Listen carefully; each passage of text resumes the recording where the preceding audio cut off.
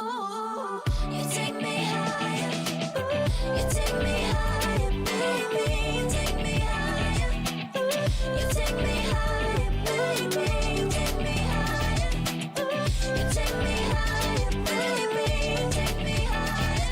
Yeah, you take me higher, baby.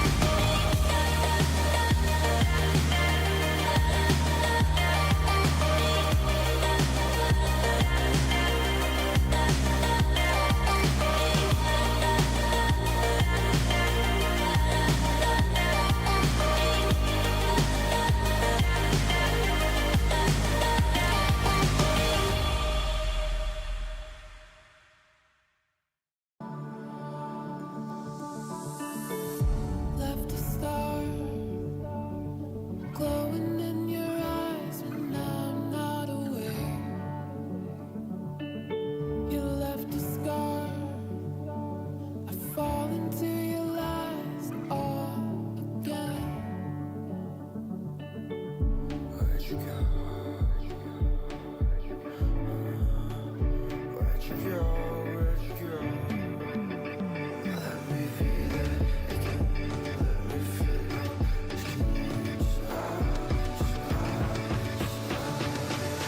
Fall into your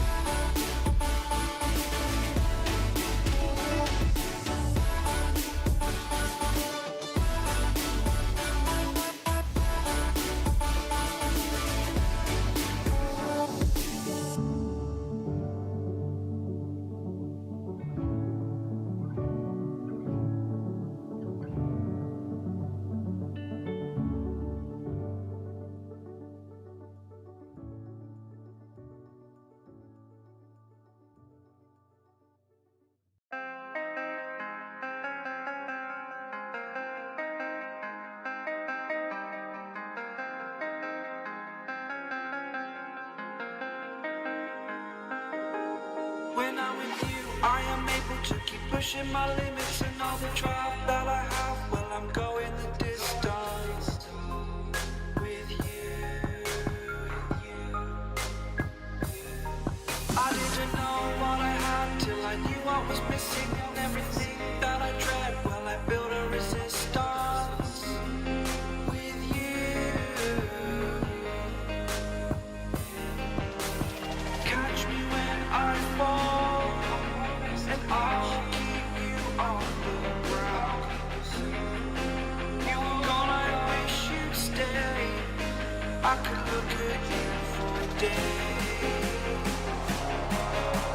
Time was well spent, that's when I knew that I need to spend my life here with you.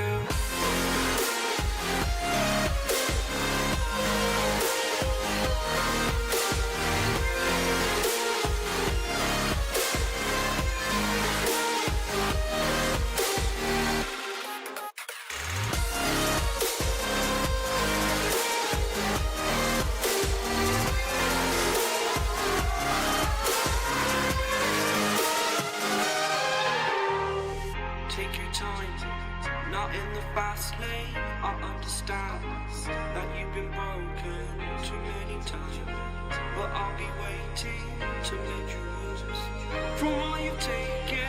But if we listen to each other and admit our mistakes, then I can show you who I am, because I'm not the same. I'm better with you.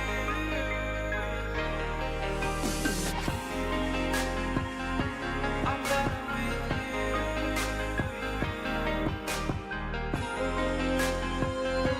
I'm better with you. You catch me when I fall, and I'll keep you off the ground. That's when I knew that I need to spend my life here with you.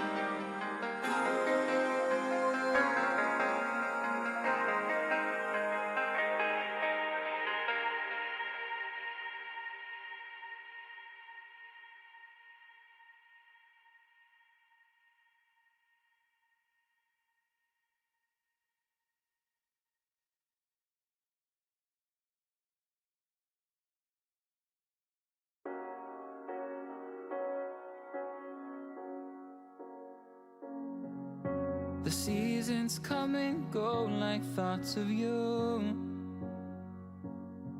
Like a wave returns to the sea, into the blue.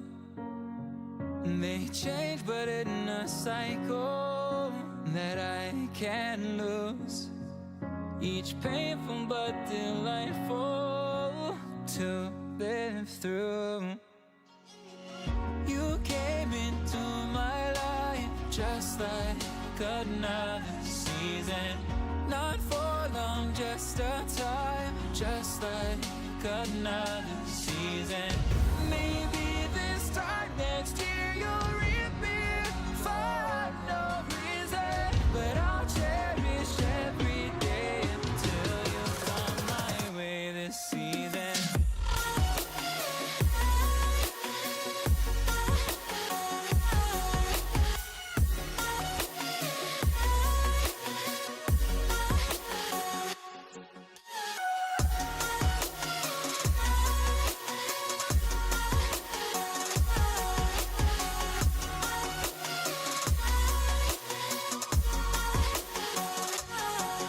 The seasons turn and change just like your mind. Like the sun gives into the moon, into the night. Time continues marching along, it slowly crawls. With each new one starting, I recall you came into my life just like another season. Not for long, just a time, just like another season. Maybe this time next year you'll reappear for no reason, but I'll cherish every day until you come my way this season.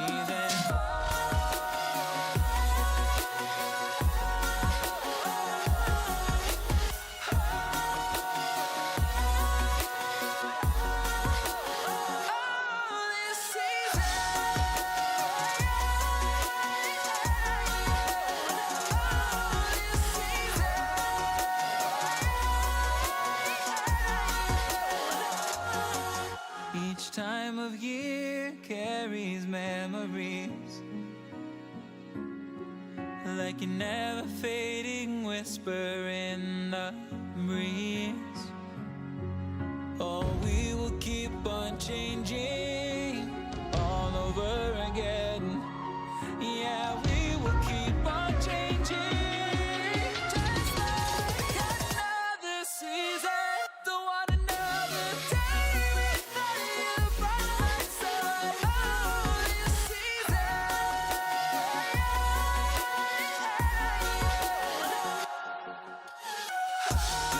came into my life just like another season. Not for long, just a time, just like another season.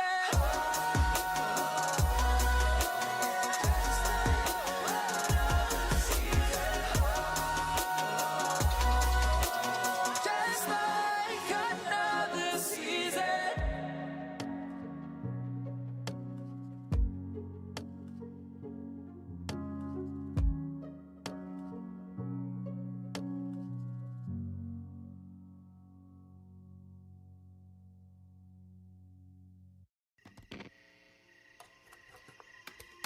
Is it okay if I'm to say I'm catching feelings from all the dealings? Am I astray? What is up, all you beautiful people? Apologies for the slight delay, but we are finally here. Day 2 of the NECC Nationals has arrived. I'm Grapes, joined by Hawk, here to cover the first round of action. We got one more best of 3 here in the Navigators division before we send things off to the bracket stage later today, and we've got the qualifying matchup to enter that semifinal with Misericordia versus Queens College. Hawk, this is definitely an exciting matchup. These teams have some different roads to getting here, but I'm just excited to get into some League of Legends action here today. You know, I'm excited too. It's a beautiful day outside, and you know what better thing to do than talk about League of Legends on a beautiful day? Nothing. We stay inside. We're all about the NECC action today.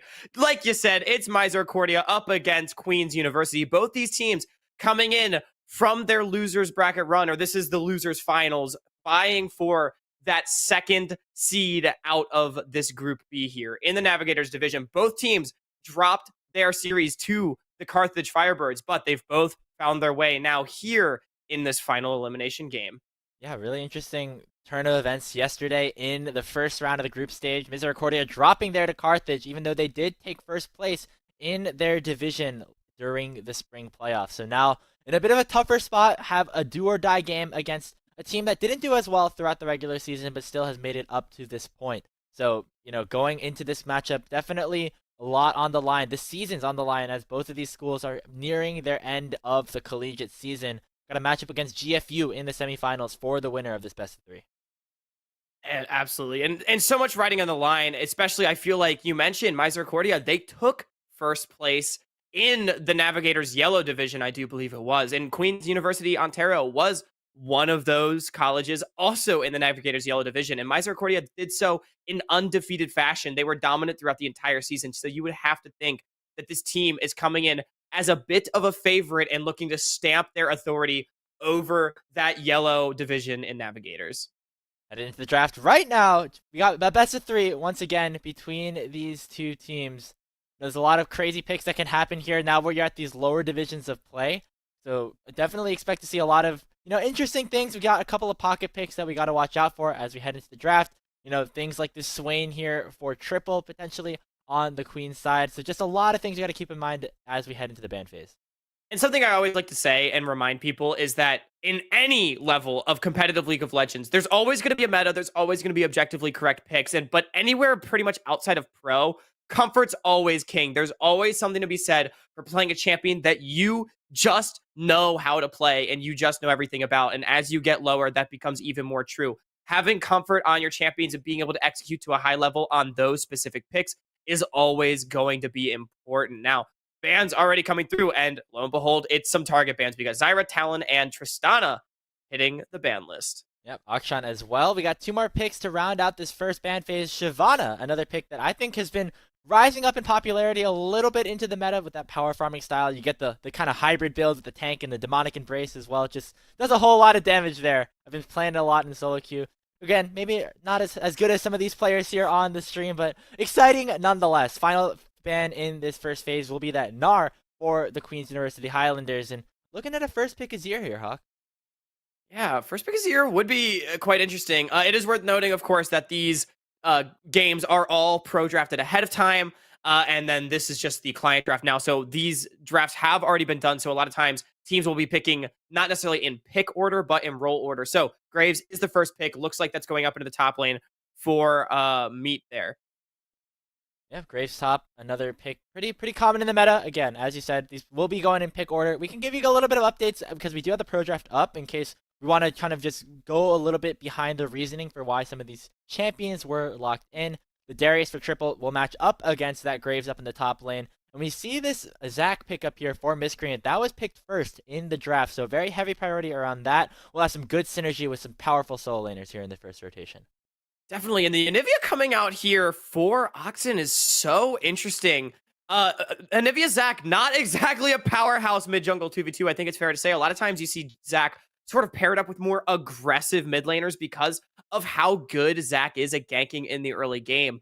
And it was a first pick Zac at that, so clearly Misercordia having a lot of confidence here on the Zac pickup. We'll have to see how it's able to pair up with this Anivia and if they're able to get proactive plays, but maybe it's just going to be a bit more of a control play style. Anivia shoves out mid lane, Zac and her roam down together into the river, start taking control there. So lots of options available, but into the LeBlanc, definitely going to be a slippery 2v2. Yeah, we've been seeing some Anivia pop up at MSI. Now it's coming here into the NECC Nationals. The pick that can really neutralize a lot of these assassins or champions that want to do a whole lot, get out onto the map and kind of burst people down. So with Oxen out here on this Anivia, we'll have a lot of zone control with that Glacial Storm, a lot of wave clear to get onto the map. Now, as we head into the second phase of the picks, it's going to be just the bot lanes for both of these teams. Kaisa signifies early aggression from Queen's University early on. Definitely, but Illusion could signal early aggression on the other side. It is Ripest Kiwi throwing down the gauntlet here, and the Nami maybe, just maybe, going to be following that up. So that is going to lead to an explosive bot lane on the bottom side. Yeah, I mean that's the Casa combo, right? That's what we talk about here. Lucian, Nami, we got like Aphelios, Thresh, things like that, just like prototypical bot lanes that will go well together. Yeah, well, Zyricon. I feel like that's not. Is it fair? It's kind of, I guess it's fair. They literally were designed to be together, so that's kind of how it ends up going out. The Lucian, Nami doing a whole lot of damage in the laning phase. Very, very potent bot lane, but on the side of Queens, they got their own punches to throw back as well. The Kaisa Karma, good combination of all-in potential and poking in the early game. Very interesting composition that Queens have set themselves up with. Yeah, Karma's a super interesting pick coming here. I actually really like it with the Darius and also up into, again, an explosive bottom lane. It's not quite as good in the 2v2s, but it really shores up the lane as a whole. Karma is one of the strongest laning supports in the entire game. She can outlane certain 2v2s on her own, just with the pushing power and the poking power of her Q and the mantras coming out. It can do so much work. So I'm a big fan of this Karma. I think it synergizes really nicely. We'll have to see how they're able to sustain themselves in the 2v2, because what I will say is the all-in threat of the Lucian Nami is substantial, especially if the Nami decides to go something like the Electrocute. You get the Electrocute, press the attack procs there with the double shot and the E from the Nami. All of a sudden, you're down to pretty low HP, and the lane gets a little hard to play. Yeah, that's kind of the thing. Lucian Nami, they will go in and like kind of one shot you, but for the Karma, it's a little bit more of like the sliver down, throw out the Qs here and there, and then you got North Shore here on the Kaisa to maybe go into the Killer Instinct and kind of finish the job in that function. So it's a little bit of a different interaction the way the bot lanes go. I would say I do favor the Lucian Nami in the 2v2 as you said, but that's kind of I think the main focus here because we have a Lucian versus a Kaisa down here in the AD carry position. These are two very lane dominant AD carries that want to get ahead early on. Yeah, and I will say, just to talk a little bit more about this bot lane, because I feel like this is going to be the early action, is Lucian. I really like this pick into the Kaisa. Kaisa being short range just means she's very vulnerable to the Lucian, and at pretty much every stage of the game, Lucian has more burst than the Kaisa, especially now that the AP build has been nerfed, and Kaisas are now going back to the crit build. Lucian always will be able to kind of chunk you out with one spell rotation before you can really respond, and that's especially true in lane when Kaisa is very weak early on and with that short range. So definitely going to want to keep our eyes on the bot lane, but that's not to say that the rest of the map isn't explosive, because again, Zach likes to gank in the early game, and we've got a Darius in the top lane as well, Graves. Yeah, we didn't even really mention this, just kind of got locked in, but a Darius here for triple, that also, signifies early aggression. I expect Queens to, have a ton of kills either on their team or a ton of deaths on their team at the 10-minute mark, just due to the nature of how these champions like to interact. I really like the synergy here between Triple and Canadian Blit here on the Sejuani. Sejuani works really well with these melee champions that have these auto attack resets. You can proc the stun really early on. So maybe, we see the Queen's jungler go towards that top side, try to punish Meat and Cheesy here on the Graves. Definitely. And I feel like in general, looking at this composition for Queen's Highlanders, it's very synergistic. You've got the Karma to buff up the Darius, you got the Darius to buff up the Sejuani, and it's sort of like all these champions work very well together, and I really like that aspect of their composition. I want to say, though, just a couple of concerns. Namely, no teleports up against an Anivia Graves. As this game progresses, honestly, after level 6 even, these champions are going to heavily control their waves, and if you add to that, likely a losing bot lane 2v2 early on, you're giving a lot of pressure over to the Zac to potentially be a big time playmaker for this team. And if you're losing the control of those waves, not having teleports means that contesting neutral objectives later on will become even harder, and something like an early Soul or an early Baron becomes a little bit more of a possibility. And then the other one is, I've got to say, Magist is a very brave soul for picking LeBlanc into the Anivia. This matchup is super uninteractive, and I'm a little concerned on if the LeBlanc's going to be able to have impact as she approaches the mid game. Yeah, I think that, with Queens, the way that they set their style up, you can look at it and it's pretty obviously clear that it is a very early to mid game focused composition. You have the Darius, you have the Kaisa, you have the LeBlanc. They don't scale as well in terms of the late game and just pumping out consistent DPS compared to something like a Graves or like an Anivia. So I think for Queens, you're going to have to try and really push the pace, get the tempo going early on, because being this kind of early game composition, you need to get ahead early and try to snowball that, which I think really works well, especially considering the nature of the teams that are coming in. Queen's not as high of a performance throughout the regular season compared to Misericordia. So, if you want to kind of throw out that sucker punch early on to try and throw off this number 1 seed off their game just a little bit, could be a really good way to start off this best of 3. And I definitely agree with you, Grapes, that it is a mid-game focused composition for Queens. And that is, I think, really where the root of my concern lies, is that you're saying they have to make early plays. And I agree with you, because I think you got to get to like 1-2 items first and really take control in these mid-game fights. But as I was just saying, I feel like you've got potentially 3 losing lanes here early on. In terms of control, I feel like Misericordia is going to have so much. And now, if they're able to leverage that, we'll have to see, right? If they're not able to effectively control the river and they leave the door open for a Canadian Bullet to really start making plays, then yeah, you could fall behind and Queens could really make something happen in the mid game. But if you're able to leverage those 3 winning lanes, if you're able to make plays yourself, then the game could get scary. But either way, only time will tell, because we're on to the Rift for game number 1. Man, the sun's out. It's like national season. School's ending. These teams ready to go here on Summoner's Rift. The best of 3 will send their team into the Navigators Division semi-finals. Misericordia on the blue side, Queens on the red side. See a bit of a cheeky start off here. 3 of their members in this little bush in the mid lane. Don't know if they're going to catch anybody out just yet.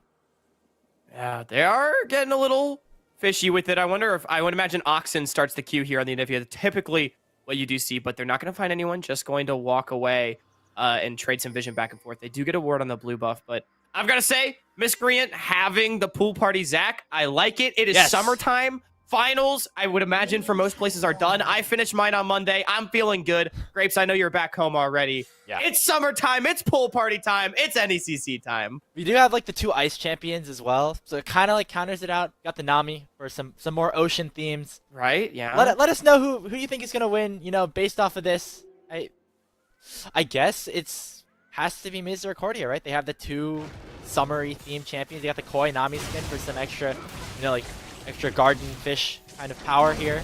You know, it's interesting as we start this game off. It is interesting, and I gotta say, even though Oxen goes for the Ice Champion, still has a very colorful skin on the Nebula. Like, look at that. That's nice and vibrant. That's kind of summery, I guess. and okay, this is gonna be maybe a hot take, but for Shiraishi on the Karma, this is gonna sound strange, but I've always thought of Karma as a very like warm, summery champion. Like, does that make sense? Like, Karma, I feel like just kind of radiates warmth. She's got the inner flame. You know what I mean? Like, that's true. So, yeah. Karma's also summery? Question mark. I don't know. Either she way, has a lot of, like, I agree. She has a lot of like springtime themed skins, like the lotus skins and things like that. So I think it's fair. I'm just very happy that school's going out for these teams. Nationals, end of the year. Hopefully these teams deliver here on the Rift as well. Oh yeah, they're already delivering because Ripus Kiwi dashing in, and that's the Lucian combo that I'm talking about. North Shore chunked to 0 almost, just from 1 combo, and starting the Doran's Blade, not going for a longsword start, means that is the only potion burned here for the AD carry of Queens. Yeah, the spot lane, the Lucian Nami, just so potent in the early game. Triple already doing a bit to try and trade up top side. Miscreant going for the first gank. Not going to be able to get much done there. Canadian Blit working for that semi-full clear. Going to go for the middle quadrant of the jungle before going for a little bit onto the map. Maybe trying to make a play of their own. And interestingly, Magus has actually played for Prio in this early game, really aggressively playing on the wave. Not really picking up as much of the CS as Miscreant. That's a nice job blowing the flash. Triple actually fighting back decently well, but crucially, there are 2 flashes now burned on the Queen side. Magus and Triple both expended that summoner spell due to Miscreant's antics up in the top side of the map. So a possibility for a return gank potentially if Canadian Blit wants to do something down bottom. Yeah, Wave is pushing back into the bottom lane of Misericordia, though, so they should be just fine. Interestingly, it's the pushing lanes that have gotten less CS. Magus, as I was saying, getting Prio in the mid lane to allow for Canadian Bullet to not get double grabbed, picking up that bot lane scuttle provides a lot of safety and control on that side. Oh, North Shore! She's in so much trouble. How is that? How is she still alive? What is that? 20 HP? Shirachi still has to go back as well. The Ignite's kicking. Maybe not used on the correct target there for Sketchy Pepperoni. North Shore barely gets out with her life. Queen's College survives first blood. Wow, I cannot believe North Shore survived that. I thought for sure she was going down. Ripus Kiwi wanted the kill, but the last auto wasn't quite enough. And I agree. I wonder if Sketchy Pepperoni going to be kicking himself, just a little bit for not throwing the Ignite down onto the correct target. But either way, it's still a win. You get big summoners. Actually, summoner disadvantage for Misericordia, so it will be minion advantage for Ripus Kiwi, but other than that, it's surprisingly even. Triple again in trouble. The wave is not in a bad enough spot. In fact, he's gonna get passive. Wait a minute. Right back in with the apprehend. Popping the passive already. You can't TP on it this early into the game. Triple is gonna pick up first blood. The blob stand, no defense. Queen's College on the board.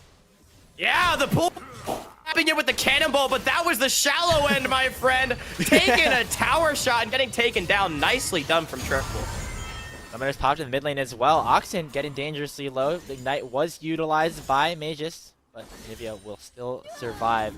I think it's pre-6 really where, Oxen is at the most threat to this LeBlanc here in the mid lane, but man, take a look at the top side again, man. Triple really just outplaying there in the 1v2. Might be in a bit of trouble though. Canadian Bullet making his way over here as well. Cheesy dodging away from the Arctic Assault. The stun will land, but under the tower, he's more than fine with that flash burn. Yeah, nicely done. Getting to the flash off of the Graves definitely feels good. I had to reconnect. I had to change a couple settings real quick. So sorry about that. left you hanging a little, but they're real good.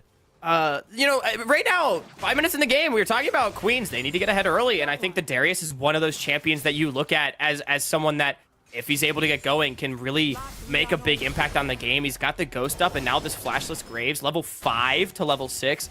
Like, definitely a point of attack up here on this side, and I think most importantly, Misercordia, they've not really been able to get anything going. They're not really finding any advantages off of their favorable lane matchups so far. The CS is pretty even across the board. So Queens definitely going to feel pretty good about where this game is. Shirashi, though, not to flash.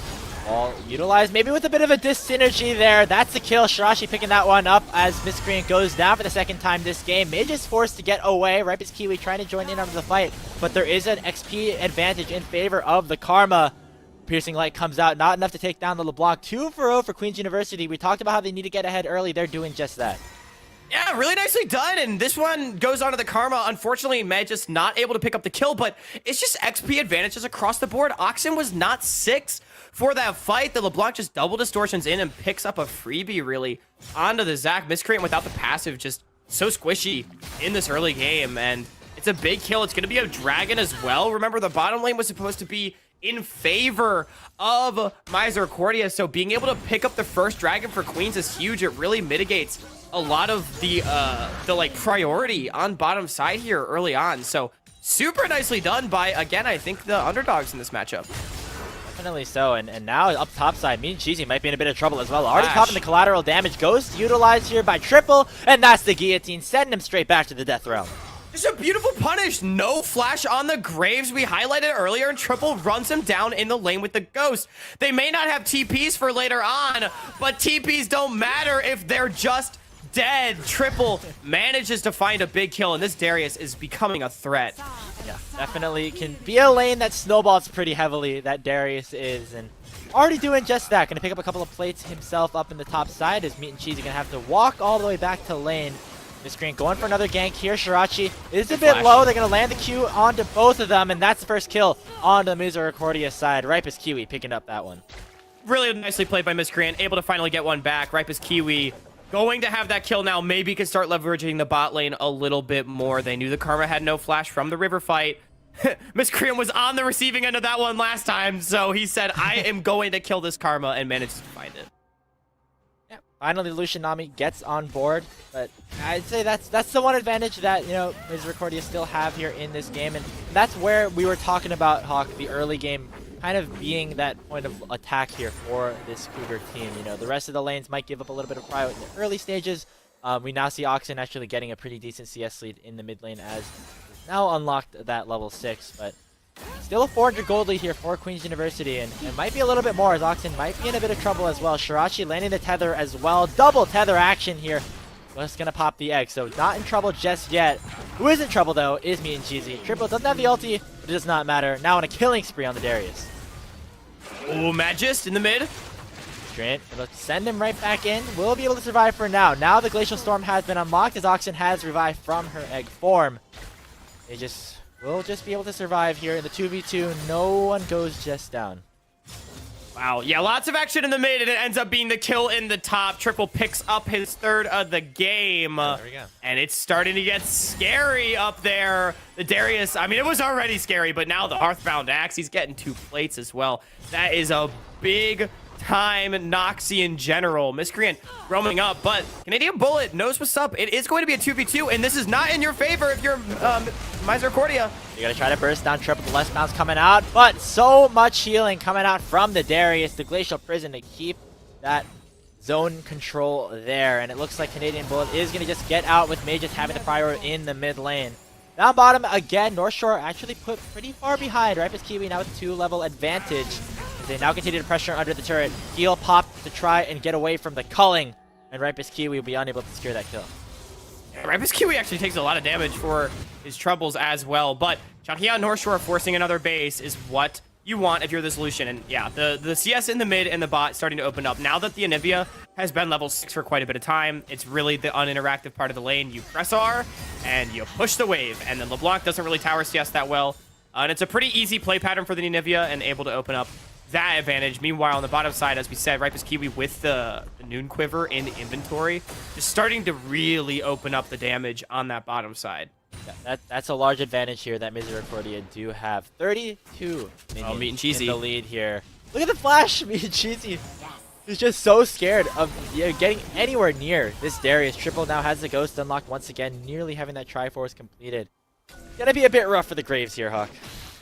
Definitely. And Meat and Cheesy as well. Remember, it's not like the Hullbreaker Graves top anymore. It's a lethality Graves. So while Meat and Cheesy will do a lot of damage, in the one-on-one against the Darius, you're really not that strong, and you can easily get run down by the Ghost. Like, yeah, you outpush the Darius on waves with your end of the line. You just kind of cue the wave and walk away, and it disappears, right?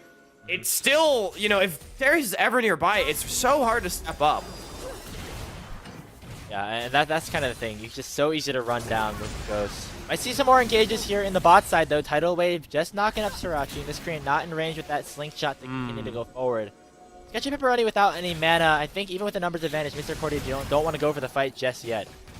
I will say props to Ripus Kiwi for not going all in right there without the mana on the Nami. I definitely think that was a kill if they had mana, but understanding the situation, good communication from the bottom lane of Misercordia keeps them out of any danger. See another roam coming down here as Magus has made their way down to this bottom side. Ripus Kiwi has a fair amount of health and Miscreant's here. Important to note that Sketchy Pepperoni did go for the base, so it is now the numbers advantage in favor of Queens just for a little bit before Oxen comes down. Don't think they're going to get anything off of this, but top side again, just in so much trouble. Forced to pop that ultimate defensively. Here we go down to the bot side. The wall zones, that's Shirashi unable to get the kill there, but now Miscreant trying to go back in. Canadian Bullet looking as well.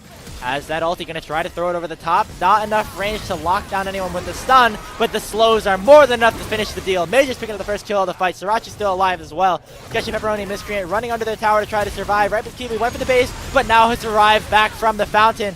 Nearly taking them down. Going to flash forward to try to finish off Mages. Gets Srirachi and is still alive in the fight. Cleansing away from the Ignite. The crits are coming through. Sketchy Pepperoni picking up another kill, and that is all of Queens going down. The teleport in for good measure, but they didn't even need that. A triple kill over to Ripus Kiwi, and Misericordia win the fight. Oh, I was so worried. Ripus Kiwi dashed and flashed into the middle of everyone and then didn't come up with any kills. And I thought he would get burst out, but the damage was already gone, so he cleans it up anyway. A triple kill to the Lucian.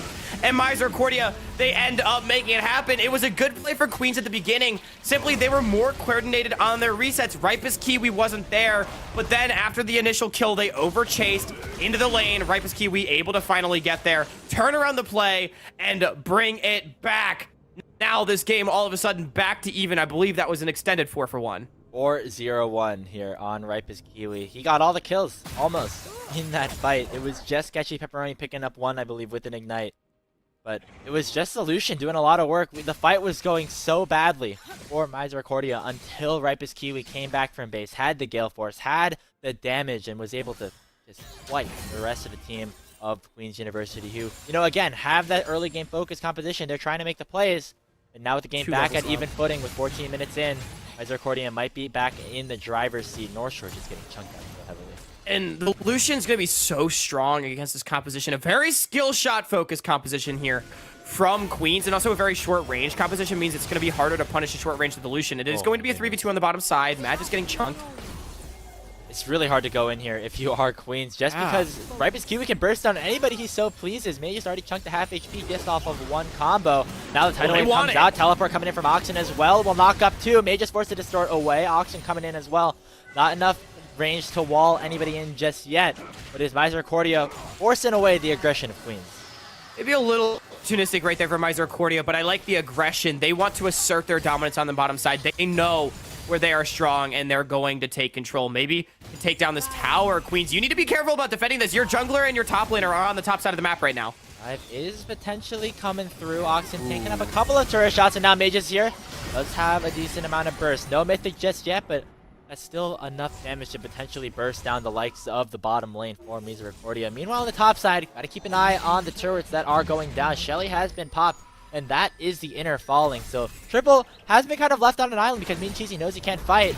Now, can he defend this inhibitor tower from going down? It looks like it will just get that one charge off, but back to the bottom lane we go. North Shore in a whole lot of trouble. Pops the heal. Ripus Kiwi nearly taken down with the culling, but it is Shirashi going down. One kill for essentially a 1.5 towers here is the trade, and it is now Queens back in front in terms of gold.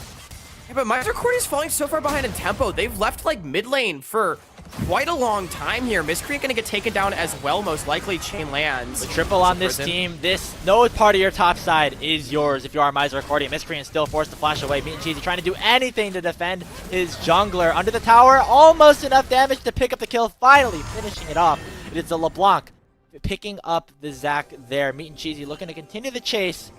it will not be successful. 16 minutes into this game, the entire topside quadrant belongs to Queen. Oh, what a bizarre sequence. Such an extended sequence at that. Misericordia investing 5 members essentially to the bottom side of the map for a very extended period of time, only picking up a kill and a tower. Meanwhile, Queens kind of just take everything on the top side. They trade back a kill. They get a tier 2 turret. They get a charge out of the inhibitor turret as well. Misericordia, they knew they wanted to play around the bottom side, but they sacked so much tempo, so many waves to do so. And it means that Queens are only 600 gold ahead, but it feels like they got the pressure lead. Oh, Oxen's in trouble as well. I believe they have the egg, but it's a really unfortunate spot to lose the passive there. Really no defense. Triple on a rampage. Yeah, triple, just absolutely massive. That's a Triforce Darius. The damage that came through was huge. And again, it's what I'm talking about. Misericordia, they're falling behind in tempo. They're behind on their waves. That was only Oxen basically just trying to push in an extra wave before basing, but you can't afford to do that when Queens has already based the wave prior, right? And that's what we mean by tempo. It's Queens, they're taking their turns first, and Misericordia, they're not quite sure how to react, and it does mean that they just sort of fallen behind the pace of the game. Now, they're perfectly well in this game, but it does mean that they gave up maybe a little bit more than necessary. Dragon in 45 seconds can be a spot for them to continue their snowball. Again, we talked about how this Misericordia team has the scaling. They have the solo laners that do damage in the late game consistently. But for Queens, right now you have this scary Darius here in triple. He is already around the pit, so it will be a 5v5 that breaks out if the Dragon is to be contested. If triple can get the resets here, it'll be a very dangerous spot for the Cougars. But you've got to get on top of Ripest Kiwi. Remember, 402 has the Gale Force. This solution can clean you up. Now, it's worth noting that Canadian Bullet does have the Sunfire online at this point, and with Shirashi having the Moonstone as well, this is a very tanky lineup, so the Gale Force solution might have trouble. He's gotten on top of him. Initial Prison goes out, but Canadian Bullet might have gone a little bit too far. Tidal Wave knocking up 3 on the other side of the fight. Triple force to flash away with the Ignite ticking on top of him. Is just going for the assassination, but gets stunned up. Will be taken down. Already 2 falling. Kiwi on the Triple side, misses the everyone. heal, and that is Ripest Kiwi cleaning up the rest of the kills. Triple kill onto the Lucian, as Triple was not able to do anything about it on the other side of the fight. 5-0 is the score. Dragon picked up as well. Ripest Kiwi going crazy in that fight. I got concerned when the Lucian started frontlining. Saw the Sejuani go in. I fumbled my words a little bit, but the Glacial Prison went wide, and it meant that the CC was gone. Kiwi kited it out, and the Darius was on the other side of the fight, which means he had no fear. Diving into 3, cleans up the kills. Meanwhile, on the other side, the rest of Misericordia kited it out. That's a 5-0 ace just like that.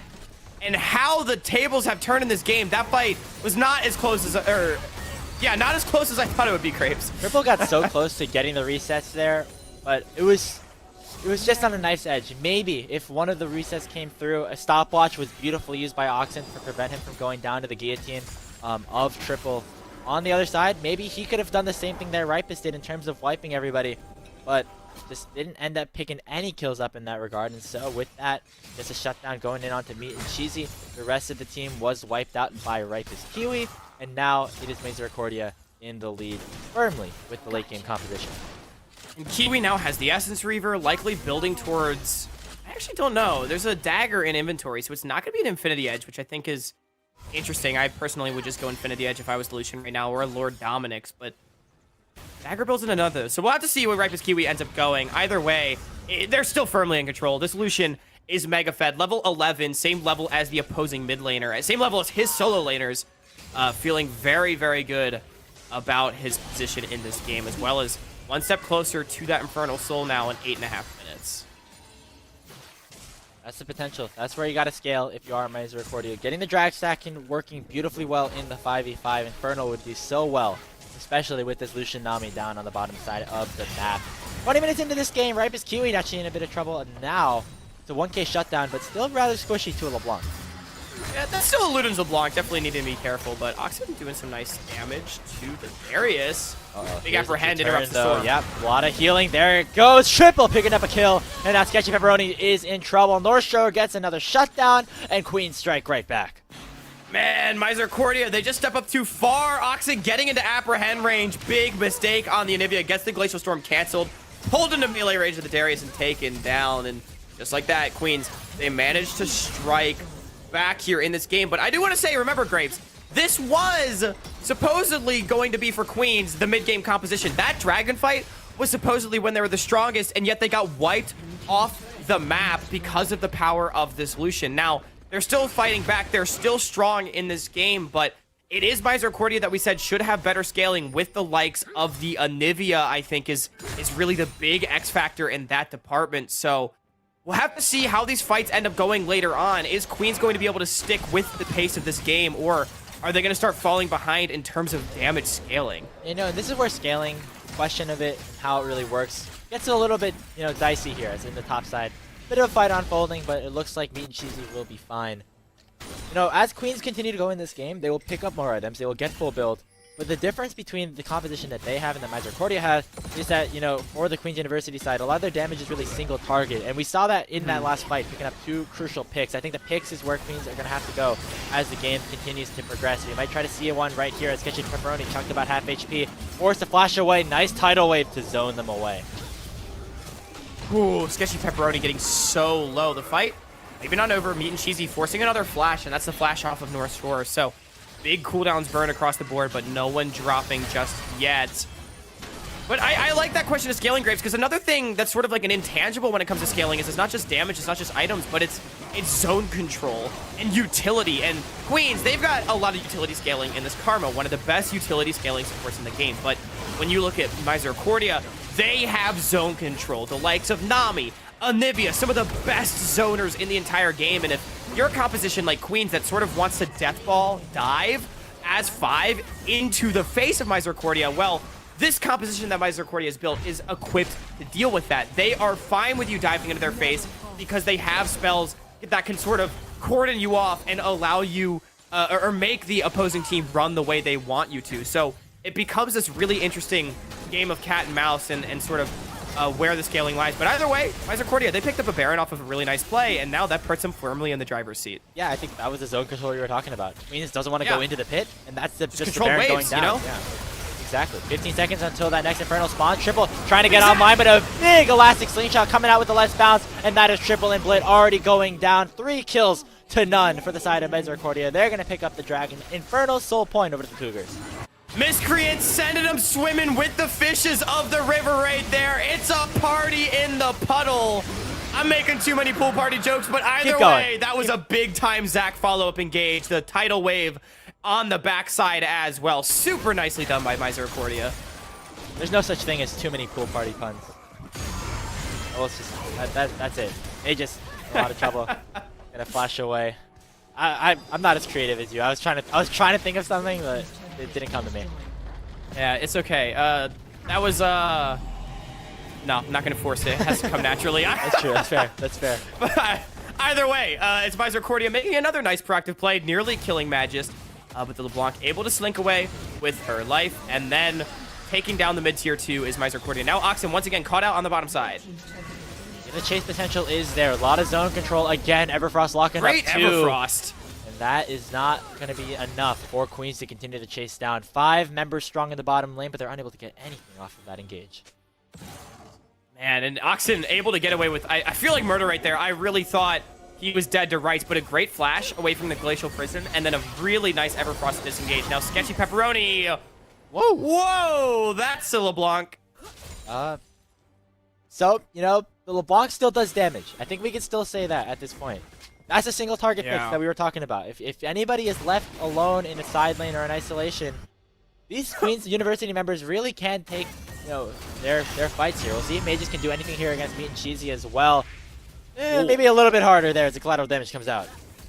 I mean, she's not out of the woods yet, though. I want to mention, though, I don't know if you saw that. Miscreant smited the red buff away from Reckless Kiwi, so that was pretty funny. Either way, it's a fight. Oh, Brilliant in a lot of trouble. There comes Miscreant as well with the slingshot. That is just the Sejuani getting instantly deleted. North Shore has to now run away. Misercordia now again with the numbers advantage. There's no objectives to take just yet, but they now have the lane pressures. They can continue to siege as they have all the zone control in the world. Yeah, Canadian Bullet may be tanky, but not tanky enough. Oxen coming up with a nice wall to lock in the Sedge, who had already used the Arctic Assault right there. I think that's the cue. Either way, no dash means no dice, and the Sejuani gets dropped, and it just turns over pressure once again to the side of Misericordia. Now, I will say, Misericordia, they still have one tier 2 turret to get up here on the top side. I would like to see them maybe commit a few more resources towards that instead of just pushing up to this dead tier 2 in the mid lane. But either way, pressure is absolutely in their favor, and they're up about 6,000 gold now, so the gold lead has quite substantially. I think, yeah. You just gotta, if you're a Misericordia at this point, there's no need to try to push fights, try to go for these engages, go for the sort of limit tests at this point. You just want to fight around these objectives. You have the advantageous 5v5, you fight for the Baron, fight for the Dragon Soul. Either way, you force Queens to run into you. That is how they want to do the work. But if you are Queens, finding these picks will still be crucial and still will be very effective, as we saw here with Mages trying to burst down the Nami, just like that. But for this Queen's University side, time is running out. In 2 minutes, it'll be either the Soul or the Baron on the line. They're going to have to force that fight, or else the game likely will end. It really just has gotten to that difficult point in the game for Queens where you just can't really push waves against an Anivia and a Graves and a Lucian. So much wave clear on the side of Misericordia. And again, your short-range Deathball comp, when you're against this much zone control, it gets really difficult to navigate. So you sort of have to wait for a mistake to be made. But it seems like Magus might be the one making it. Oh, that was so a lot much of damage. burst coming out of Oxen right there. You know, doesn't have any kills just yet. 0, 3, and 7 was kind of the focus of a lot of early game attention from Canadian Bullet, but has still been able to hold her zone. Has 2 completed items, the Sword Shoes as well. Had that beautiful stopwatch at around the last dragon fight to keep the rest of the team alive. Dragon spawning in a minute. Already dancing around the pit we go. And I do want to say, you know, it has been a quiet game for Oxen, but I do think he's made a lot of really nice plays here and there. Some good escapes, some good walls, and while, yeah, 0-3-7, not the most impressive scoreline in the world, I do think, don't let that fool you. The Nivea has been very impactful, so credit where credit is due. Is Misericordia playing a nice game. Now, lots of posturing around this dragon, not a lot of playing for mid-wave when the tier 3 turret's available. Misericordia, I feel like, sort of taking their foot off the gas pedal right now, but either way, we're looking for a fight. Triple's in the back. Yeah, Oxen might be in a bit of trouble. Wall gonna zone away Triple right here. Glacier Prison doing a whole lot. Mages is into the back line. Ripest Kiwi is going to stay alive. Triple going down as well. And it is not going to be enough here for Queen's University. A double kill into the hands of Meat and Cheesy. Make it a triple. Another clean ace picked up for the Cougars. Ripest Kiwi will survive as well. They don't need the Soul. They don't need the Baron. They have a wave mid, and they're going to end the game. Yeah, Ripest Kiwi barely doesn't tick down, and Misericordia looking to end this game number 1. And it's exactly what I was talking about. Oxen, what a great wall. Triple comes in on the flank, but Oxen, using the Anivia wall, actually cordons the Darius off in the middle of his entire back line. And even though Triple does get some good damage down, he never found the reset. They section off the front line, they clean up the ace, and they're gonna clean up this game. Dragon Soul, just for good measure. The respawn timers are not enough. That is 20 kills to 10, 29 minutes. Misericordia strike first in game number 1. It's so interesting. I felt like that game was really close in the early game, but Misericordia just straight up team fighting better than their opposite number in every possible juncture. 3 dragon fights in a row. I'm pretty sure they didn't drop any members, and they picked up 13 kills between those 3 fights. It was 5 for 0, 3 for 0, and then 5 for 0. So that team fight gap really boosting Misericordia over the edge in this first game. And Queens, they had a good early, but it wasn't enough. It's like when a team goes on like a basketball team goes on like a 15-0 run, and there's just nothing. There's no timeouts you can call here in League of Legends. You just got to keep continuing the pace to go, and the fights just kept going in Misericordia's way. And that's a little bit of what we were expecting coming to this game. You know, the team fighting was certainly there, just given the nature of the composition that the Cougars had set up for themselves. And on the other side for Queens, they really had to try to snowball that lead. And we saw them try to go for these proactive plays. It just wasn't enough at the end to really have enough of a wallet diff to make an impact in some of those team fights against a better composition. And to continue the basketball analogy a little bit, I feel like Ripest Kiwi that game was the guy that always gets the ball, and you're like, and he's on the run, right? And every time he gets the ball, he pulls up and shoots a 3, and you're like, there's no way this one's gonna go in, right? Like they're gonna finally miss. He checked. But Ripest Kiwi drained every 3, every single team fight, played it like crazy, dishing out so much damage, and really impressive stuff from the entirety of Misericordia. But the AD carry, especially in the mid game, putting his team on his back. Yeah, Ripest Kiwi, really great game out of the Lucian. And we'll hope to see more of that as Misericordia look to go for the 2-0 sweep, move themselves on to the Emergence Division, Navigators Division, semi-finals. Gonna take a quick break. Game 2 between Misericordia and Queens will be up right after this.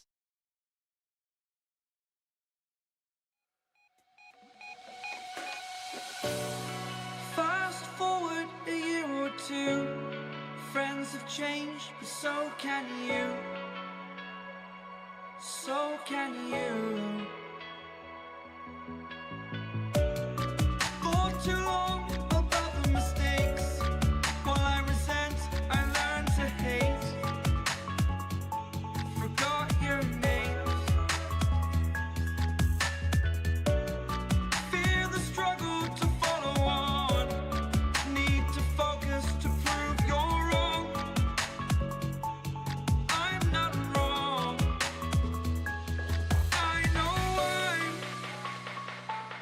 I know I'm holding on to this. Holding on.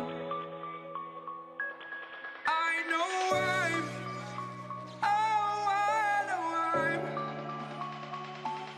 holding on to this. Holding on. Don't let me repeat it.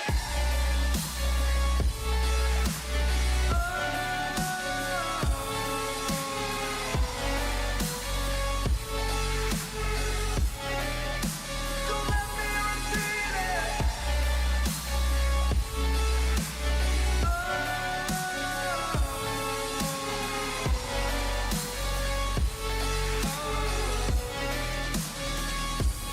I know I'm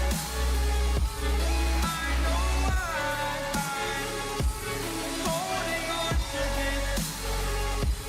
Holding on. Holding on. Holding on. Holding on. Holding on.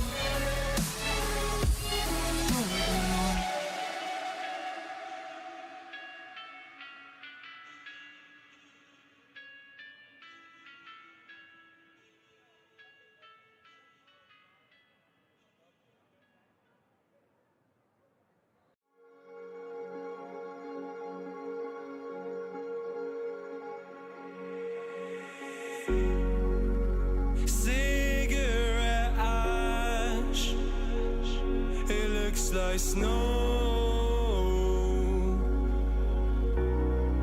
when it falls in the wind, you know. And you, oh you say you wanna dance. You're worried, you know, you'll end up in the wrong hands. And you're having fun. Why don't you show your friends? And you're having fun. What if it never ends?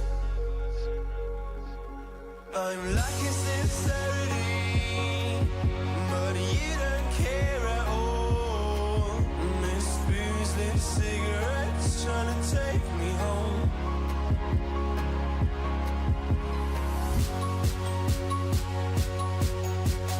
Falling in love just a million times, breaking it off with the feeling on ice still. She's as cold as December.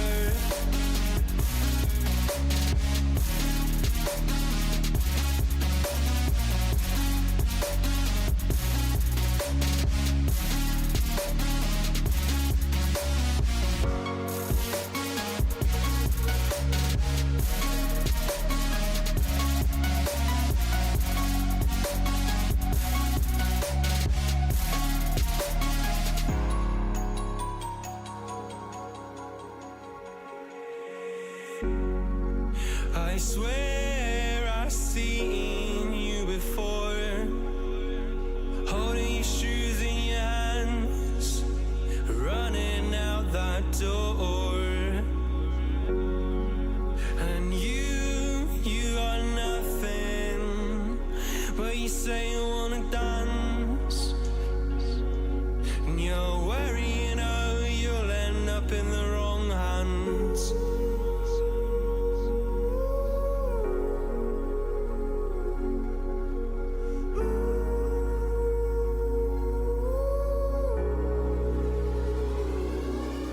I'm lacking sincerity, but you don't care at all. Miss booze, lit cigarettes. take me home.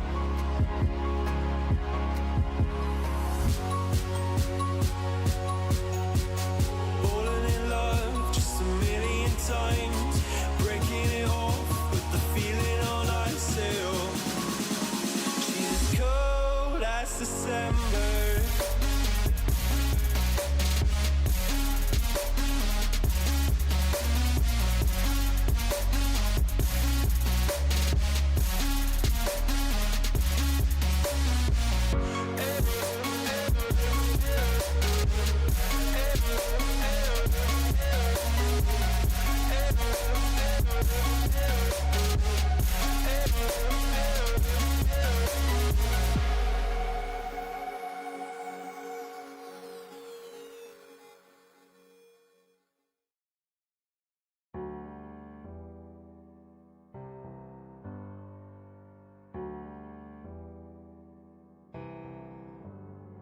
Feelings, it's like I can't walk on the ceiling. Oh yeah, got me dreaming, dreaming in colors I never dreamed in. Oh yeah, I let you in deeper than I let anyone else before. Fell in love with my broken pieces, took them all and made them yours. Didn't know what my heartbeat needed, skipping out, no I can't keep score. When I lose my breath, boy, you got me breathing. Oh, every little thing you do, every time you hold me, take me higher, higher. Every little thing you do, every time you hold me, take me higher, higher. Oh.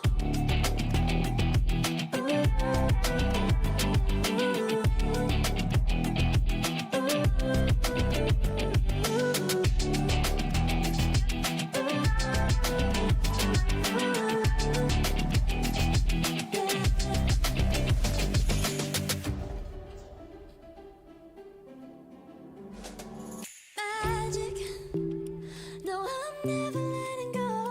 Now that I have it with you.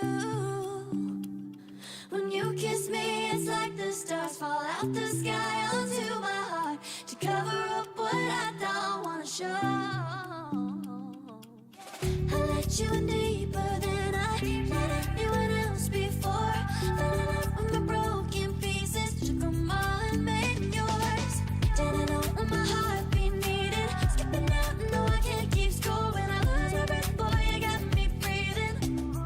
Oh, every little thing you do, every time you hold me, take me higher, higher. Every little thing you do,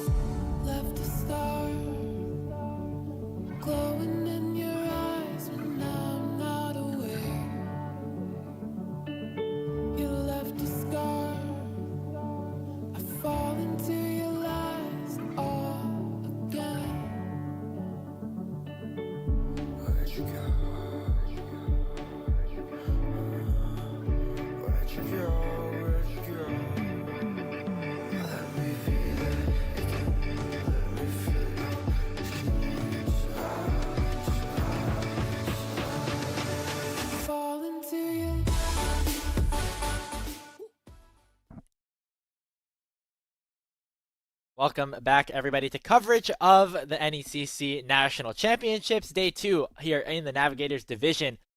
Got a Game 1 victory here for the Misericordia Cougars, and now they have just one more game to get themselves into that semifinals. Queen's University gonna have to pull off 2 straight wins to come back, Hawk.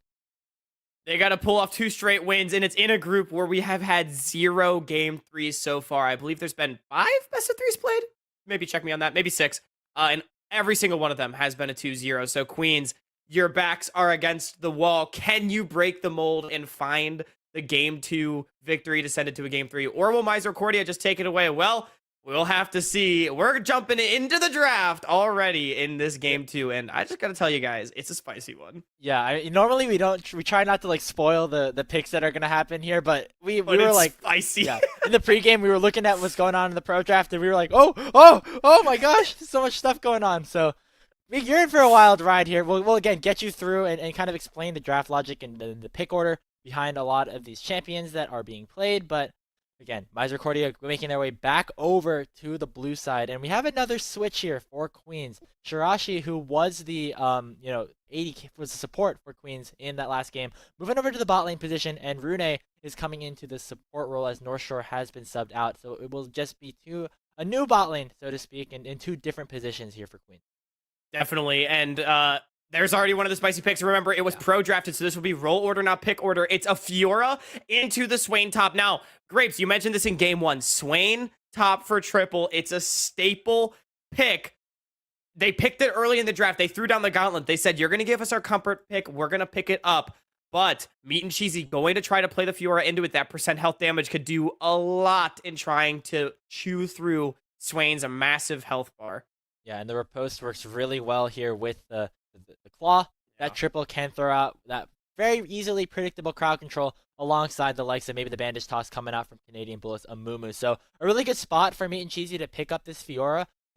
Playing on the Graves, didn't have the most dominant laning phase against Triples Darius, but was able to do a whole lot of damage in the late game in terms of team fighting. Now put in a different position, gonna have to do a lot more in the side lanes in terms of trying to just get a lot of these towers pushed out. I agree, and I think, I said that the Graves is sort of a favorable lane matchup into the Darius just based on wave pressure, but in terms of all-in, I mean, we saw it. The Darius is going to run you down and do a lot of damage.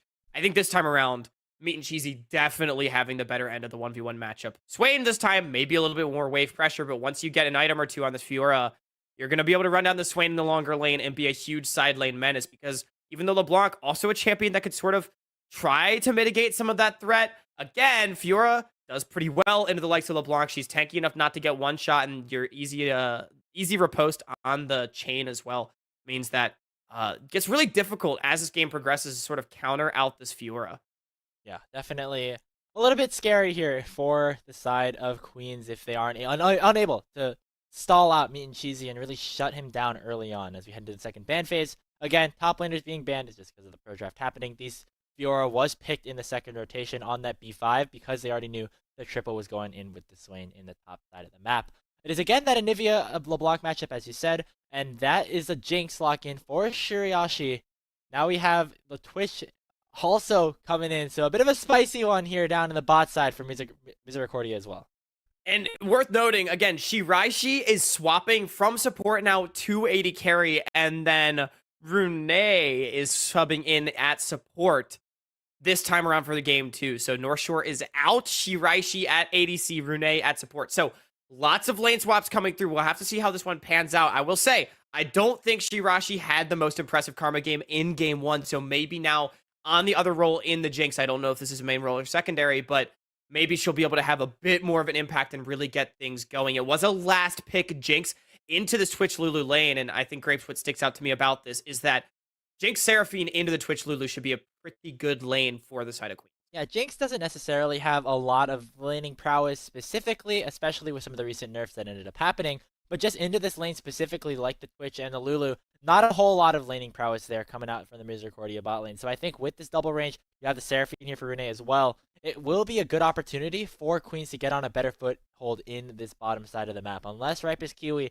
can somehow make Twitch look like a Lucian in terms of laning phase, which doesn't normally happen. I would expect Shirashi to get a little bit more ahead, and I think it's definitely valuable because it provides something that Queens didn't have as much of in game number 1, and that is late game scaling. Yeah, I mean, God, we're going to be wrong about this. Cordia is somehow Yeah. going to smash lane and make us look stupid, but I think Twitch Lulu is like generally one of the worst bottom lanes in terms of laning prowess kind of possible in the game. Lulu, as far as enchanters go, she's short range, doesn't have a lot of damage, doesn't really provide that much safety unless you're against all in with the polymorph, which this is not. Twitch, one of the worst laning ADCs in the game. He's immobile, short range, does very little damage. So, like, it's rough. And the Jinx Seraphine is super long range. And at the very worst, they just control the wave so effectively. And they're going to be able to push the Jinx and the Twitch and the Lulu under tower pretty much the whole lane and start denying CS, chunking away at their health bars. So, we'll see. Maybe Cordia will pull out some shenanigans. Maybe some jungle attention from the Zac could help rectify that a little bit. Maybe some mid roams from the Twitch. You never really know what to expect in a game with a Twitch and a Zac. There's a lot of playmaking there, but I do love this Queen's University bottom lane, and I do think saving 80 carry for last pick is generally bizarre, but it works out when Twitch was picked in the last rotation on blue side. Yeah, and I think one thing that we can say here, Hawk, is that the team fighting potential here for Queens is definitely a lot stronger here in this game. Now the Darius and the LeBlanc in game number 1, this time the Swain provides a lot more AoE damage. You have the Jinx Seraphine to really just pump out the DPS in terms of physical forms throughout the later stages of this game. And again, a hard crowd control tank jungler here for Canadian Bullet in the Amumu to really set the rest of the team up. For Misericordia, though, it's a little bit different. You don't maybe want to fight as much in terms of the 5v5 because you have Meat and Cheesy on this top lane. Fiora really wants to show her own worth in that side lane. And, you know, with Ripest Kiwi and Miscreant as well, maybe this is a team composition where you don't really ever try to fight. Use Oxen to try to clear out waves and maybe look for picks in these side lanes with the Switch and with the Zac. Absolutely. And Cordia has a super interesting comp because we talked about a lot how the Fiora later on in the game going to be basically an uncounterable 4-1 here from Cordia. And Queens is going to have to leverage their team fight. But Cordia's team fight is not bad in and of itself because surprisingly, the synergy of the Twitch with the Fiora, as well as the Anivia and the Zac too, all of Twitch, Zac, and Anivia are champions that say, don't group up or you will die. You will get wombo combo. That is so much AoE damage. Again, we talked to like last game, what is scaling? Well, the AoE from Cordia is actually so high. But if you start breaking apart and sort of sending off isolated members, if you're Queens, this composition wants to stay together. You have a Seraphine, you have a Swain, big front line. But Fiora, if you split up, she can start picking you off. So there's actually a lot of synergy here from the Cordia composition in team fights. So even though Queens is going to have a lot of scaling and a lot of just stats later on into the game, Cordia has a comp that is going to be difficult to navigate, and we saw how effectively they executed their composition last game. So sort of looking forward to seeing what they're able to do this time around. Yeah, the question is the degree of difficulty too high for this Misericordia composition to kind of function? Because in a straight 5v5, maybe not as favored as they were in game number 1, and that was kind of the situation that they were in last time around, where they really just were able to force these fights around the major objectives. This time, a little bit more setup has to come in, maybe having to find some more picks here and there here with Ripest Kiwi going into the stealth and trying to burst down a key member before a fight ends up breaking out. So that's what we have to keep an eye on here as we head into this second game. But I still think it's possible. I think Misericordia still have the potential. They still have Oxen on the Anivia. They have Miscreant Zac again. So two champions that they're very comfortable on, really formed the basis of how that team was able to perform in that last game. So we'll see if they're able to, continue that and go towards that 2-0 sweep, or if Queens now has a team fighting composition that is able to put them back into the series. Definitely. And since we have the time to talk about this Anivia pick a little bit more, I think we don't got time. It's under the rift. I don't even care about my point. Anivia is going to be annoying in the fights, but guess what? Shirashi has a longer range 80 carry to start dancing around it, so we'll see if Oxen is able to find the same impact. Cordia, they're going for the same 5-stack. And situation here. Elastic Slingshot actually started up by Miscreant. Doesn't end up channeling it. We'll get a reduced cooldown, so maybe we'll be able to utilize it again to try and pick somebody off. Rune is sitting here in this bush on the bottom side. Ping went down. A little bit careful. They suspect this. Here they go. Oh, Rune's in so much trouble. We'll have to try to flash away over the wall just to summon her spell burned. That's a good flash. Rune really heads up right there, knowing that she was almost certain to die if anything came out. And not only that, actually kind of using the Bush Fog of War really nicely right there with the flash. I don't know if that was intentional, but it meant that Cordia didn't actually really see the Seraphine or where she went. So it sort of meant that no follow-up skill shot came over the wall instantly because it was like, whoa, what was that? It's like a Fiddlesticks effigy or something. But Yeah. Either way, Flash blown for nothing, and Misericordia, we feeling good about it. We're going back to the summer theme, by the way. It is Pool Party Lulu and Pool Party Zach on the Misericordia side, so they are Yes. listening to us potentially in terms of getting the summer vibes coming out here in the national championships. So Wait. maybe another advantage going over to Misericordia in that regard, as both teams are starting on their red buffs. Grapes, I have cracked the code. Misericordia won game 1 because they had more summer-themed champions. Remember, it was a stretch for Queens. We said the Karma was the only summer-themed one, and that was a stretch. So this time around, Misericordia, again, more of a summer theme. They've won the series, Grapes. I think I've cracked it. Are we leaking? Is this allowed that we're just like leaking the script Sorry, like this? production, was that the script? I'm sorry. Either way, get ball. Rune doesn't have the flash and he's in a whole lot of trouble. The slingshot comes down and nice ticking. First blood into the hands of Miscreant. Misericordia on the board. It's the summer synergy in the bottom lane, baby. Rune, no flash, and they get the summoners off of Shirashi as well. We said in draft, you never know what to expect from a game with a Twitch and a Zac, and already at level 2, it's Misericordia getting one on the board. Talked about how the bot lane was maybe in favor of Queens to start things off, but I don't think so anymore here, Hawk. That is another kill into the hands of the Misericordia bot lane. Of course, not the actual 300 gold in the hands of Ripus Kiwi, but it's a whole lot of momentum swapped back into the Cougars side, and it's going to be a little bit harder for Queens to regain control of this lane with an early death, just less than 3 minutes into this. An early death and virtually no summoners as well. I mean, really, that was such a nicely designed play from Misericordia. That was definitely a predetermined play that they drew up before the game, and it just worked out so nicely because, you know, we were talking so much about how if left to its own devices, this bottom lane for Queens would really just kind of take a handle on the lane and do a lot of work down here. So that puts the ball in Misericordia's court to be the ones to disrupt those plays, and the ones to disrupt the lane. Otherwise, they're going to lose. And they did exactly that. They get the flash level 1, then they send the Zac there level 2. They disrupt the status quo, and they make it such that this Jinx and the Seraphine aren't just going to be able to free farm. So really nicely done, and they get paid in spades. They're up 600 gold, they're up summoners, and just, again, super nicely done from them. Yeah, I think Canadian Bullet will spot on a ward here, so I don't know if the return gank, the revenge will come through just yet for Queen's University, but CS has been remaining quite even. Sketchy Pepperoni, going for the face check, knows that he's not in that much trouble with just a level 3 Amumu on the other side. The farm again, kind of neutralizing a little bit, but if you are Shiriashi here and Rune, getting ahead was kind of the priority. We'll see if it ends up happening as Ripus Kiwi going for another engage.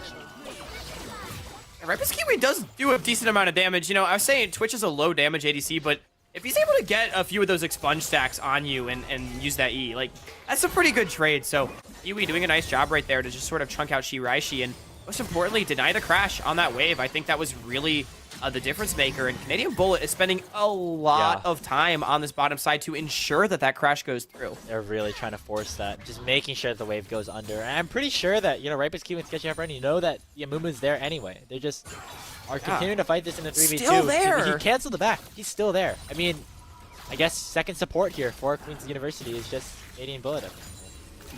I mean, this is huge. You're losing so much golden XP on the map because you're splitting XP with your bottom lane, and you left both your Raptors and your Krugs up on the top side to get down here. I mean, Canadian Bullet took an expedited clear down to the bottom side. It wasn't a full clear, and yet didn't do anything with it.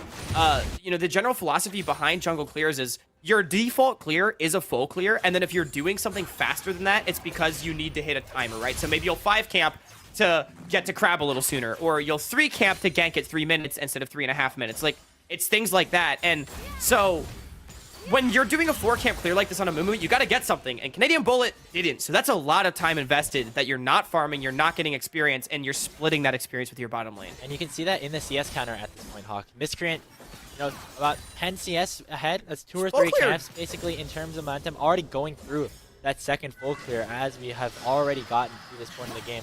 Canadian Bullet, again, I think still has level 1 Krugs at this stage. So yeah, it's just a whole lot of XP that they're missing out on. We can see it not only in the first blood that has gone over here for Misericordia, it's also just a 900 gold lead because of the farm leads that have opened up.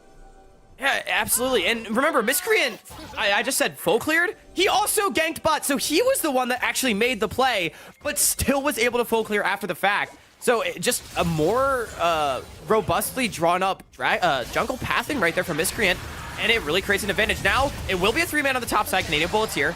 And challenge has been issued on the triple. Conquer already popped here for Good me and proc, Cheesy, this but he could be does so huge. much damage. Misses out on that riposte. Canadian Bullet coming in to finish the job with the bandage toss. Kill on the board for Queens College up on the top side. They get the commit that they need. Now down bottom, locked it down are Shiraishi and Rune, but they'll be able to get out alive. Ripus Kiwi unable to do too much. Actually, Whoa. it is Queens looking to go maybe on the offensive, but the exhaust has come You through. don't But win Rune this. taking so much damage from the expunge, she's going to be forced to back away. Yeah, Rune maybe getting a little lost in the sauce right there. Throwing down the exhaust on the Twitch when that fight was over and taking a lot of damage for it. Not quite optimal right there, but Miscreant just making his presence felt on the bottom side, punishing this gank by going for Dragon. So this Zach having a great early game. I feel like last time for Miscreant, you know, the little bit of an int under tower, I think it's fair to say, in game 1. This time around, way better in this early game. And Rune up the creek, maybe without a paddle. Oh yeah, they're looking to try and go for this one. Shiraishi already popping that heal. And now Ripus Kiwi might be in a bit of trouble, popping the cleanse already. Rune's trying to chase him down, but the rest of Misericordia is here. Shiraishi gonna get locked up and taken down by that Fang coming out from Oxen. And under the Glacial Storm, Rune is a double kill onto the Bird. Bird is the word here for Oxen. 3-1 to Misericordia. Oh, Misericordia, they're playing around this bot lane so nicely. All this attention being thrown, and meanwhile, Canadian Bullet, yeah, you're setting the Fiora a little bit behind, but she's still got 60 CS. Meanwhile, this Jinx and the Seraphine are just paying. We talked about the playmaking in draft. We said that it's up to Misericordia to disrupt the status quo, and damn have they done that, Graves. They're up now a 1,500 gold, 2 kills for the Anivia off of that roam to the bottom side. The late game scaling will still be there here for Misericordia's Oxen. Already has more kills than I think he had in the entirety of game number 1, and now trying to make it another as Magus pops the distortion. Already popping the clone, which means that pretty low HP here on the LeBlanc. Will be able to get this wave under tower, but already falling pretty behind in this lane. And, you know, we didn't really talk about it, Grapes, but May just, again, picked the LeBlanc into the Anivia. May just opted into this matchup. And I think most analysts would say that this is a bad matchup for LeBlanc. Yeah, you can kind of win pre-6, just because Anivia doesn't really do too much pre-6, but she still outranges you and can farm pretty safely. But post-6, you're LeBlanc, you want to make plays, but Anivia just presses W on the wave and deletes it. It's just so hard to ever do anything. You're missing a lot by going for roams like this. Meat and Cheesy just gonna walk out and maybe even turn it around. Grand challenge issued, but nothing comes of it. Just a little bit of a dissuasion, I think. As Triple already popping the ulti as well. The Pneumatic Ascension is on, but there's nobody to ascend towards. It's just going to be Triple burning that ulti seemingly for nothing. As Meat and Cheesy and Miscreant aren't able to, you know, I guess capitalize off of a potential over. And I've been talking a lot about Miscreant, but I really want to throw a lot of credit to the jungler of Misericordia again this game. You know, again, not the most flashy game 1, but in this game 2, it feels like every single place that Miscreant has been. Whoa, wait a minute, Oxen. Well, that's a kill, I guess. Oxen now in a killing spree Yeah. is now up in the top side. Triple doesn't Right have on that top, ultimate. Miscreant. Forced to flash away. No healing available for the Swain just yet. Here comes the Q. One more to knock him right back in. Meat and Cheesy looking to finish the deal with the Oh, wait a riposte. minute. Now the return might come in. There's a tower shot. Oh! Triple getting the outplay in the 1v2 once again. Doesn't matter if it's Swain or Darius. Still going to end up on top. Now Ripus Kiwi popping up that ultimate to try and spray and pray Shiraishi back to the death realm, and Rune might be the next target as well. The Twitch is now officially online, a double kill into the hands of the Misericordia bottom laner. Ripus Kiwi picks up the kills he's been vying for all game, and just like that, it's a bunch of kills into Misericordia. Now Triple does manage to find the hook under tower to get another kill, just like in game 1. But I mean, Miscreant, I was talking about him, and I do want to finish that point because just in this game, it feels like he's known exactly where he needs to be at every moment.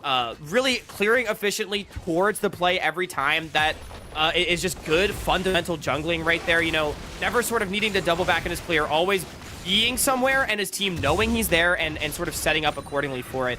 Whereas I feel like, you know, a lot of times Canadian Bullet this game has sort of been places and not really been able to find that effect, but it speaks in volumes to the 2v2 kills and the 1v1 kills that we just saw. You know, Canadian Bullet getting caught in the river, and then on the bottom side, the advantage that was had from Misericordia from the early ganks ends up paying off because Ripus Kiwi, until that point, didn't have the kills, but the Seraphine was so far behind. She didn't have 6, and that was really the difference maker.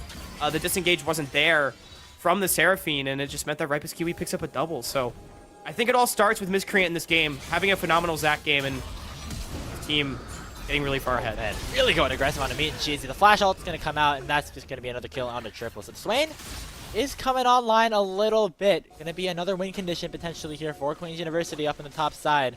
Rest of the team not doing as hot as it has now been about a 2,500 gold lead that has opened up here for the Cougars. But upside triple continuing to try and carry his team to a victory. Yeah, I mean, it's a really similar story to last game on the top side where Meat and Cheesy starting off the game 0-3, but the problem is last time around Queens wasn't so far behind in mid and bot, but that's a 3-kill Anivia and a 2-kill Twitch. The gold allocation for Misericordia right now is phenomenal. Literally the only problem for them is the 0-3 Fiora, but other than that, they're feeling great. Oh, right back to the top side. Oxen now the one getting targeted. Gonna get locked up with so much CC. It is under the tower, so they might not be able to finish the job. Will it be enough? Canadian Bullet trying to get it, and that's the shutdown. The Triumph nearly keeps Bullet alive, but it will just be the 1-for-1 trade. And Cheesy now. Let's see, can he go for it? Grand Challenge is available. I don't know if there's enough range. Here we go. 1 Vital already down, make it 2. The ball goes over 3. One more. And the 4th be the one to secure the kill. It will be. Meat and Cheesy gonna be able to flash away. So another kill into the hands of the Misericordia up in the top side. The Dragon is picked up as well. Oh, and they get the shutdown out of the Anivia, but it ends up being a 2-for-1 in favor of Misericordia anyway. Meat and Cheesy finally finds the kill he's so desperately been looking for. And again, yeah, your Swain's fed, but the gold allocation everywhere else for Misericordia feels great. They've got their carries fed. They've got 2 dragons. They're on their way to an early soul. It's going to be a flash blown for nothing by Kiwi. Look at this. Misericordia, they're taking control of the Rift in game 2. Again, I think it's pool party diff. Pool party diff. You heard it here first. Anybody watching the stream has a match going on later today in the National Championships. You know what to do. Make sure to get those pool party skins on. Heck, maybe if you're, even if you're playing, you got some sunglasses, maybe get the glare from the screen coming out a little bit more. Making sure that you're just really in the mood and ready. It's not even June yet, Hawk. We're maybe we're a little bit preemptive, but it's almost Memorial Day, It's that's the official close start, to right? summer. Yeah. Memorial Day's like the official. For like all the pools. I don't know if this was the case for you. Did you have like public pools? Like they would the open pools on open on Memorial Day, right? And they close on Labor Day. Okay. Right. Yeah. Okay. Close on Labor Day. Yep, that was exactly how it was. So I feel like we're like 2 weeks away from the official start of summer right now. I'm just so excited. That's all we can think of at this point. This game get a little bit out of control if you are Queen's University. There we go, straight to the Hex Gates, and the fight on the other side. Yeah, that is Shiraishi picking up the kill with the rocket. Now a 3v2 has opened up, and the Jinx is coming down as well. Sketchy Pepperoni has to flash away. Here comes Twitch. Going away as well. Ripest Kiwi has those summoners. Sketchy Pepperoni in a lot of trouble, will get shut down, but here comes Kiwi. What can he do? Spray and Pray not available, but Poison is. Flash away from Rune. Canadian Bullet has to get away. Bandage Toss missed. It's a 4v2 now for Queen's University. Dragon not available, so looks like these teams will just back off. That was a crazy one, Hawk. I don't even know what happened there. We were talking about pool stuff and this like exactly. We're talking about the official start of summer. Meanwhile, there was an official start of the fight on the bottom side here. Somehow, Queens actually comes up 2-0. Yeah. I will say, we saw this last game too. Misericordia fumbling the bag a little bit with their resets. This is going to be a solo kill most likely. Oh, no. Straight to the cleanse. I don't think even needed it to get through the root either way. Right, it's Kiwi. That's a lot of damage on the Twitch. That's a Kraken Slayer Twitch. He's just fed. But either way, yeah. It was just Misericordia actually, again, they fumbled the bag a little bit on the recalls. They just didn't have Twitch, so they went a little aggro in the jungle. Get punished for it. It is nice gold back critically. Shiraishi picked one up with the Jinx rocket from downtown on the Oxen, which sort of started that fight off. And then Magist also able to pick another one up on the other side. So they do get some gold onto their mid laner and AD carry. Some much needed gold at that. So brings it back to the game just a little bit. Locked down under the storm. Magus trying to get away. Oxen has a lot of damage here. Won't be able to finish off the job. Now on the top side, another gank unfolding. Demonic Ascension caught by Triple. Meat and Cheesy in a little bit of trouble. Getting away from the initial proc. Swain refuses to die here on the front line. Mage is going to finish the job in mid. And there's nothing that Misericordia can do up top. Triple just continuing to take over with that Leandries. Yeah, man, but Ripest Kiwi is feeling it right now in this one. Flashing in under the tower to finish off the LeBlanc. Pick up that kill. They do manage to save the tier 1 there with the Jinx rocket. This is going to be a kill and a miscreant, but Sketchy Pepperoni's here. Yeah, has the blobs. Maybe can go for the turn now in the 2v2. Sketchy Pepperoni is here. Wild Growth onto the Fiora. Parrying away the bandage toss. And Miscreant comes straight back up online. There's 2 kills back into the Cougar side. Wow, Sketchy Pepperoni turns that one around. Man, we were talking about the weakness of the Lulu in lane, but guess what? It doesn't matter how weak she is in lane if you're going to gank it 8 billion times. And now in the team fight with a Fiora and a Twitch, that's value right there, Graves. Taking over that fight, Wild Growth to keep his top laner alive and closes it out with the Fiora. That was nicely done. Double kill, I believe. No, only one. Actually, Meat Cheesy got none of those. Okay, ignore me completely, but either way, got a double, yeah.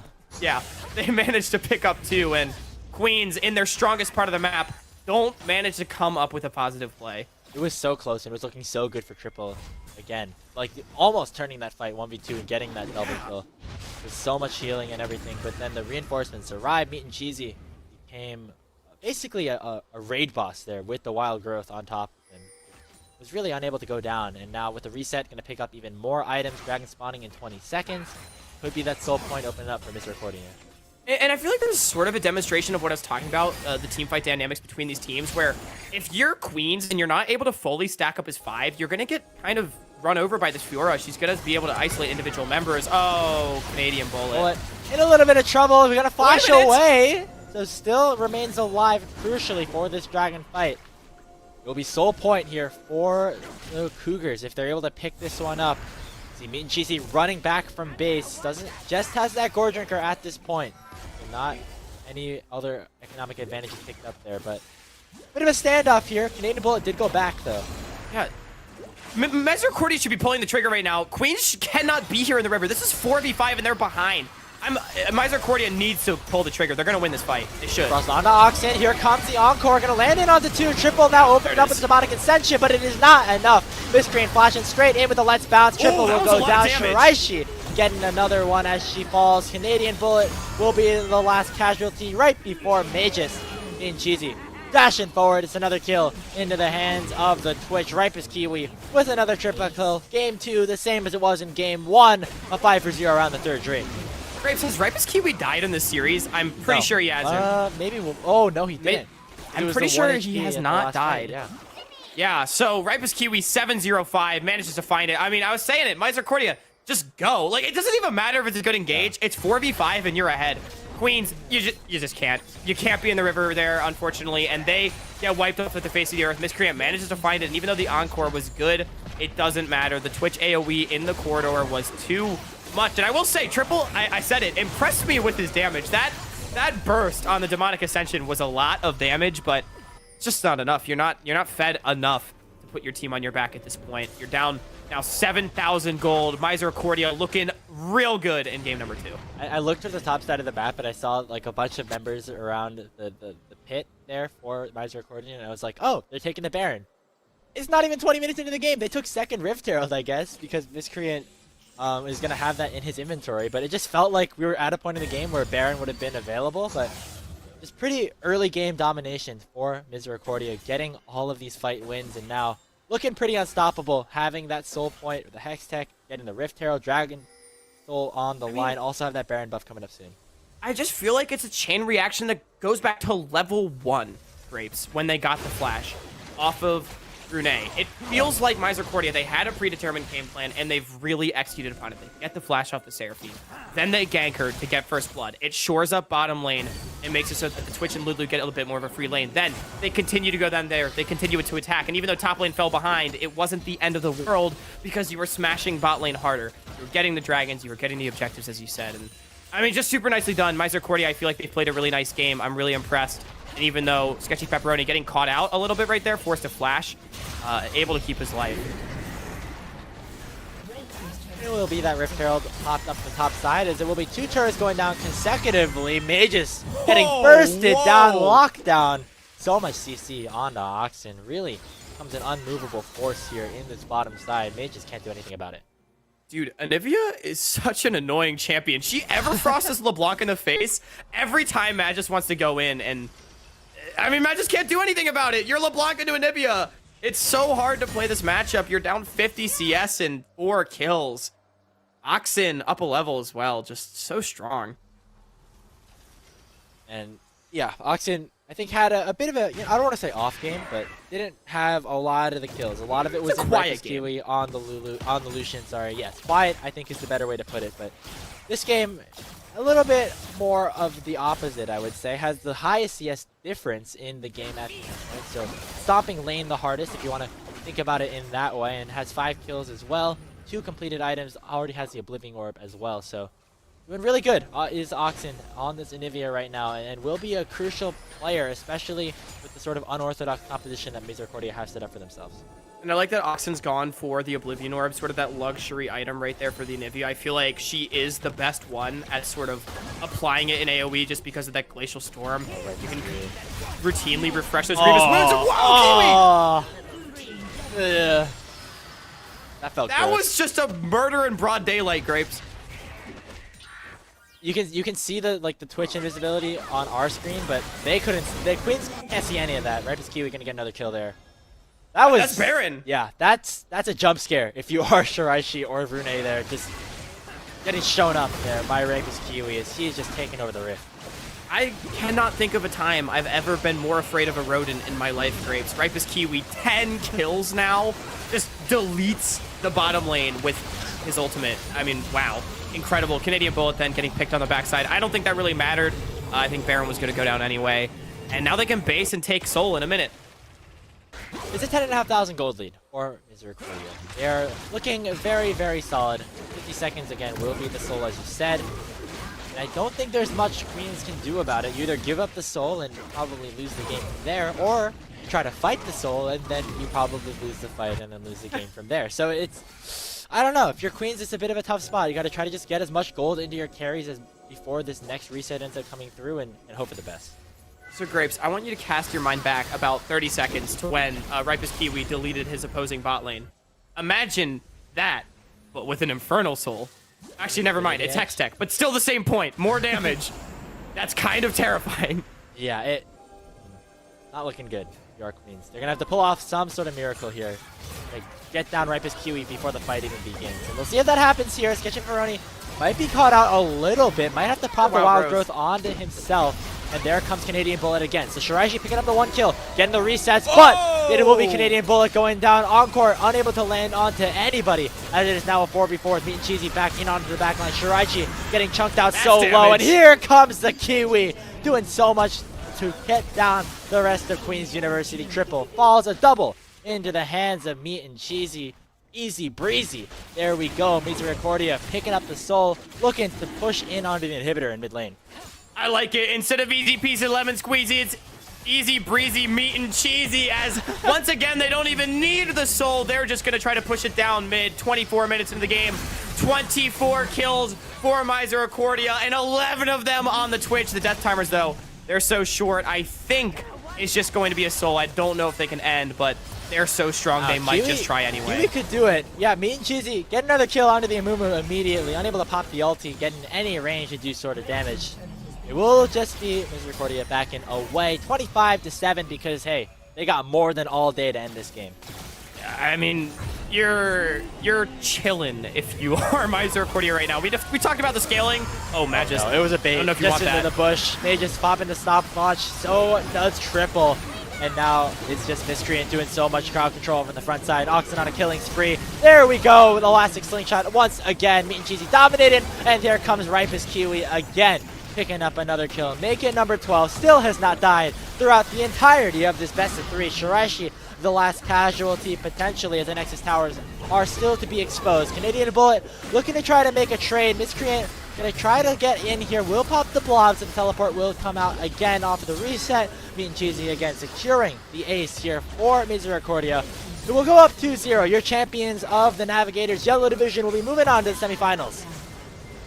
Wow, man, we said they had all day to end this game, Grapes. Well, I think someone's DoorDash just arrived because Misericordia decided to end right here and right now, 25.5 minutes into the game. Mad just face checks one brush, and, you know, they just get run over. And I mean, Queens, it was going to be such an uphill battle for them anyway. They had theoretically really great scaling, but they were so far from getting there, unfortunately. And again, Miscreant with the level 2 gank on the Zac. Beautifully done. I don't know if he's the shot caller of that team or if someone else is, but that was a really nicely drawn up early game plan to attack the bottom side. And I feel like it was executed to a high level. You know, this may be gold average elo teams, but that was not a gold average elo game plan. That was really nicely done. And Misercordia absolutely deserving of that win. Yeah, it was really cool just to see everything sort of unfold from the 5 stack into the Flash Force level 1. And then the early level 2 gank coming out again from that Zac to land in that first blood and really snowball the game from there. Of course, you have the winning mid lane. The top side fell behind a little bit. It's being cheesy. You know, fell a little bit behind in CS, but again, it just wasn't enough. You know, we saw Triple try to go for these big team fight plays, and they just didn't end up working. Composition for Misercordia ended up working out, and they now are headed in the NECC semifinal. Easy breezy, meat and cheesy. It's a 2-0 for Misercordia. But yeah, I mean, that was a good. Yeah. You've coined a good one. I'm going to use that. Mark my words. If we cast another one of their games, it's gonna happen. But yeah, I mean, Misercordia, the final 2-0. There was 2-0s the entire way through in this group. First, it was Carthage, who, by the way, 2-0'd both the teams that we just saw play today. And now Misercordia able to find their 2-0, buy themselves that ticket to the semifinals in the NECC National Championships. Congratulations to them. And if you're Queens, hey, you looked pretty good. You made it to the finals of this group, and even though you're not going on, nothing to be ashamed about for a strong showing across the season. If we take a look at the bracket, they will be taking on GFU Academy later today at 7 p.m. So make sure to, just keep updated on that. Not sure entirely what streams, like what matches will be streamed here at whatever given times, but just make sure to stay updated on all of that, because you're definitely not going to want to miss the rest of the action coming on here in the Navigators or any of the other divisions, to say the least. But that's going to be it for our coverage here of the first series. Got another one coming up in a little bit. See you after this break.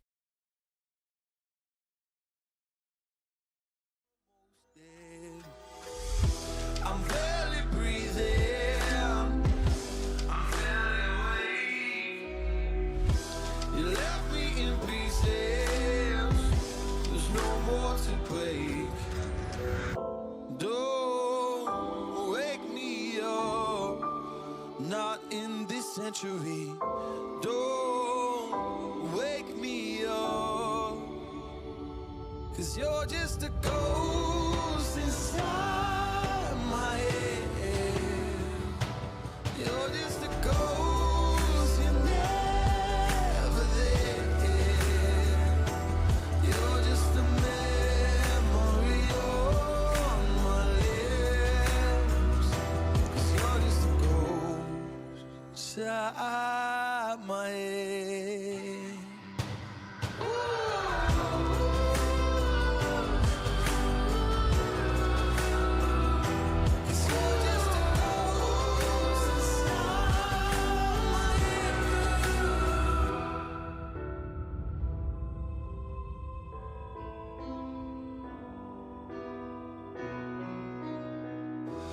I need an angel after what you did. 'Cause you were the devil. You messed with my head. You lied to my mother. You lied to my friends. You said that you'd be there, but this never ends. Don't wake me up, not in this century. Don't wake me up, 'cause you're just a ghost inside my head. You're just a ghost, you're never there. You're just a memory on my lips. 'Cause you're just a ghost inside my head. You're just a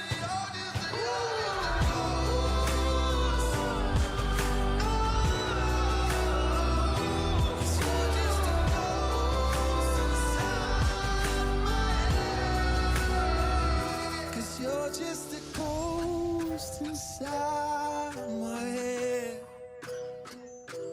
You're just a ghost, you're never there. 'Cause you're just a ghost inside my head.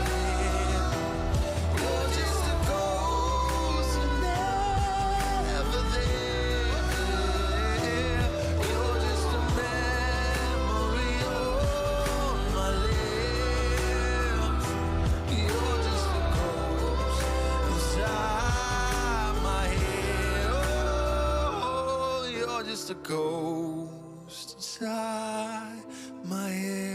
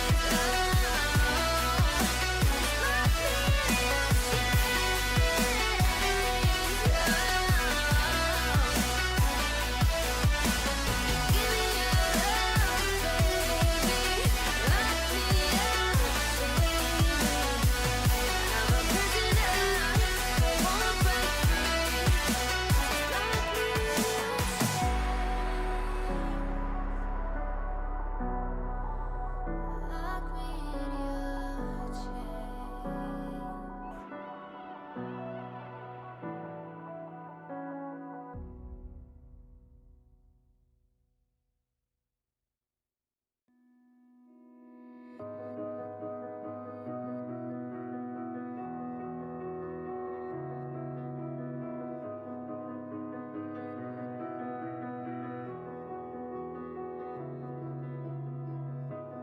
I am here in the middle of nowhere.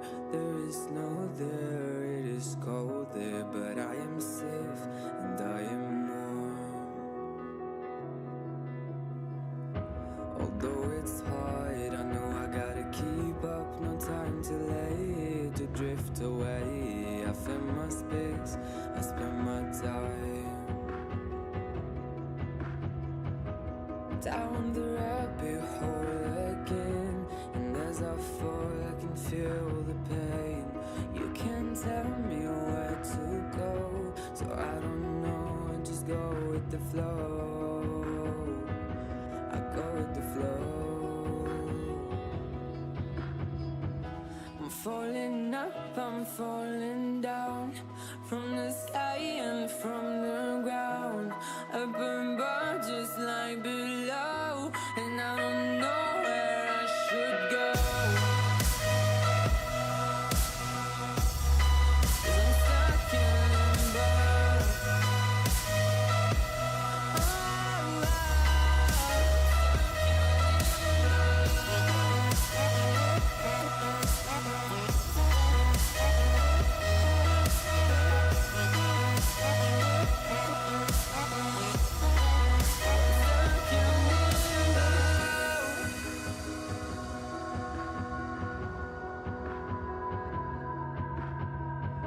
I'm out of love, but I guess I deserved it. Trying to hide, to pass you by. I'm getting tired, feeling fine.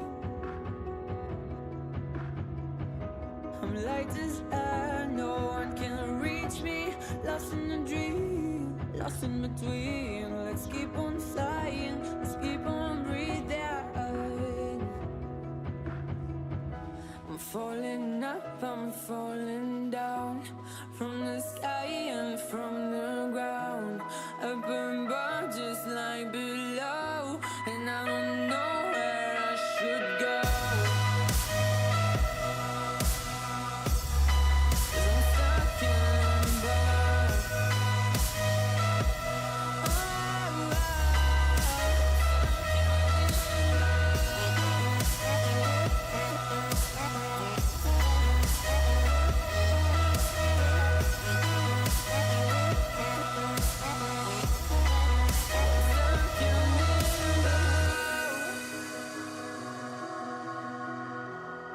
Cause I'm stuck in limbo.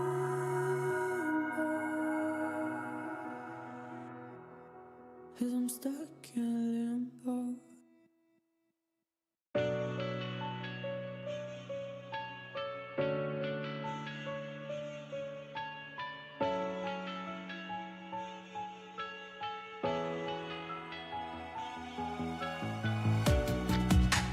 Living in the same routine, like the seasons I'm on repeat.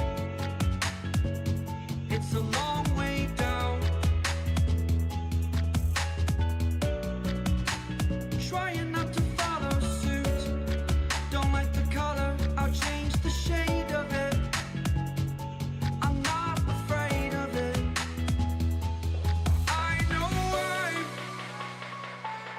I know I'm holding on to this, holding on. I know I'm holding on to this, holding on. Don't let me repeat it.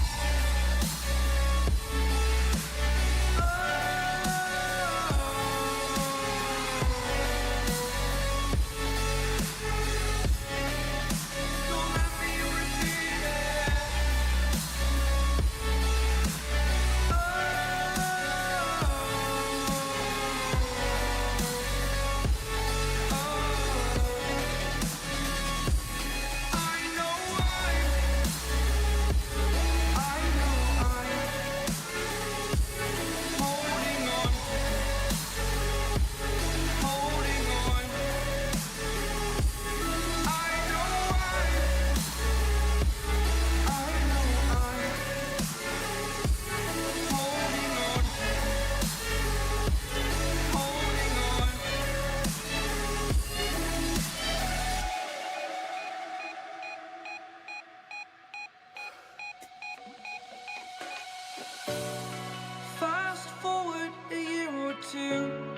friends have changed, but so can you.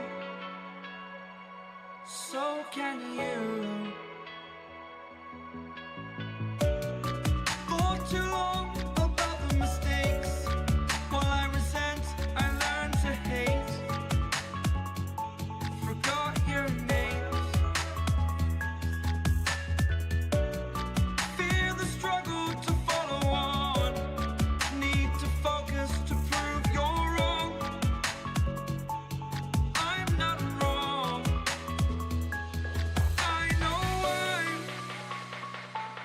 I know I'm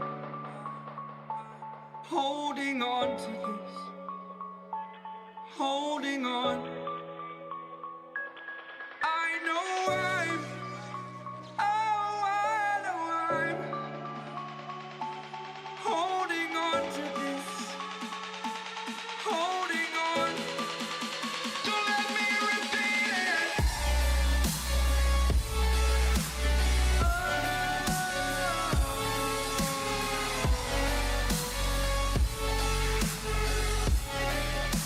Don't let me repeat it.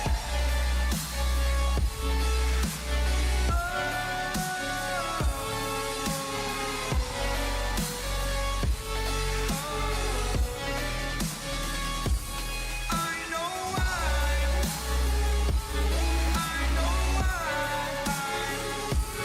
holding on to this. Holding on.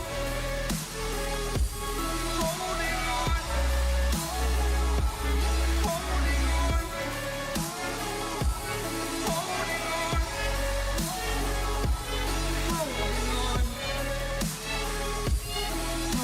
on.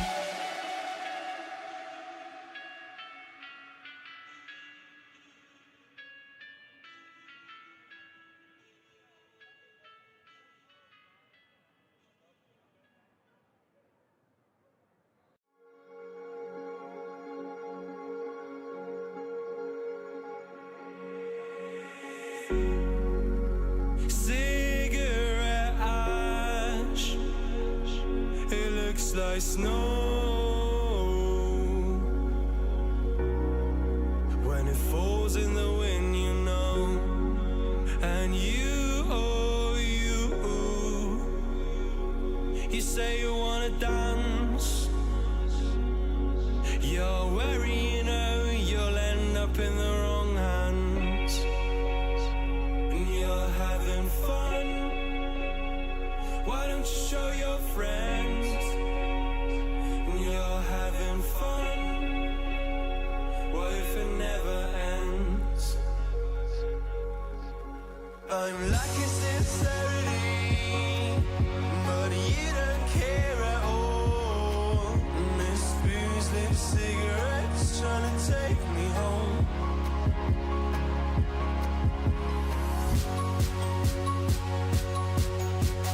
Falling in love just a million times, breaking it off with the feeling on ice. She's as cold as December.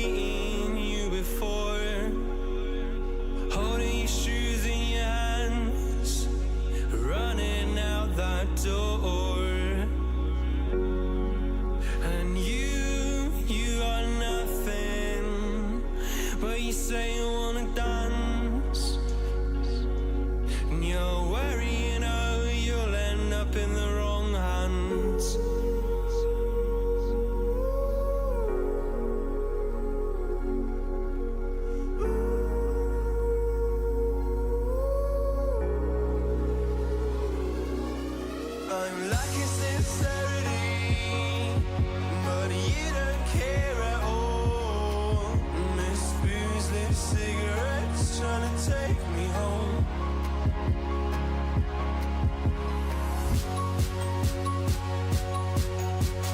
Falling in love just a million times, breaking it off with the feeling on I sail. She's as cold as December.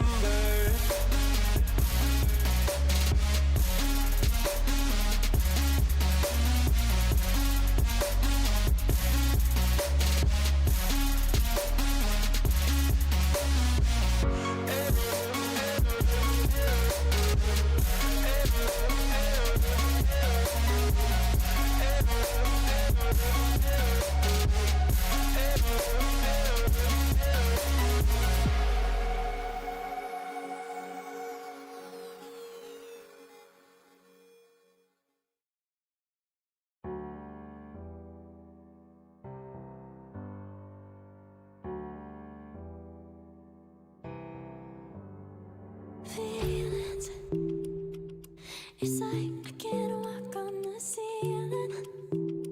Oh yeah, got me dreaming, dreaming in colors I never dreamed in.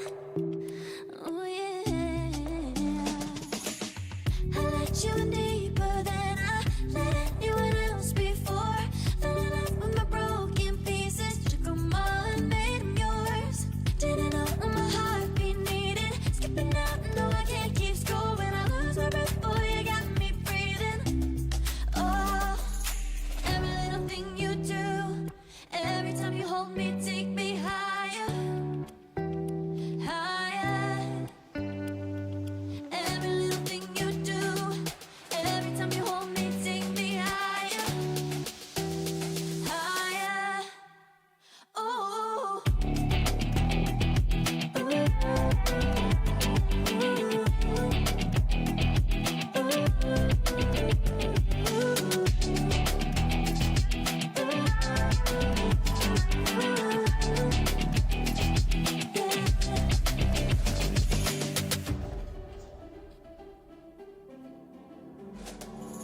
Magic. No, I'm never letting go. Now that I have it with you. When you kiss me, it's like the stars fall out the sky onto my heart to cover up what I don't wanna show. I let you in deeper than I let anyone else before. Fell in love with my broken pieces, took them all and made them yours. Didn't know what my heartbeat needed, skipping out, no I can't keep score. When I lose my breath, boy, you got me breathing. Oh, every little thing you do, every time you hold me, take me higher, higher. Every little thing you do,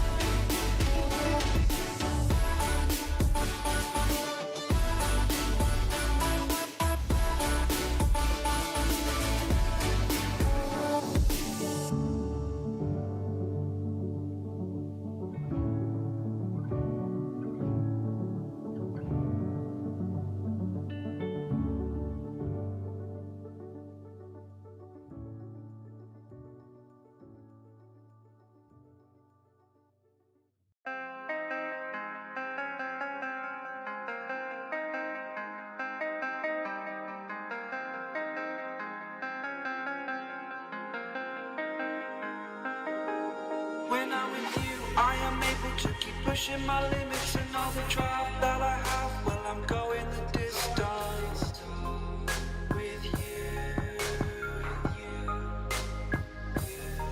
I didn't know what I had till I knew what was missing, and everything that I dread, well, I built a resistance with you. Catch me when I fall, and I'll keep you on the ground. You were gone, I wish you'd stay. I could look at you for days. Time was well spent, that's when I knew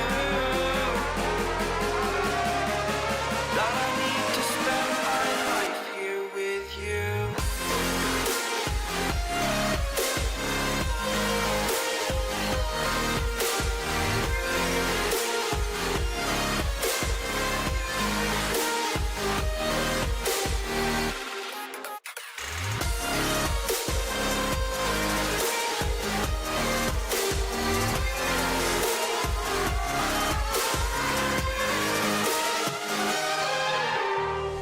Take your time, not in the fast lane. I understand that you've been broken too many times, but I'll be waiting to mend your wounds from all you've taken.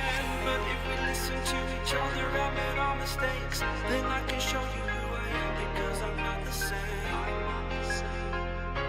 I'm better with you.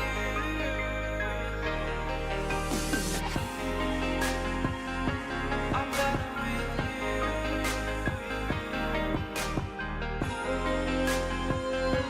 I'm better with you.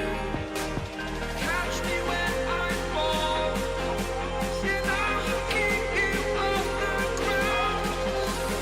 That's when I knew that I need to spend my life here with you.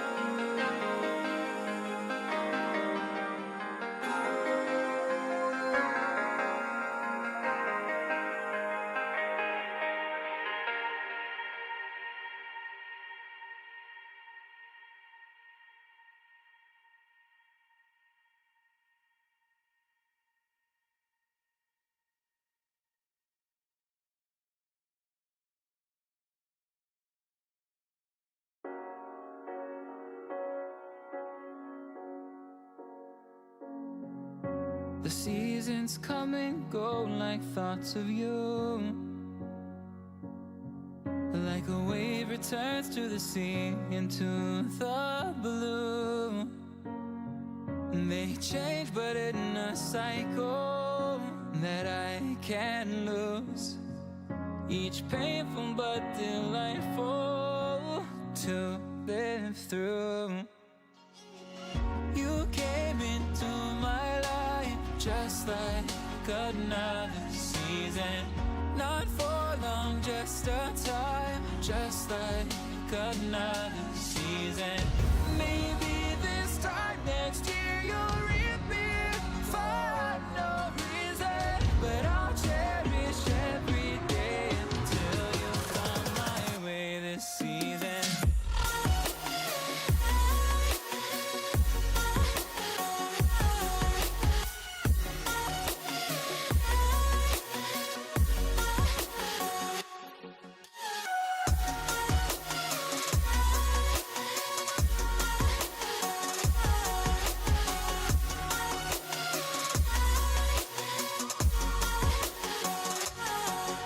The seasons turn and change just like your mind. Like the sun gives into the moon, into the night. Time continues marching, it slowly crawls. With each new one starting, I recall. You came into my life just like another season. Not for long, just a time, just like another season. Maybe this time next year you'll reappear for no reason, but I'll cherish every day until you come my way this season.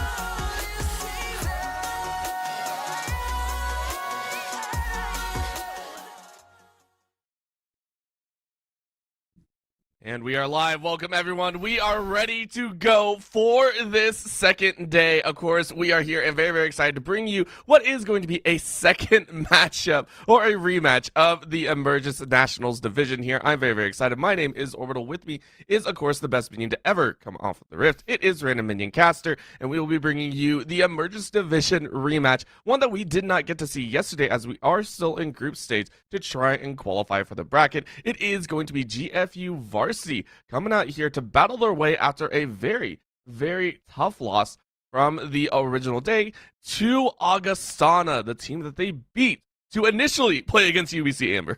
Yeah, so Orbital, we had the distinct pleasure of ending our evening yesterday with GFU Varsity, and now middle of day 2 here. We get to watch them again, and this time it's for all the marbles. Last night was for qualifications, but they had the chance to play through the lower bracket if they lost.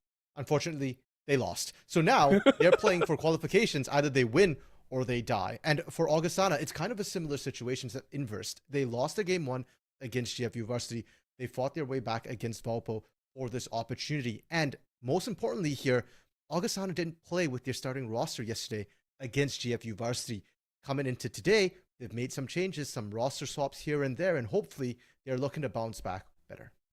They need to, and again, it's also a very large mental barrier that they have to get over. This is a squad that they lost to 2-0, and everyone knows, I mean, 2-1s, yes, you can try and maybe come back. Sometimes 2-0s also have a very mental tax on you. Either you're sitting there going, oh yeah, it was a 2-0. We made one mistake at the early game. It's over. The other is, this is a massive mountain to try and get over. We don't really have a chance. So one way or another, we're going to see how Augustana are able to play it out and see if they can beat GFU Varsity.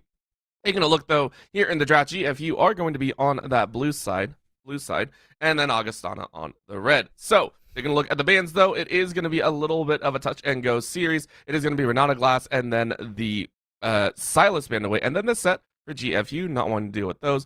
On the other, Augustana, though, heavily focusing on that bottom lane, the Soraka, the Kog'Maw, and the Zillion.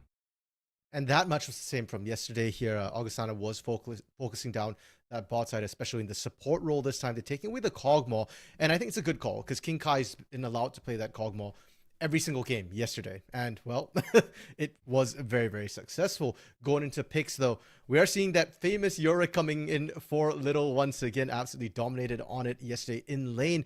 And we're seeing Faye, previously known as Ekadar, here with that Trundle pickup to try and answer it. I like the idea here, but it's still a very volatile matchup, and we've seen what happens when Yorick gets ahead.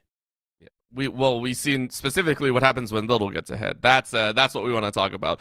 Almost single-handedly taking a game off of UBC Amber. It was very, very fun to watch, and it's always fun to see that it's picked up once again. I do believe in the draft phase, though, I want to double check here because, again, it was the last pick scenario. So to keep in mind, the top lane was last picked for both sides. So that's why they're having a little bit of a tussle over what they want to play up there. Taking a look at the bans here, though, we are taking a look a little bit larger shift into the other lanes here, specifically bot lane, still hammered out by Augustana. You can see the Lucian locked in, Leona, and now just kind of a fallback. King Kai has to go to that Caitlyn one that maybe you don't want to play. It's a lot safer, but it doesn't have as high impact as some of these other ADCs. Yeah, and partially it's because we're seeing all those bans being tossed, but King Kai has played quite a bit of Caitlyn during the regular season as well. Caitlyn's still a very oppressive laner. One of the few AD carries actually not touched by the nerfs that came through for that sort of trinity at the top, the Jinx, the Zeri, and the Aphelios. Caitlyn was untouched because Caitlyn doesn't scale amazingly well. She can still do work, but she has a bit of a rough mid game here. And I actually like the Caitlyn pickup. When we look at that Lucian, we look at that Leona picked up by Augustana there. Lucian's another lane dominant champion, but Caitlyn actually handles him very, very well by spacing with that range. Another interesting pickup to me, though, Orbital, were the mid laners here. Trailblazers Swain yesterday dominated the lane, was very, very impactful, and became an absolute menace in team fights, just refusing to die. And also the Vex for Trailblazer yesterday was very instrumental. So I like that not light skin here has taken it away. The scaling on Vex is really, really good. And while there aren't a lot of dashes, basically only one from the Volibear here on that ultimate, everyone else is kind of squishy. The Swain, if you pop him before he gets the out off, will get popped. Janna, Caitlyn as well, very, very squishy. And sure, Monsoon is good, but you've got a very small window to pop that Monsoon, pop that shield before you get popped in turn by that Vex. I mean, you also picked it up, I believe after, or no, it was before that you saw the Leona, so that's also the danger here. So this is going to be a little bit of a difficult scenario for the side of GFU, but we know that they can fight very heavily. Keep in mind, in their matchup yesterday, the one that we were able to actually watch, they did tend to run the early game. Up until game number 3, GFU Varsity were really well versed in this early game battle, and that also came off the back of Wrath being able to pick up some of these early game champions. I mean, was even able to get ganks off as an Amumu, a champion that is notorious for needing that level 6, right? So now on the Volibear, one that we did watch and they punished the top side. I mean, even if we do see the Janna coming in here being a little bit of a rough scenario if the Leona gets on him, it feels like Rash should be able to kind of cover that weakness, right? Potentially, yeah. And the thing is, I don't even think it's going to be that weak, really, because when we look at how they played yesterday in the head-to-head between these two teams back in round 1 here, GFU Varsity actually won pretty much all their lanes, both games. So I'm not expecting them to need Wrath to really back them up. Wrath is just there to sort of be that last nail in the coffin here. The big question's on Augustana, and we mentioned that they ran a different roster. They had Avdeen in the top lane instead of Faye, and in the AD carry position, I believe they had Golden Boy instead of Augustasi playing here. And I think the bot side change is going to be absolutely crucial for them. Augustasi has been one of their big carry players through the regular season here. So having him back on the team means that this bot lane might go better for them. And Lucian doesn't have to win the lane against Caitlyn. If you kind of go even, Lucian's mid game is stronger than Caitlyn's mid game here. So as long as they're not falling behind, that's a good lane to stabilize. The other lane that's a kind of a big question mark, of course, is going to be Faye coming in Ekadar. Their usual starter through the regular NECC season here, running up against Little. Yesterday, Avdeen really struggled in that top lane here. Faye needs to do better, because if not, Little will take over the game once again on that Yorick teleport ignite, no flash. We've seen it before. He'll get to the point when he picks up the Hellbreaker where he can even start to 1v2. And looking at the composition, it feels like we're giving a lot of pressure over to GFU, this squad that we know can play the split push and can also play just straight through lanes. Let's take a look at some of Augustana's win conditions then, because we understand that they do have to rebuke GFU. We understand that. What can they do to win? What can they do to give themselves that opportunity to be a leader, be at the forefront, be in that goal leader, be in that tower lead? What can they do with the composition that they have built for themselves? And what should we be looking out for? Well, their composition actually is a pretty strong pick composition. They've got some good team fighting tools as well with the Leona, with the Jarvan. The Vex scaling is going to be quite nice. So in general, they actually have really good scaling, better scaling than the side of GFU Varsity. Even in the top lane, Trundle was the counter pick in this situation to that Yorick. And one of the reasons why Trundle is very effective is because he steals stats, tank stats away, and therefore he can outduel a lot of champions in that 1v1. So their comp is actually really solid for the scaling. They just have to get to the point where they can actually do all of that. And that's always been the big question running into GFU Varsity is, can you survive the early game? So I want to see St. Young, their in-game shot caller here, be active in the early game. Get those ganks going. You pick J4 similarly to that Volibear to get those early ganks off. And if you get your lanes rolling as J4, your job is done. Well, we'll see if the teams are able to play it out in accordance with how they want to win. Both squads looking for a spot in the bracket stage, which I think will be played later on today as well. So see what they can do. We are getting underway here, and it's just battle lines being drawn. GFU over on that blue side, as we stated, and of course Augustana Vikings on that red side. They'll be duking it out here in game one, and I think it's a very nice one to go ahead and see. One of the main differences that we do get to see, though, is going to be in those solo lanes. A stark difference in itemization choices between both of these sides. Yeah, and usually you take pots when you want to trade very heavily here. You're looking to try and bully out your lane opponent. And neither Trollblazer nor Not Lightskin has run teleport in this mid lane. So Trollblazer actively looking to trade. If he can win out those trades, then it's good for them. But the Duran's Ring, Duran's Blade, Duran's items in general are just better if you're going to be staying in lane longer here. So if Not Lightskin can burn all those pot stacks here and still survive in lane, well, Not Lightskin's won out. So it feels like they're doubling down on that survive laning thing sort of idea here. Just survive. Don't do anything crazy. That's usually what I tell my team as well. Just survive. Don't do anything stupid, and hopefully we get away with a victory, right? That's always How the well call does that of a work in victory. your solo queue? Because it never works for me. Listen. Let's not talk about my solo queue record. We're not going to touch on that today. This is all about the Emergence division, right? We're all about how they're going to play it out, and of course, we can already see the trades. Trollblazer getting some nice poke damage down, and that's something that that the Swain changes have helped out, it feels like. Extended a little bit of the dueling potential that a Swain can bring down. So always starting that E-proc, that Nethergrass, or I don't believe Nethergrass, but just being able to poke through the minion wave feels so good. And another move gives you that extra bit of health as well, so it's always really nice to be able to land that, the burst coming through. But that's not the scary part for the Swain. It's actually when you start hitting that level 3. If you land that root at all and that pull, it guarantees that you can land the Vision of Empire, your W, as well as your Q there. And that's when the big burst comes through. So we'll have to see how that goes. For now, though, one pot stack being used from both these mid laners. Other than that, they're good to go. And instead, I'm tracking these junglers, because we said Volibear and J4 want to gank early. For now, looking like they're kind of 5 camping or even full clearing in the case of Wrath here. Yeah, this is, I feel this is also quite a bit of respect handed down to both sides, saying, you know what, we feel like they're not really going to want to get out of control, so just make sure you're strong enough to drop the ganks in, and then you can really start looking for those big plays, really start waiting for those, you know, team coordination plays. For the side of Wrath, though, level 3 is very, very important, ensuring that you have all capabilities available. And considering there's a huge wave stacked up on top side, Faye may be potentially in a little bit of trouble. A huge wave for Little to pick up here. It does put Faye into a rough position. That's why you can see Faye go ahead and say, I should probably check. And rightfully so, because Wrath goes ahead, hits a Scryer, and says, yep, I'm here, unfortunately. Ooh. Trade in mid, and good ward from Faye as well.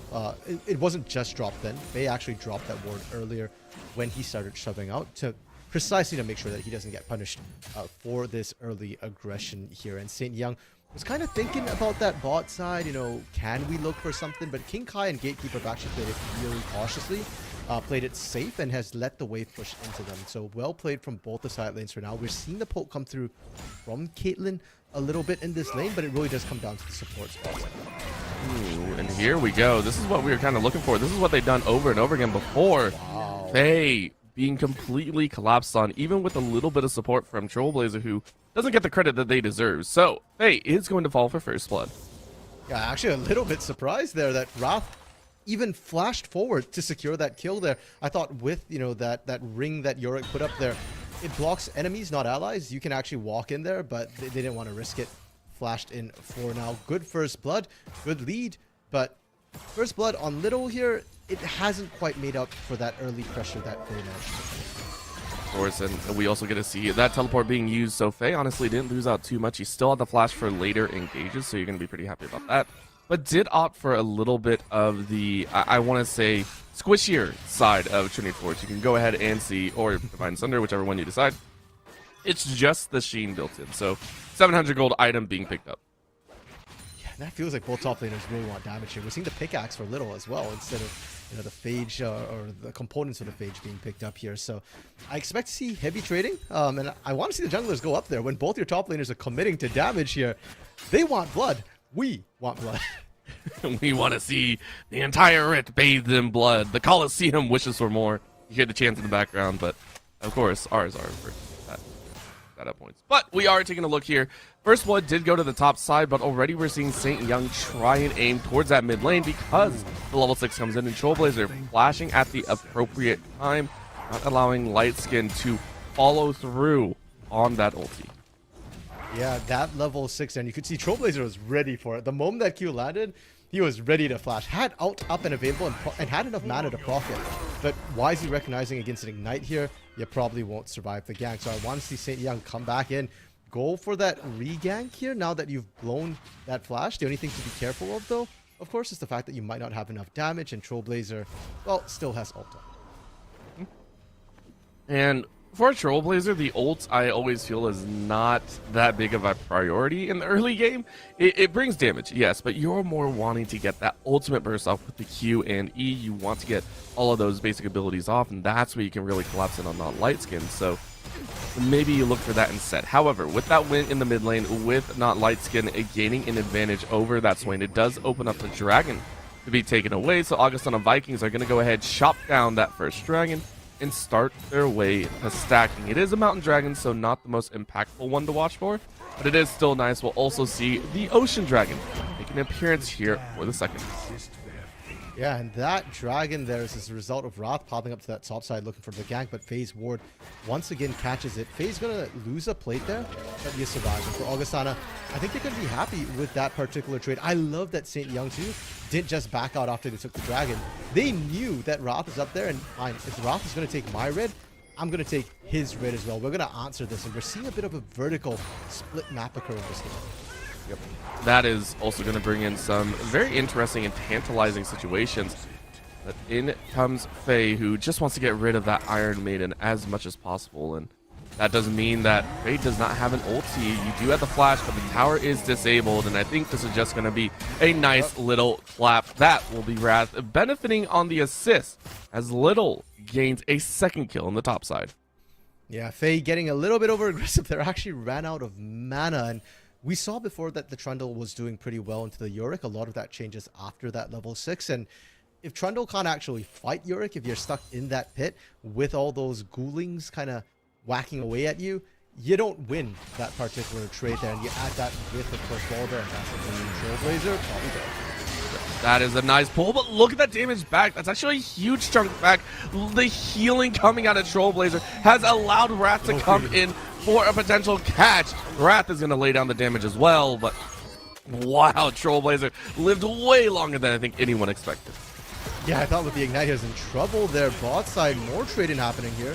And Gatekeeper is going to eat the full channel of the pulling and is going to survive as well. And now SWR went a little bit too far. Flash in from King Kai, a flash in from Gatekeeper to get the tornado down. And that is going to be a trade for the support, but SWR will walk away unscathed. Unfortunately, Augustasi did not have such a pleasant trip. Nice a little dodge on the Q, and King Kai will go ahead and secure a bot lane advantage. 1 kill to the Caitlyn, and a little bit of extra CS, so a little bit of a bloodbath down on the bot side. Yeah, good sidestep from SWR to get out alive down in that bot lane, and the baits, the heal baits, the exhaust coming out onto Augustasi there. That really wrecked their plans a little bit. I want to draw attention, though, to the CS numbers in that bot side. Despite the fact that Augustasi just died, King Kai just managed to equalize CS. So that actually means that Augustasi was doing well in that bot lane, was ahead in terms of CS, we already said before. If Lucian is even coming out of the lane here, the Lucian is ahead come the mid game. So Augustana, that lane is something they can play around, combined with that early kill for not light skin mid. They're set up pretty well for the next coming few minutes. They're going to be real happy about the current setup here, and what is going to be happy for GFU as well is this pickup.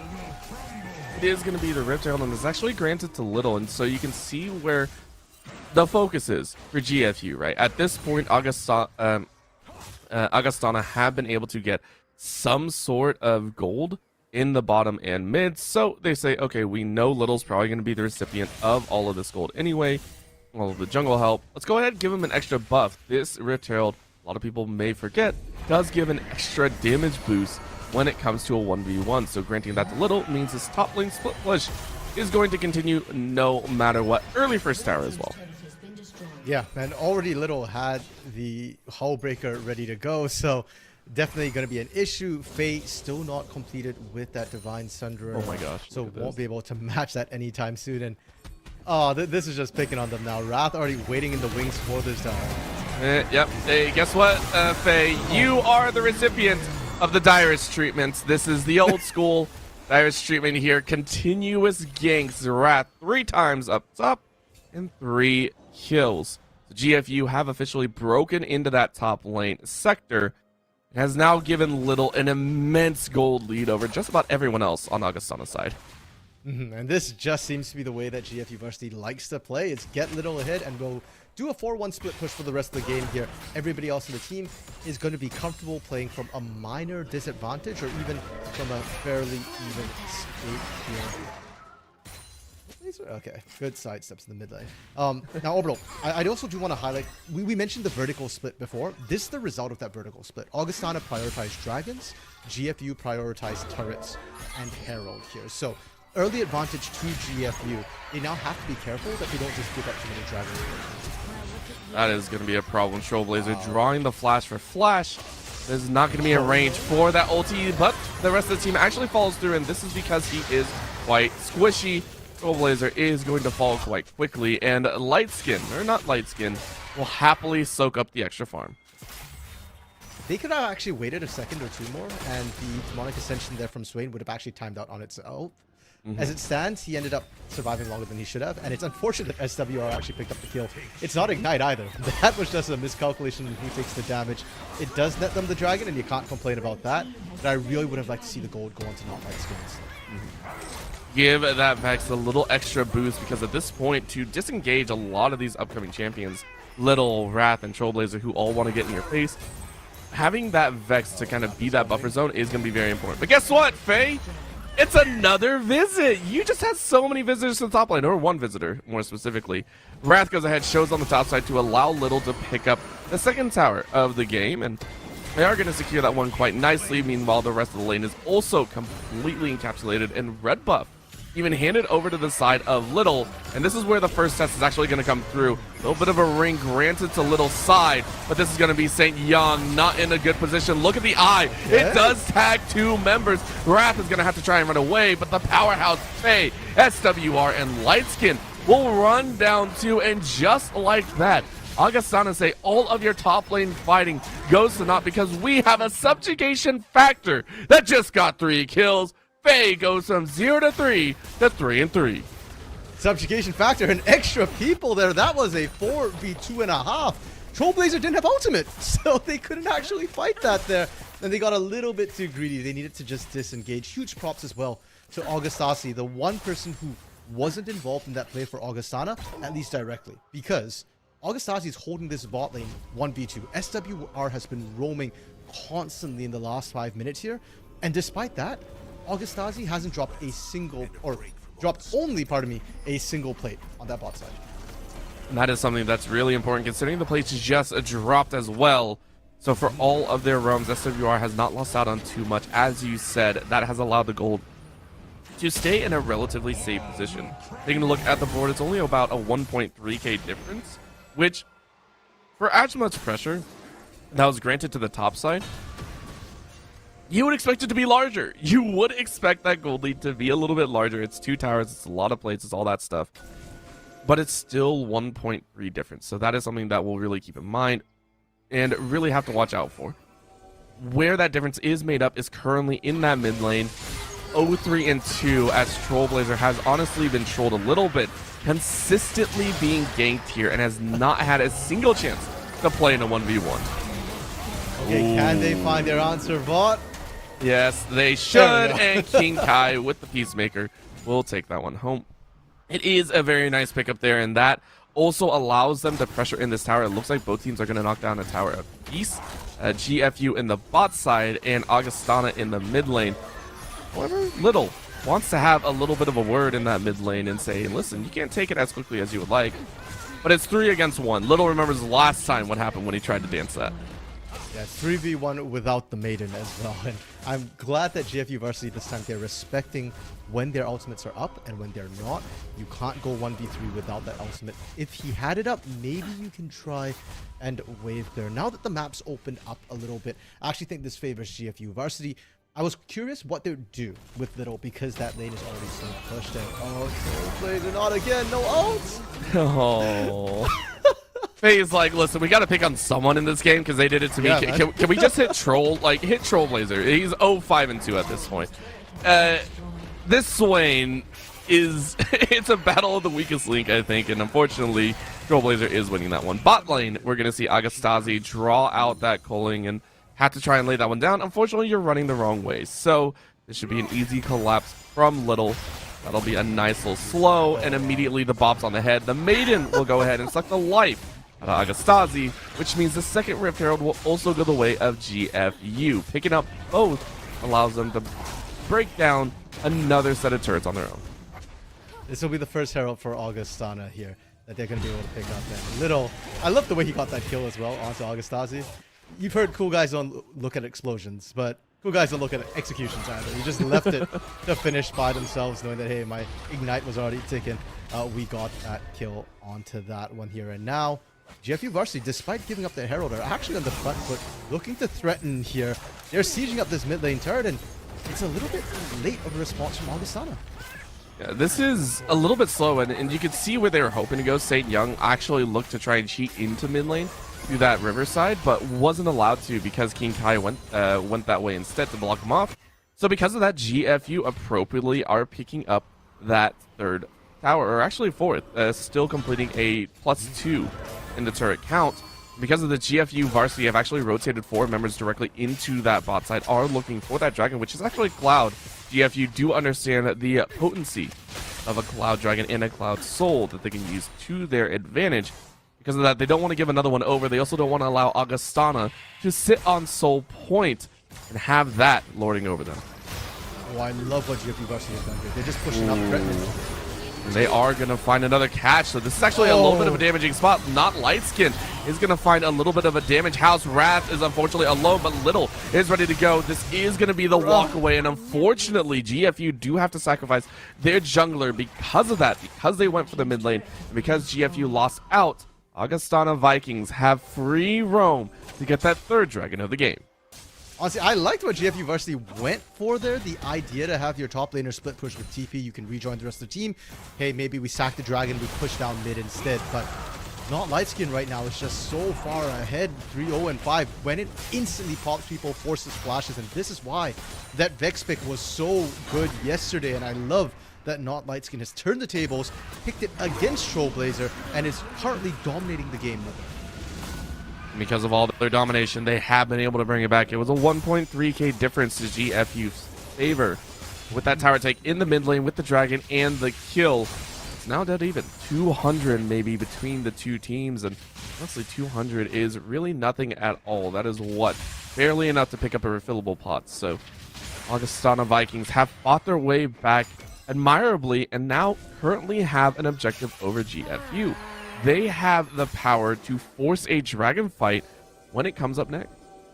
Yeah, and while Cloud Soul isn't the nicest of souls for combat, don't underestimate the movement speed it gives you here. We've already seen how quickly Not Lightskin has been rotating around the map. It's going to give Augustasi the ability to track people down with the culling much more effectively as well. And the longer these lanes get, the more dangerous it is to split push. So it's pretty important actually for Augustana to pick it up so that they can collapse onto Little, the one member of GFU Varsity right now who is still largely uncontested. They still can't quite find anybody who can match the 1v1. I don't think they will for quite some time, and honestly, they've been doing great with 2, right? They said Not Lightskin to follow up with Faye, and they catch whoever's being in the solo play, which is why you actually see Little and Trailblazer rotating around at the same time. They're also trying to, I almost want to say, anticipate that upcoming 3-man gank coming down on the split pusher, saying, all right, this is our one chance to kind of turn it around. So far, though, GFU are quite content, it seems like, just trying to push out the lanes, just soak up that extra XP, get Inkai to a more comfortable position, even though they are 2-0-0 sitting with the Gale Force. Plus that last Whisper, you want that Caitlyn a little bit stronger, so giving him a little bit of time. But Little said hello, and Faye is going to get run down. You flash into a bush with a champion that likes to have extra minions up. That unfortunately will not end well. Wrath is going to get stunned up as SWR is able to keep Agastasi alive. That will be at the cost of their own life as well. Trailblazer trying to get that grass down. Is not going to find it, but is going to get the slow. Agastasi going to dive in now, but the Monsoon will keep them all away. St. Young now going to get drawn right back into the fight, and with that, it is a 4-0. GFU even were able to rotate Wrath into the battle once again, and that is it. GFU now with a commanding lead in the mid lane. It took one team fight, and that's all there is. And the question is, where is Not Lightskin? We were just praising him sky high for taking control of this game, and then he wasn't there for the critical team fight, and it backfired horrifically. Now, Little here tanking it up against multiple members, but Not Lightskin has finally arrived. So that's a good kill. Inhibitor will stand for now, but that is still a huge gaping hole in Augustana's base defenses. Little can just, on respawn, just walk right back up there. GFU Varsity just needs to set up and do the Baron dance, knowing that Little will not be contested by anybody effectively. That one hurts quite a bit. The fact that they allowed that to kind of happen here, and it was all because Faye got caught out on the bot side. But guess what? Gatekeeper is going to burn the flash and heal, and yes, Gatekeeper is running that heal. I do like when supports are able to pick up that extra healing in there. It's a nice one to have, though. So SWR is going to try and chase them out.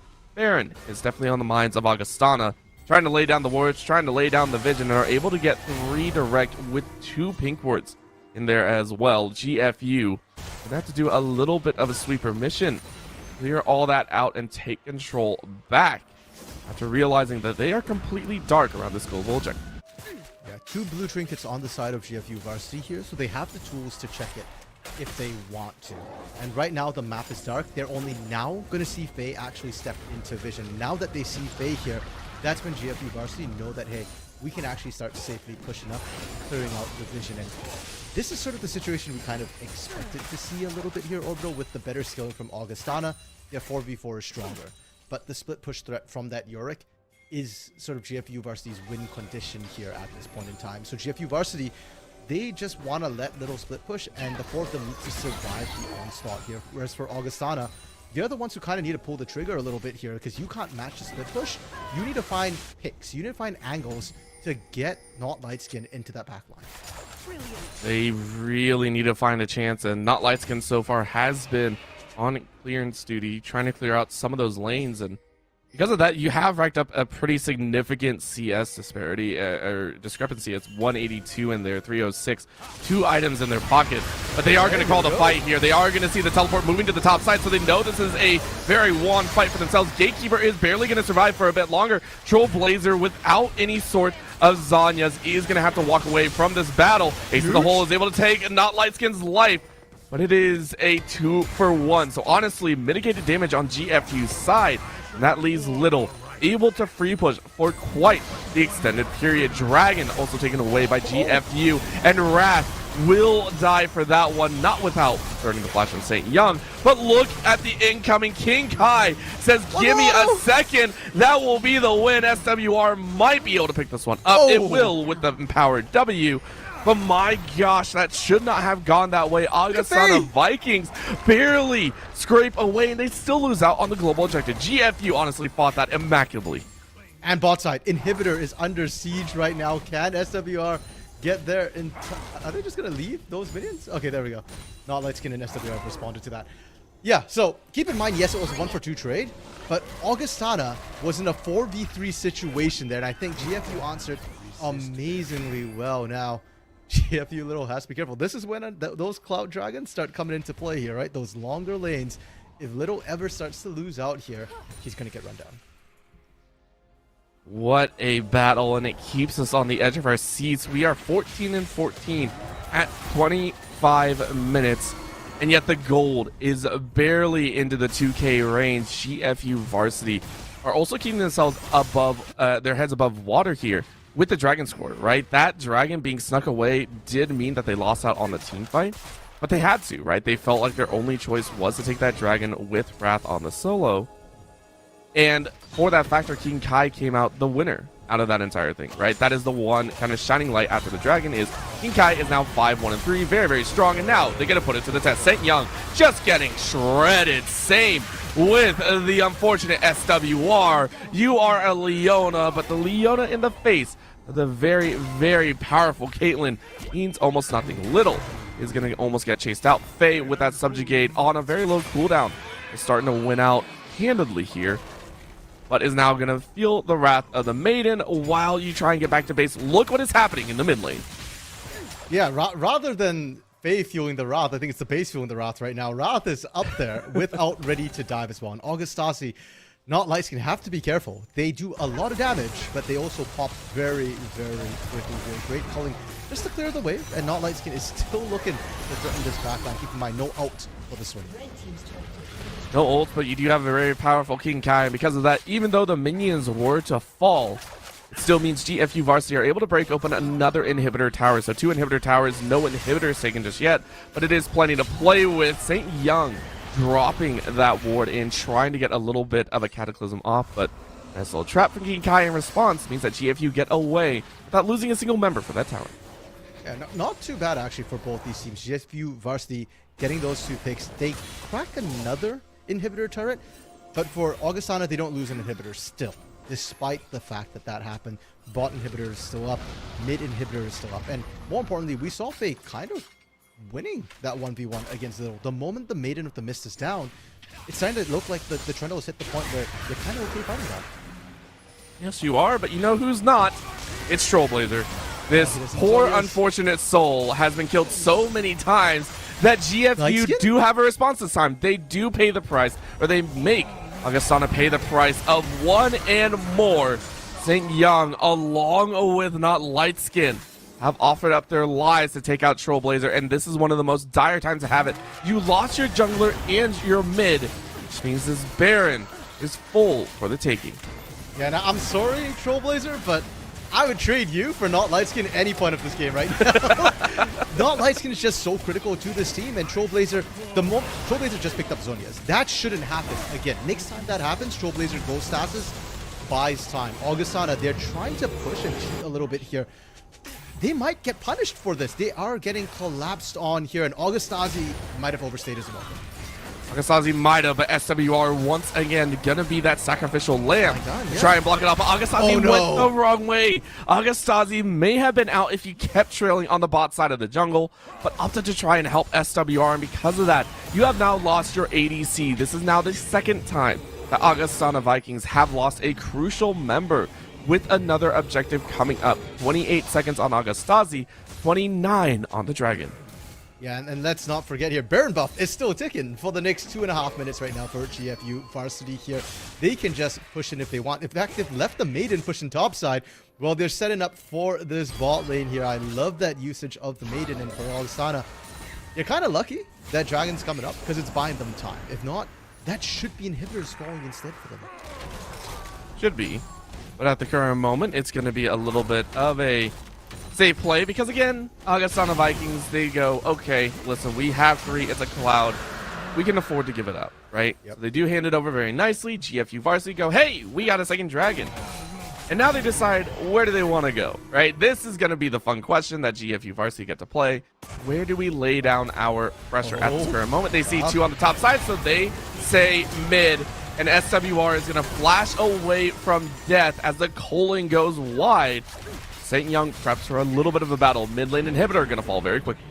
Yeah, they're waiting for Not Lightskin to get here, but again, it's a little too late for the most part. They're Little now going to try and respond to that push from Faye, but that's 1 inhib down. You'll have Supers pushing in. Another minute still on Baron. GFU Varsity, they're not going to keep pushing. They're looking for blood. They want more blood in the water, and because of that, the that TP? teleport. Faye made the right call and said, I cannot fight against that sort of battle. Recall won't be enough. You teleport back to a Nexus tower. And you say, okay, next steps, please. What do we need to do? at this point, Faye has actually reached a very strong point from the early game 0-3-0, but Agastasi has actually been the one in the hole here, even through the heal. King Kai is able to annihilate that opponent, a champion that has secretly become a powerhouse. 9-1-4 is the score for that Caitlyn, who is sitting on 3.5 items. Yeah, and he asked next steps here, Orbital. For Augustana, next steps is don't get picked. You were doing such a great job stalling out that Baron. You only lost the one inhibitor out of all your structures, but now that you lost Augustasi, you're going to lose more because now GFU have that numbers advantage. They can threaten dives here under your turret, and they're looking to try and siege up that top side. Burn buff will be down for this siege. It's only 5 seconds left, but they don't need it here. Well, they don't, but guess what they need? It is going to be a little safe play. King Kai going to get routed by the double ulti play, but Trailblazer is going to try and get in the middle, but Gatekeeper now pinched away from the rest of the team. This feels like Augustana's win, and they are going to annihilate this bear. Wrath is finally going to fall, but it took them quite a bit of time, because guess who's on the other side of the map? It is going to be Little, being able to take a Nexus Tower, an Inhibitor Tower. Not exactly in that order. Flip it around, will you? GFU play the waiting game, and they find a fight that they lost, but at this point, losing a fight feels like a win for them. Kind of. They really shouldn't. Let's be fair here, Orbital. That's not a great situation. Little, oh my please don't gosh. die. Okay. Little said, screw everything. That was a single bop and the Maiden stealing away Faye's health. And then the Ignite on top of it. So 1 death paid back in spades. GFU lose 4 with no global objectives on the board. They only paid 4 for 2 inhibitors. That is a ridiculous set of circumstances to be had. 2 inhibitors and a Nexus turret. That's pretty big here, Orbital, that they lost Nexus turret, because it's hard to dive, or it's hard to do that final push onto the Nexus, precisely because there are 2 turrets which focus you instead of 1. So the damage is doubled, it stacks faster as well. Whereas, you know, when you're kind of going for a single one, it's doable. Augustasi, what is that? 3rd time, Orbital, in a row? 3rd time? People pick? 3rd time, 4th time. I see 8 deaths in there. I attribute half of them to unfortunate picks like that. Okay, that's really because GFU is all back up again. And just when I thought they bought space, well, Little doesn't need a split push anymore. It's time for Little to join the team. Yes, you're supposed to, and you really, really need to bring that into focus. And because of that, the Hull Breaker also just does not bring any value. We are taking a look here. This is the 3rd inhibitor, and because of that, and also in a 5v4, GFU smell a win in their own pocket. They catch SWR, who is going to go in. This feels like a forced fight. It is going to be a drawing from not Lightskin. It's a 3 in the back line, 3 in the front line on all sides.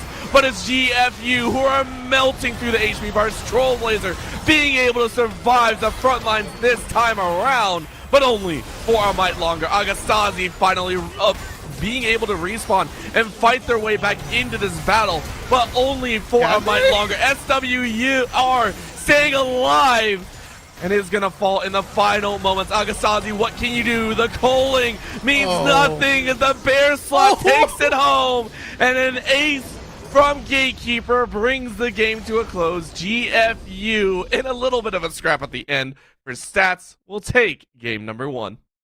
And Orbital, that game was a lot closer than what we didn't see yesterday in the round 1 matchup between these 2 teams. Augustana College, if not for the picks that they unfortunately had, where Augustasi got caught multiple times here, they were winning a lot of those team fights. Augustasi was able to put out damage, not Lightskin was able to put out a lot of damage, and Ekadar, or pardon me, Faye, was starting to be able to match the 1v1 as well. So Augustana, I really like what they've done. You were asking, can they bounce back from yesterday? Yes, the answer is a resounding yes. This was a great game 1. But GFU Varsity, they won for a reason yesterday, and it's showing right here, right? They know how to prioritize things, whether a kill is worth more or the push is worth more. And ultimately, all those turrets, the early plates they got, the early pressure they got into the base, those base turrets, played a huge role. It allowed them to go for that final push, and unfortunately for Augustana, they just ran out of time. It hurts to say that, and that is something that we can't wait to see if they can correct in game number 2. Augustana have one more chance to be able to push to a game at number 3. For GFU, though, this is a chance for them to 2-0 once again and push themselves, into the bracket play. They're going to give it their best shot to have a chance to face off against UBC Amber later on as well. There is one last step to do so. Don't go anywhere, everyone. We will be right back with game number 2 of our second series of the day. We will just be right back with some more NECC League of Legends Nationals play in just a bit.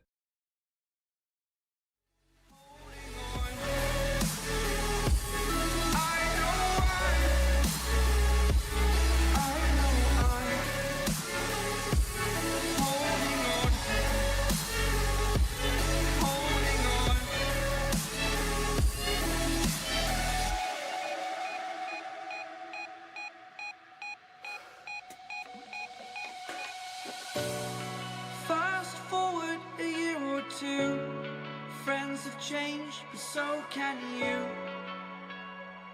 So can you. For too long about the mistakes, while I resent, I learned to hate. Forgot your names. Fear the struggle to follow on. Need to focus to prove you're wrong. I'm not wrong.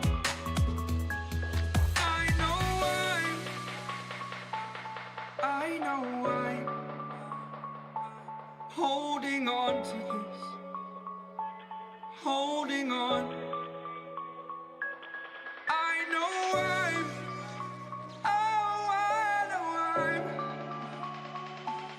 holding on to this. Holding on. Don't let me repeat it.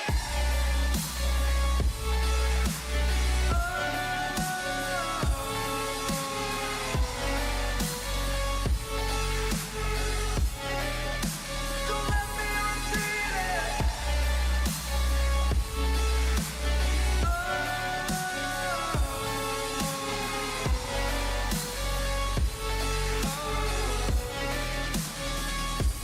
I know I'm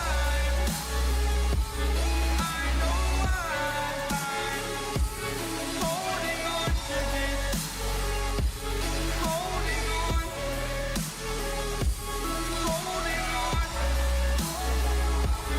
Holding on.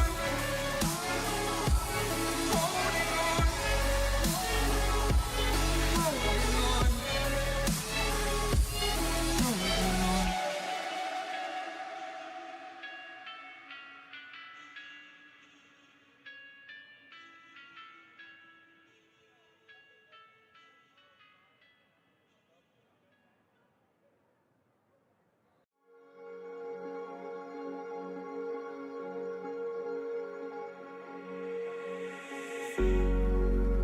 Cigarette ash, it looks like snow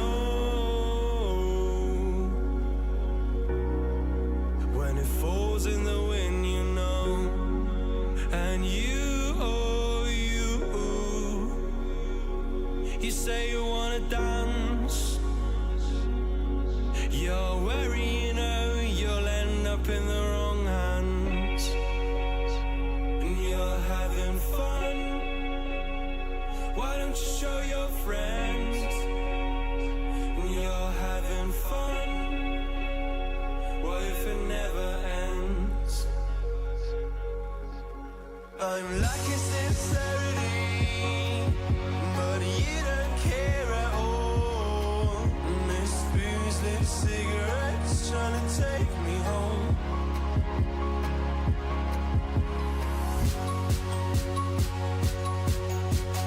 Falling in love just a million times, breaking it off, put the feeling on ice. She's as cold as December.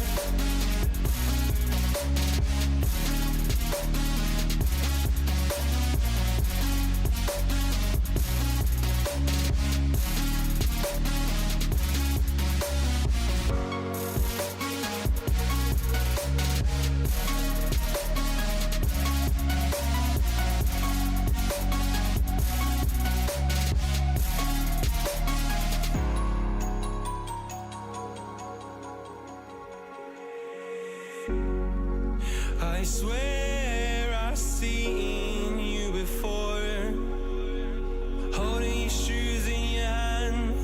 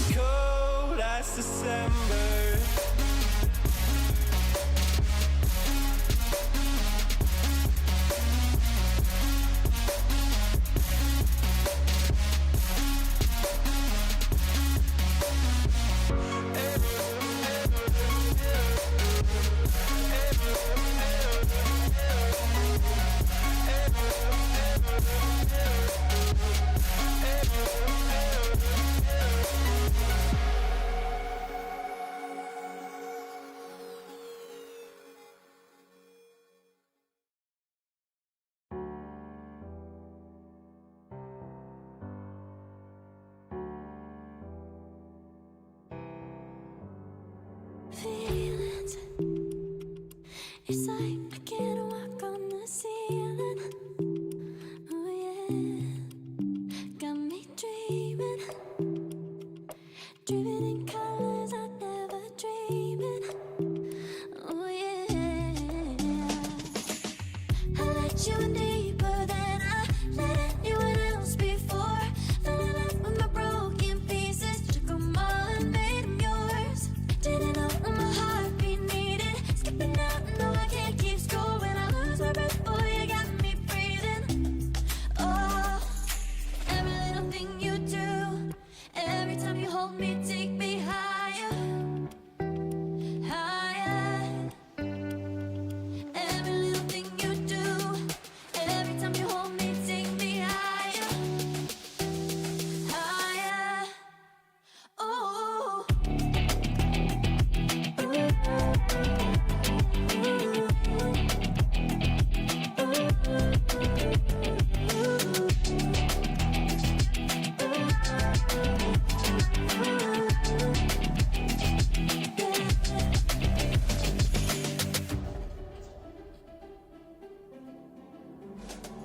Magic.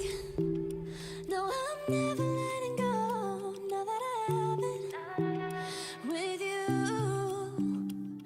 When you kiss me, it's like the stars fall out the sky onto my heart to cover up what I don't wanna show.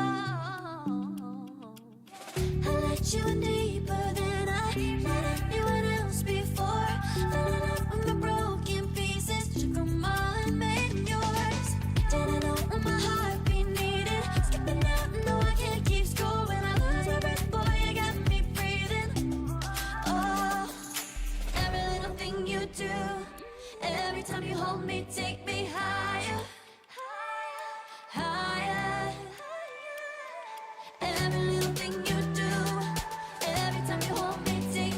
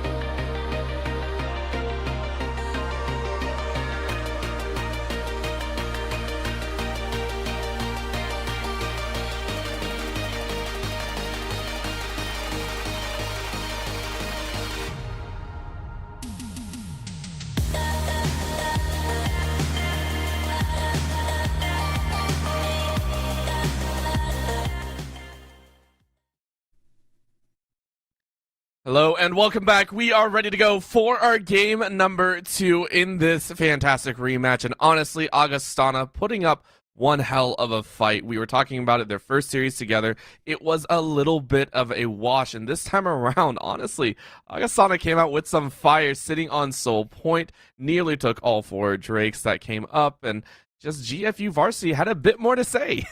Yeah, and gotta be honest, Orbital, I like the adaptations Augustana has made from yesterday to today, and it not only does it show me that they're a good team who's mechanically able to challenge GFU Varsity, but it shows that they're a thinking team who's learning, who's evolving game to game. And despite their fresh loss here, I'm feeling pretty good about Augustana coming into this game 2 here. I believe they can take us to that game 3, and I'm excited to see what further adaptations they bring to the table here.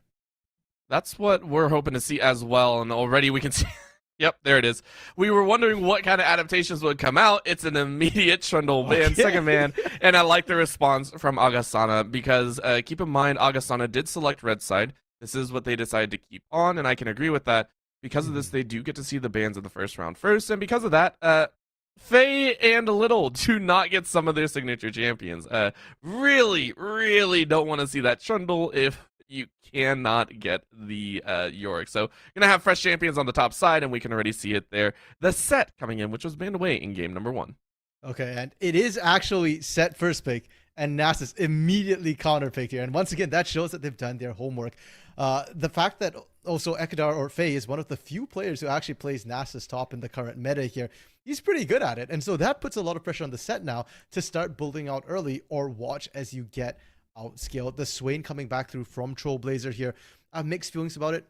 I think the early game was really rough for Trollblazer, but towards the end, just would not die with that Zhonya's, was pumping out as much damage as King Kai, despite not really building too many damage items. Yeah, was being able to handle quite a bit. However, we do see a massive change in the jungle and in the mid, a little bit of a change up here. Saint Young now onto that Sejuani and then Wrath on that Amumu. We saw a taste of the Amumu back in our series number 3 of the day. I think yesterday on the stream, it was very interesting to watch Wrath be able to pilot this Amumu, but these are 2 very forward-facing champions. These are 2 champions that want to get in your face. Tack onto that, not light skin, going for the Akali, and now seeing the rest of the bands come out here. A little bit of a target into that jungle and support, and then the support and mid on the side of GFU. Little bit of a change up here for GFU's side. Okay, so Wrath's Amumu is his most played champion here in the NECC by a long shot here. It's a mechanically fairly simple champion, but it's a lot about decision making. And even yesterday, Wrath showed that he knows when to go, and I like the pickup, and I like it even more when you pair it with a hyper carry like Jinx. We've not been seeing King Kai play that Jinx too much here. It's been more about that Kog'Maw recently because of the nerfs to Jinx that came through, but it's his most played champion this year. And despite the nerfs that came through, it hurts Jinx's early game, not her late game. And when you've got this much front line, a Swain who just will not die, a Mumu and Set who get tanky, a support who can peel for you, give you shields as well, I really like that they're setting up King Kai for success here. Now, the big question is whether Augustana can deal with it, because if Augustasi and SWR could survive the Caitlyn lane, they should be able to win the Jinx lane with this Lucian. And the Akali switch up here, I want to note that Vex wasn't banned, and this is a choice by Augustana to say, hey, that Vex worked really, really well, but we want even more assassination potential. They're going with the Akali, and the big difference between these 2 is that Vex does more AoE damage, but she's a little bit more all-in. She doesn't have an easy escape. Akali's a lot more mobile. Her burst is higher as well, so it feels like they're saying, okay, we really need to kill Trollblazer right off the bat. Don't even give him time to stack his ult to get all that healing here. He's only tanky because of the healing. If you kill him first, if you burst him hard enough, you can burst him before the healing starts coming through. I mean, we saw that in the mid lane, right? We saw a couple dives around, I want to say, level 7 or 8, where Trollblazer still had ulti up, and the entire squad of Augustana actually opted to go into it, right? They just said, hey, look, let's get the kill in. Let's finish it off. So these are opportunities that Augustana are going to be looking for. I believe they've also identified that Trollblazer may not currently be up to form, right? In that game, they were able to pick up on that factor, and bringing out a much more aggressive champion might be a slight there, saying, hey, look, you know, we've identified that maybe we can pick on this lane a bit more. I would say that Vex has to go all in, but once again, Akali's a melee, right? Akali's melee range. We gotta mention that too. I'm very, very interested to see how this rolls out. And now we also get another bit of information. Third bit of information here. Third bit, because I like to ramble as much as possible. Thank you, producer, for giving me that opportunity. We see the summoner spells for Trollblazer. Gone is the flash. So this is Trollblazer saying, I'm done. It's a cleanse coming out here. And I really like that adaptation as well here. There's a lot of things I'm liking about JFU Varsity this draft. Because the Flash isn't going to really save you against the Akali anyways. And Ghost is what's going to let you track people down in fights. You're running the cleanse here because of St. Young. And I do take a little bit of umbrage with your comment that, Trollblazer might not be on form today. I don't think that's true. I think Trollblazer's being picked on. Think back to last game. It wasn't even just St. Young visiting that lane. We had SWR coming up with St. Young. The CC on CC on CC. So I think the cleanse makes a lot of sense, because if Dark Binding lands, you're already going to be bound for eons. You're rooted. You're not going to be able to move. You fold that with the Sejuani CC. No. You need a cleanse to get out of all of that as soon as possible. So I like that adaptation here. And if Trollblazer can continue to draw 3 members up to that mid lane, that's fine. GFU doesn't have to win the early game. They're going for the scaling with the Jinx here.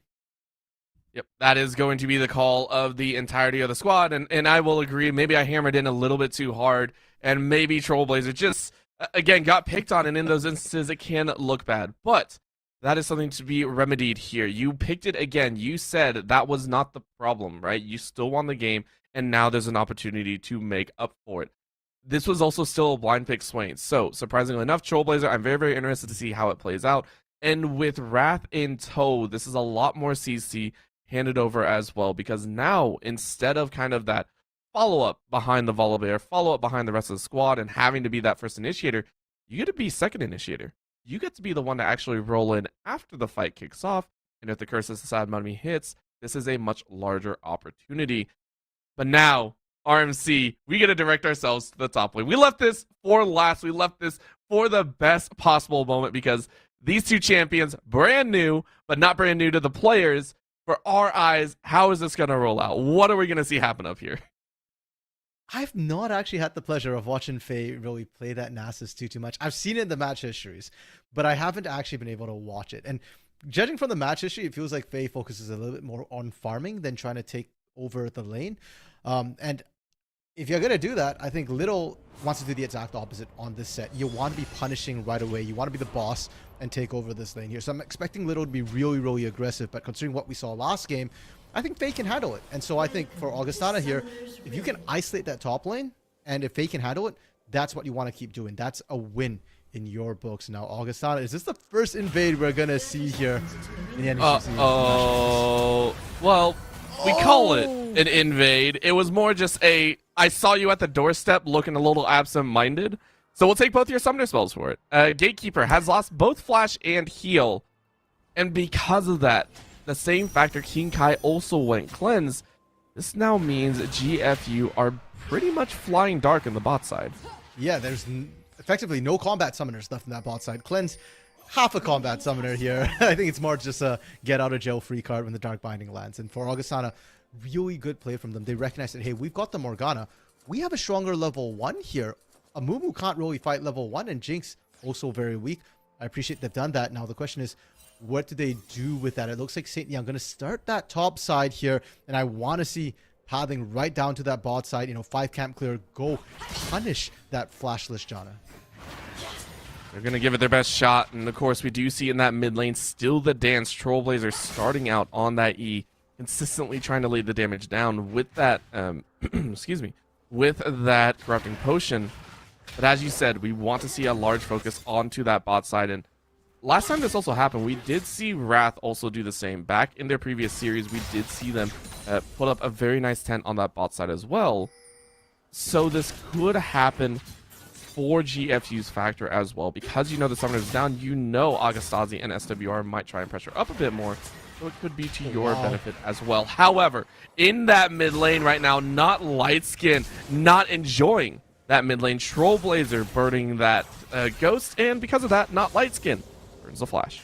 Yeah, Ghost is a lot lower cooldown, and they traded heavily at level 1. I appreciate Trollblazer, abusing that range advantage he had.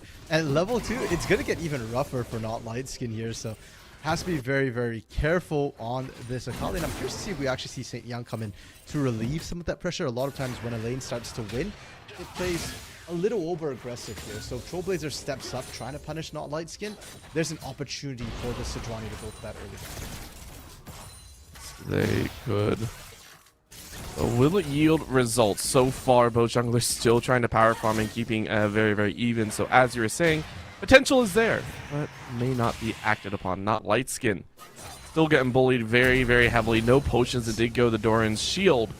So you are not enjoying trying to farm under the tower top side. So far, we are seeing Little get the, I want to say, better of the initial CS trades. Currently up about 6, so about a wave. Feels pretty good. Again, this top lane very heavily targeted with those two bans, and they're immediately showing it, saying, hey, look, we can still play on other sides. Yeah, man, I really don't think we're going to see too much action on this top side. Like I said, Faye's just focused on farming right now, has Biscuit 3 pots ready to run, so really not taking any poke from Little, letting the wave shove into him as well. Now, Ward coming down here doesn't spot the invade from Wrath, so Wrath sneaking away Krugs. And that's important because Krugs actually give you the most experience and gold of all jungle camps. So St. Young going to be a little bit behind here.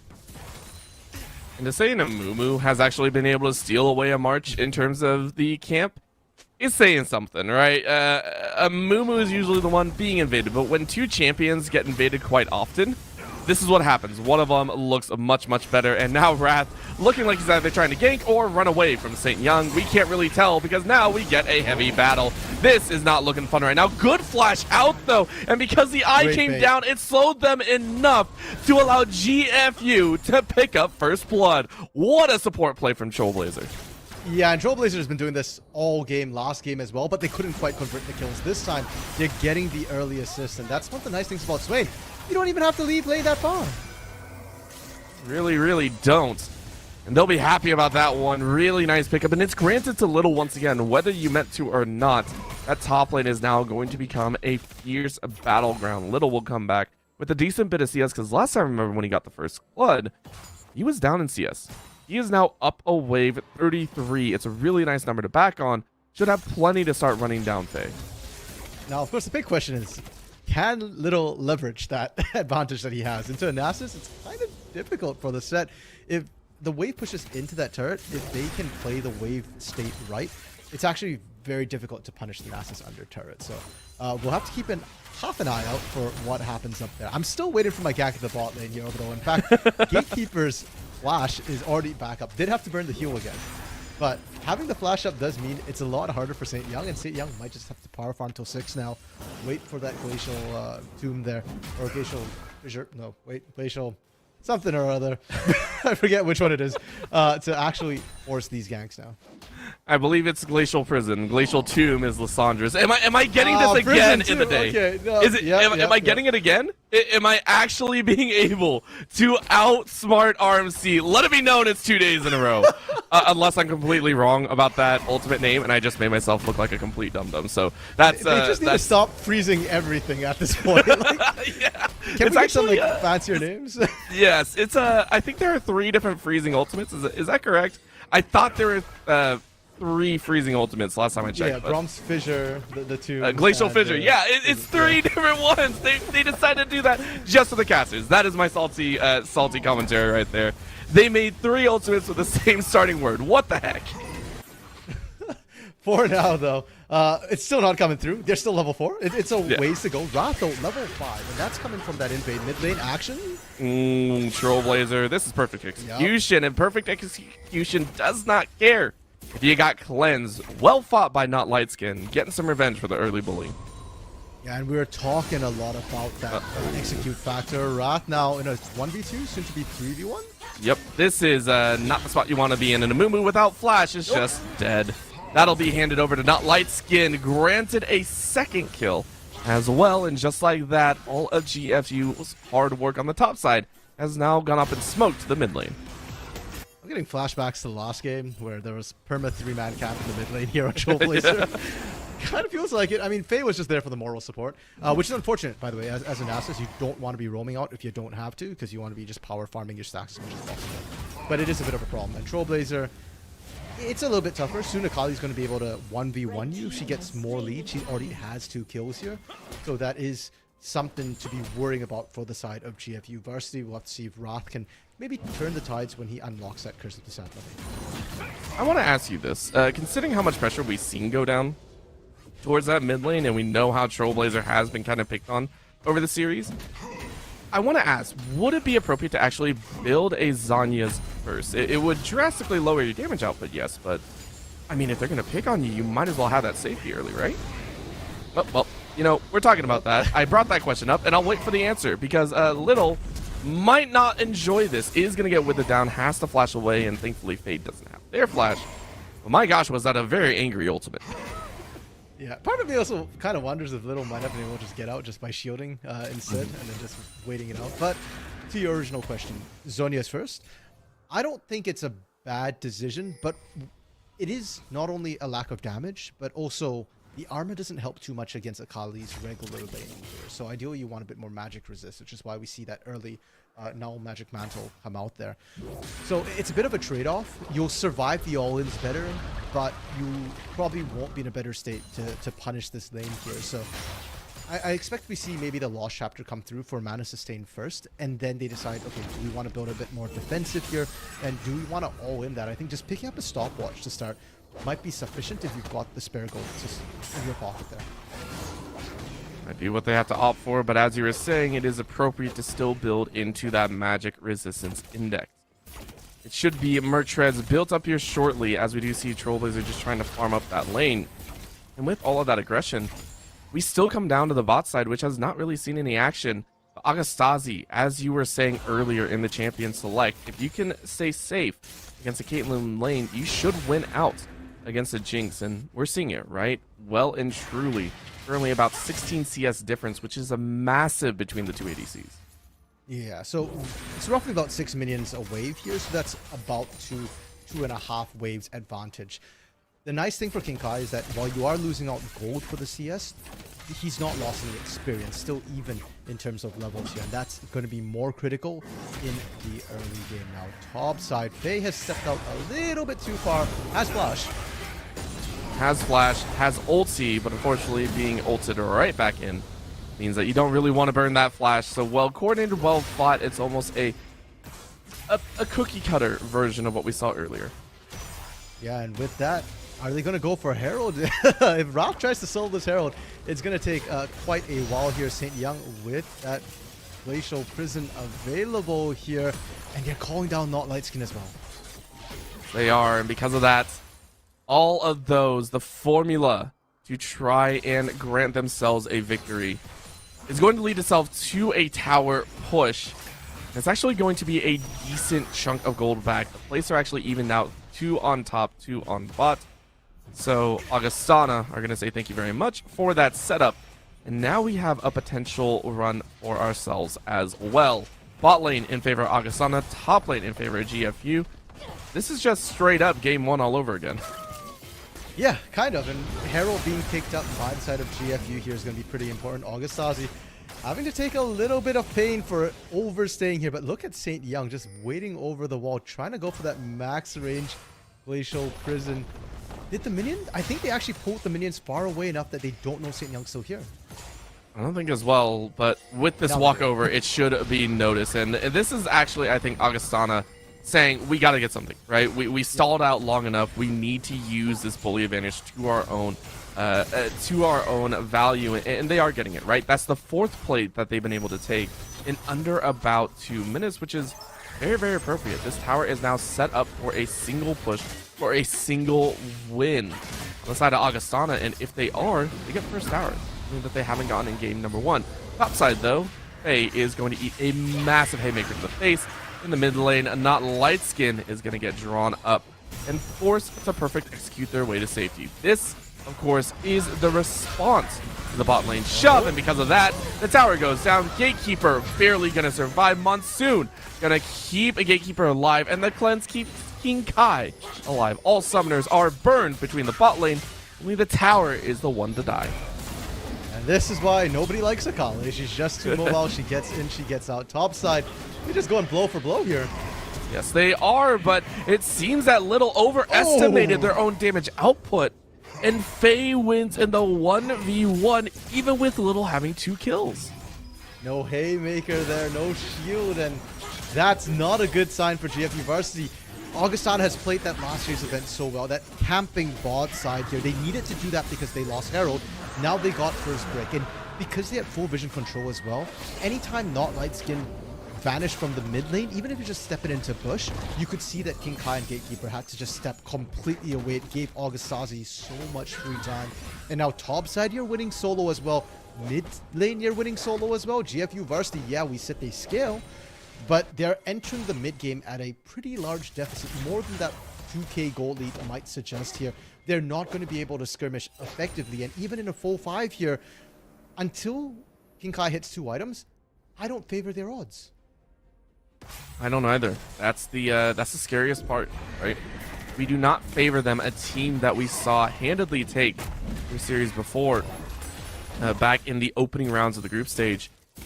Wrath, of course, waiting off on the wings here in the mid lane, trying to find some value, but the bandage toss was just a little bit short. Agasazi doesn't realize how close they were to death, or maybe now they realize it.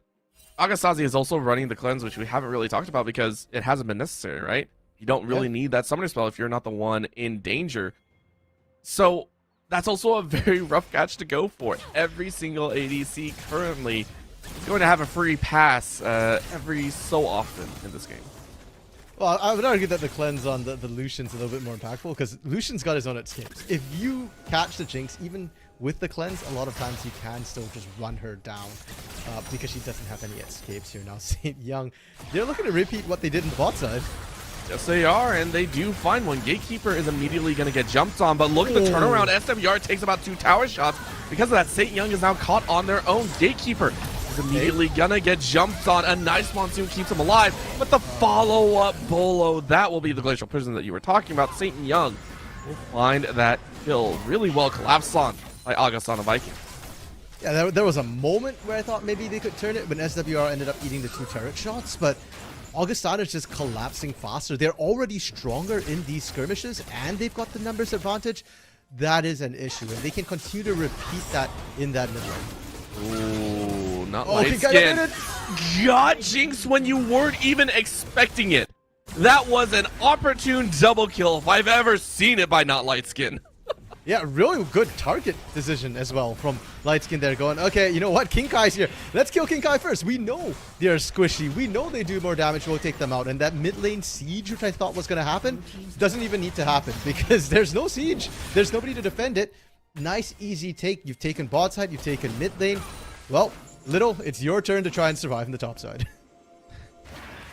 Little is the one shining light once again for this squad, and over, we've talked about the fact that GFU, they have scaling, they have the opportunities, but if Augustana are allowed to continue rolling through, if not Lightskin is allowed to win this mid lane over and over again, it's going to be a problem.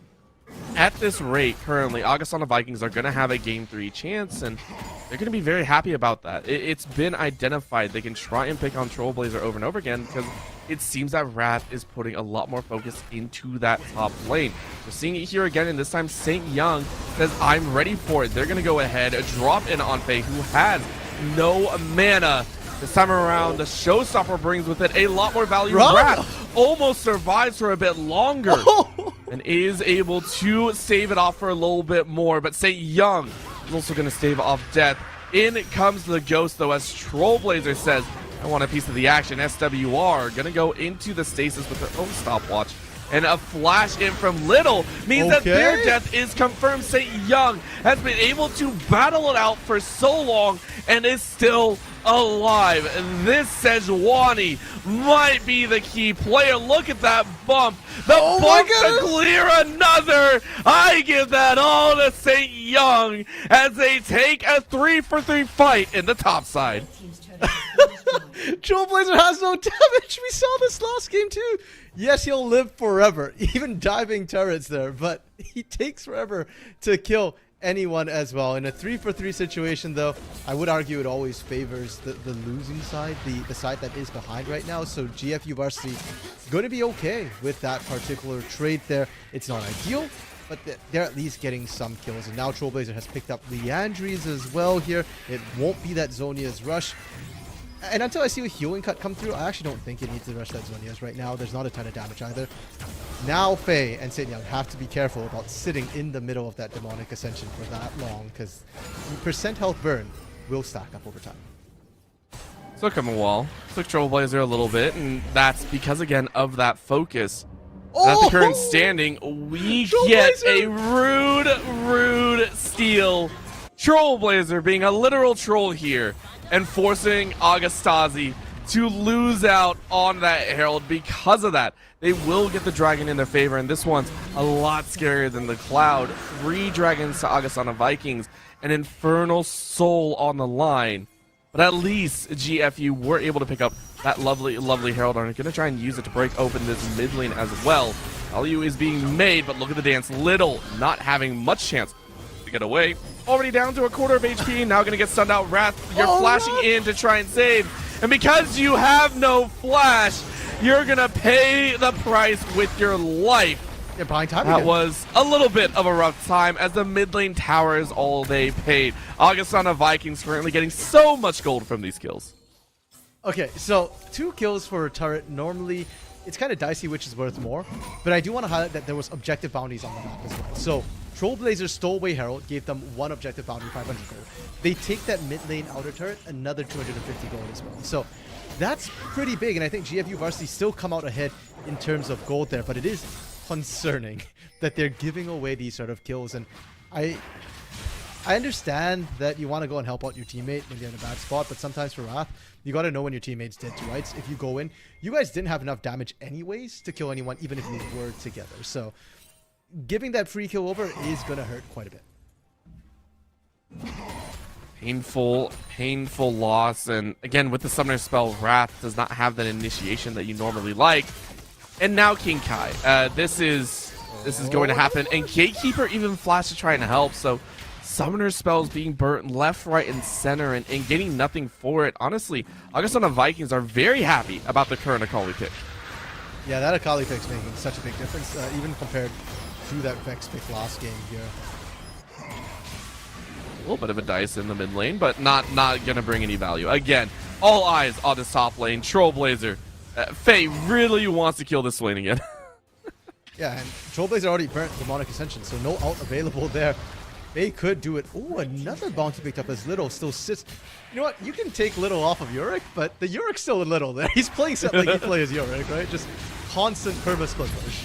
Ooh, and Trailblazer now getting that Cleanse Ghost play coming in. Safe. Faye might be danced out. This is actually very dangerous. I don't think Faye is going to enjoy this one. That's going to be an eye coming in, and you pick up the solo kill. St. Young should be able to get Retribution, but the bounty still goes their way. Augustasi now caught in the wrong spot, and you have a bounty on your head. You give it to King Kai, and yes, this is where the bounty gets very, very murky. 0-0-0, and had 200 gold bounty on the top of their head.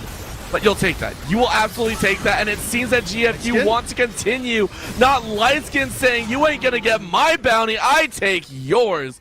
Lightskin grabs a 6th kill of the game, and is now gonna look for a 7th Wrath. Gonna dance just appropriately. But what a crazy set of events. Currently, this is probably the closest fight that we've seen GFU take. Yeah, they're and it's coming off of catches again. Augustasi getting caught in the jungle is kind of rough. The fact that Trailblazer is able to go 1-for-1 with Faye, that's going to change over time. Faye will skill up faster than Trailblazer will or can, even with that health stack in here. And St. Young now, with that Warmogs, I was kind of watching Little and St. Young fight a little bit in that top side here. And Little can't kill St. Young. Even with that Blade of the Ruined King, St. Young was actually pretty healthy. And if you don't kill St. Young immediately, he's just going to heal back up. It's starting to hit the point where I think Augustana...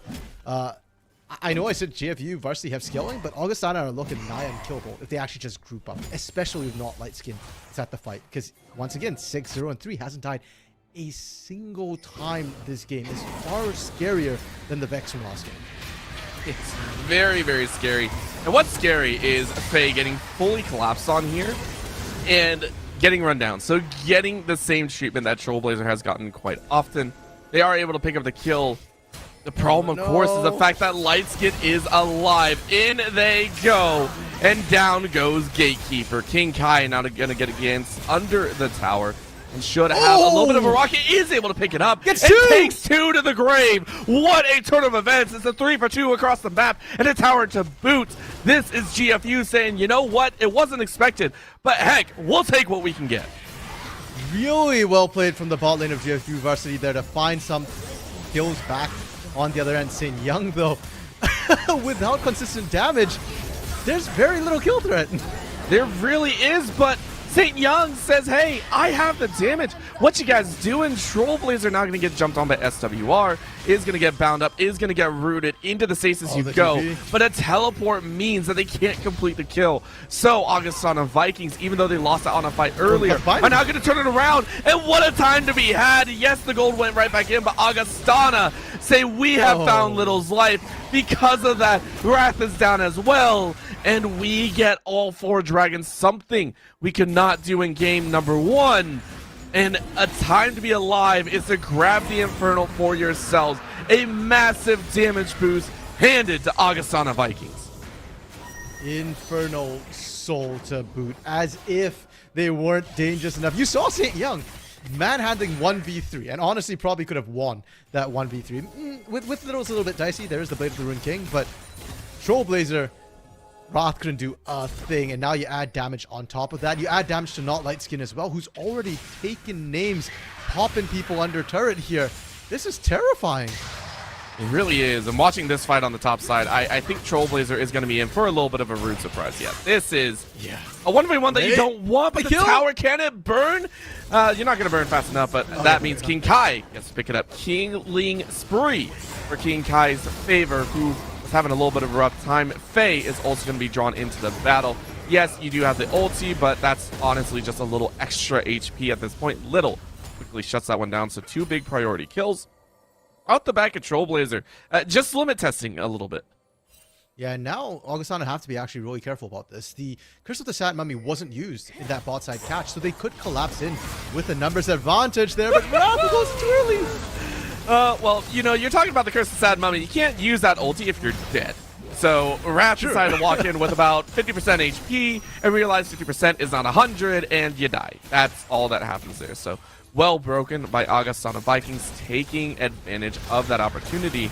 Being able to fire back, this might be a chance as well. SWR goes into the stasis field and is going to die as well. Soul Shackles brings nothing of value right there. Yeah, Augustana overstaying a little bit, and now Little with the flank here. No showstopper, though, is pretty critical. No showstopper, but it's enough. Augustasi now going to fall. And even though Augustana Vikings have that Infernal Soul, honestly, they are getting routed over and over again. We said it, GFU work on picks. They rely on getting some of these roundabout kills, and it's giving them so much value here. They're actually feeling that they can go for Baron.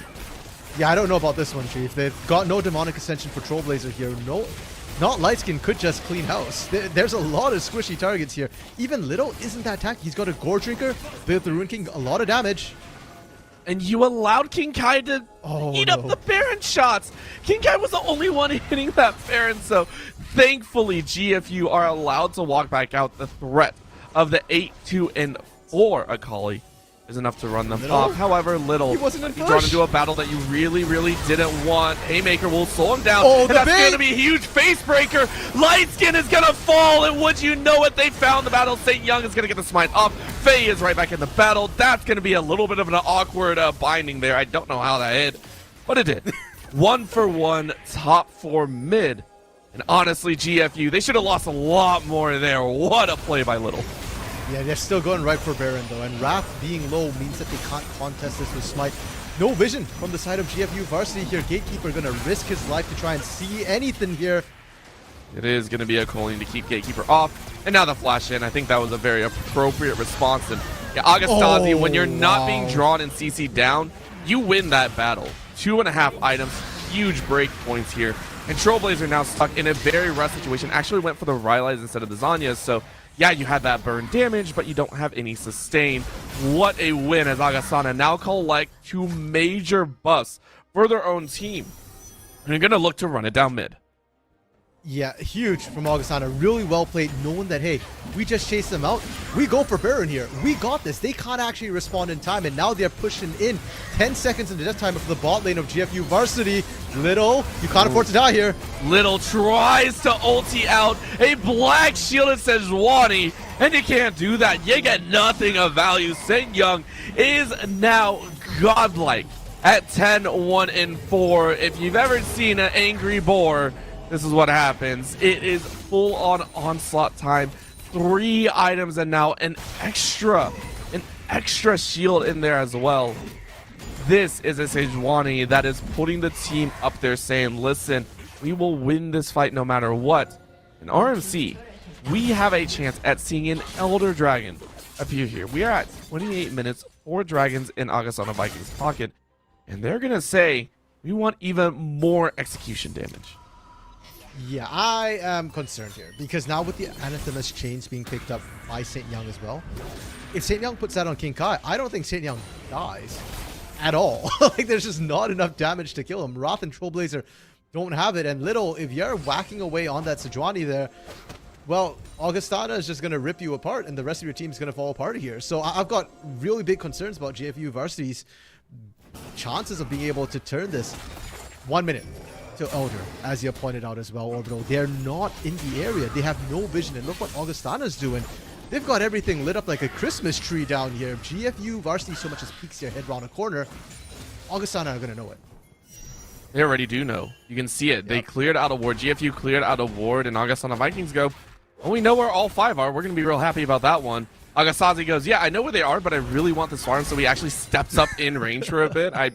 I'm not sure if I like that one, but of course you can still run it out because Faye is walking on that top side. Keep in mind, Faye has honestly done so much work, even though you're 2-6-4. You did stuff like that to towers, right? A single whack of the empowered auto means that tower is gone with 2 cannon minions as well. You don't have to worry about a single thing. And they found Wrath, they found the Dark Finding, they found just about everything to follow through, and you can't use that ulti as well. So that is going to be the kill. Little's going to try and go in. You get a Showstopper off, but you get nothing of value from it. Faye is going to teleport in, and this is just Augustana Vikings saying, we're going to take it home. That's going to be the Shuriken landing, not Lightskin. Is going to get routed. Another auto attack brings their life to a close. But it's a 1-for-4 fight as Augustana Vikings see game 3 in their eyes. King Kai, can you hold 1v4? My money's on no. You got supers pushing in mid lane as well. Double super because of the way it's stacked here. They're going to try. 1 binding is all they need to kill this King Kai. Yes, it is. A little bit of a dodge left. It means that King Kai gets to pump out the damage. But guess what comes out? You're put into the prison. Everyone's quite low. King Kai goes, well, crap, here's a godlike Sejuani. I hate my life as an ADC. And that's going to be game. Augustana Vikings fire right back and are able to take the game. We are going to a game number 3 here, and I could not be more excited. Well, I told you, man, based on how game 1 went, Augustana, I believe they can take us to the game 3, and they've done just that here. Really well played from them. And their mid lane is definitely a strong point for them. Not Lightskin, just dominating that. 1 gank from St. Young was all it took to get that lane rolling here. And towards the end there, St. Young, Faye, they were just utterly unkillable. Augustasi having a much better game this time, not getting caught, not getting picked. And you can see how clean the gameplay was. For GFU Varsity, though, we've not gotten to see a lot of their strategies. We've seen the split push from them. We've seen, the Amumu, the Swain, and that's been about it. Now it's time for them to show whatever hidden cards they have. You're going to the game 3. You're already in the lower bracket. There's nowhere else to fall. It's do or die here. I want to see carry champions being put, Trollblazer being put on carry champions, pardon me here. Not just the Swain, who just kind of sits there soaking damage. Let me see the Vex, the Corki, the Vigar, things that Trollblazer carried on in the regular season. Bring back all the damage. Please, just bring back the damage, and let's see an explosive finish here. 1 team will be moving on into the bracket stage, and 1 team will have to bid farewell.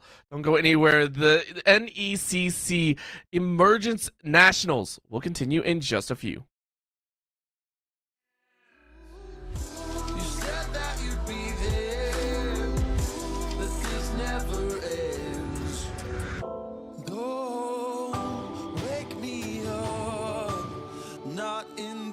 century. Don't wake me up, 'cause you're just a ghost inside my head. You're just a ghost, you're never there. You're just a memory on my lips.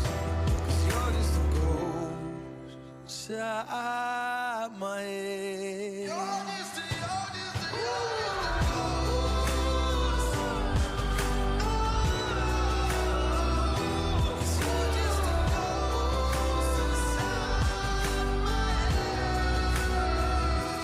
You're just a ghost inside my head.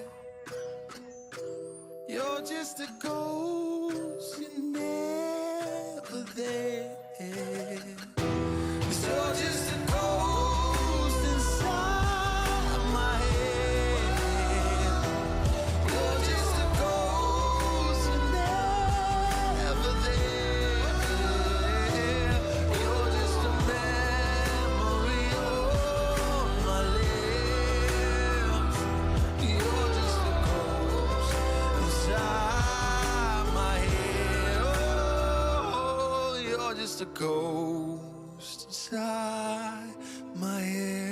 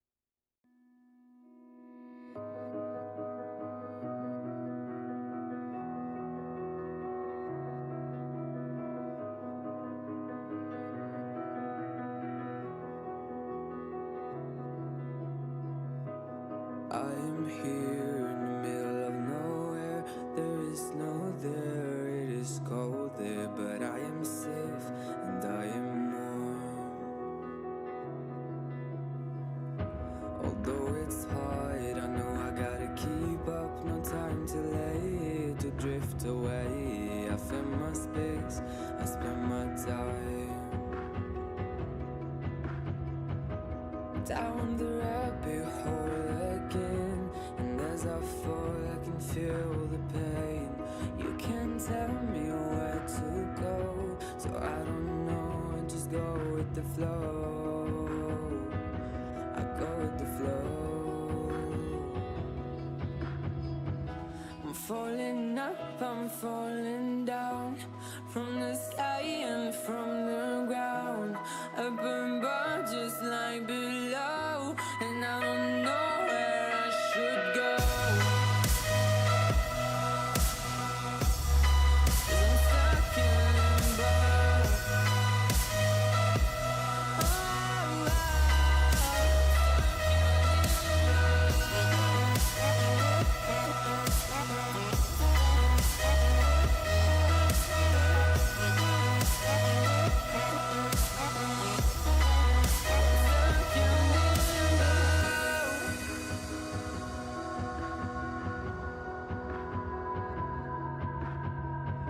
I'm out of love, but I guess I deserved it. Trying to hide, to pass you by. And we are live, ready to go for the conclusion, the finale, the closing chapter of this series. It's a long way to go. Whether you are a GFU varsity fan and say this is potential redemption to get in to that bracket stage, or if you're an Augustana fan who are on their own revenge path after getting knocked away in the first series of groups, this is their chance to bring it back as well. Both squads have so much to play for. And into Game 3, I am expecting some massive swap-ups as both teams are now on opposite sides of the rift. Yeah, well, maybe not so much from Augustana. I think Augustana have found their groove right now. Augustasi's Lucian is really, really, really strong. And I like not light skin on these assassin burst style champions. I expect to see more of that coming through here in Game 3 Orbital. But definitely from GFU Varsity, something needs to change. They feel like they are lacking damage a lot in these compositions so far. They're relying incredibly heavily on top side, on Little being able to split push. And as we saw last game with the Yorick off the table, he is struggling to have that same level of effect here. So you heard me say it after last game. Trailblazer on damage, please. Something like that. Something of the sort, and maybe you do get it here. As we are taking a look, Augustana are currently on the blue side. GFU Varsity opted to go ahead and pick up that red side. They really, really want that side to work with, and we can see it here already. The ban's coming in very, very quickly, and we can see the Yorick still ban away. Little will not play that champion, but I think rightfully so. St. Young will not be allowed to pilot that Sejuani any longer. That was one of the most ridiculous Sejuani games I think I've ever seen in quite some time. It's been so long since I've heard a Sejuani go godlike in the jungle. So rightfully so, take that away. Just don't deal with it. Yeah, and to be fair to St. Young, we didn't mention it last game, but St. Young's most played solo queue jungler was the Sejuani. I wasn't expecting to see it because we haven't seen it too much in the NECC, but you can tell that the solo queue mechanics are certainly translating over. It does a lot here. Now, we had said lack of damage. That's one way to deal with it. Little on that gangplank coming through into that Mundo here. The laning is hard for GP, but if you get towards that mid to late game, once you're unlocked from your lane, those barrels hurt. Yeah, those hit like a freaking truck. We can see it here, as you were saying. Now, this is okay. RMC. We had the pleasure of being able to see some of these champions beforehand. As many understand, there was a champion select beforehand. I'm gonna preface this by saying we talked a little bit about BM back in day number 1 here on the broadcast. This is another show of BM because the Vex was first picked, blind picked by GFU's side, and we had a 5th pick on Augustana's side of the Swain. Come on, this is some sort of I will show you how it's done kind of thing. Kind of. I mean, on paper, actually, we said this before too, that Swain is not a bad pick into the Vex. Normally speaking, at least in the laning phase, right? It's more just out of lane, Vex becomes a problem, and if Swain ever gets caught without his ultimate, he gets popped. So yes, the Swain last pick here. I don't know if I'd call it a VM or just thinking that it is a counter pick. I didn't hate the pick in lane. It was just more what he can do out of lane. And for those reasons, we saw this matchup yesterday as well. And it was GFU Varsity, I believe, piloting the Swain at that time. Did have a pretty decent time with it. But earlier this series, we saw the Vex beat the Swain out of lane. So, yeah, I'm liking the Vex pick a little bit more personally right now, though I understand why the Swain comes through. Now, look at the compositions, though. Augustana's composition has the same problems, I think, that we were seeing from GFU Varsity. Lack of damage here. Swain, very tanky. I sound like a broken recorder. Lack of damage. You're looking at just the Lucian here. So Augustazi and SWR have to pop off, and I like that they've given them the chance to here with Nami Lucian, probably the singular most oppressive bot duo right now in all of League of Legends. We've seen it in MSI especially. Even picks like Samira, Misfortune, Draven, lane dominant picks can't handle this bot lane, and you're running it into a Jinx Janna. It's worth noting as well that the Janna was picked after they saw this combo. So good luck to Gatekeeper and King Kai. If you get out of the lanes, you'll be fine. But I don't think you're going to get out of lane. No, this is one of those scenarios. And for those that may not have seen the Lucian Nami combo, number one, what are you doing? Because this has been so prevalent all over the place. If you run into a duo on the bot side, you probably have played against this. The reason why it's so oppressive and why we are bringing this up specifically with the Janna as well is the whole reason that this hurts so much is because it feels like you're playing against an empowered Spellslinger. The Nami empowered auto attacks plus Lucian auto attacks procs an electrocute of all things from Nami, and it's just explosive extra damage.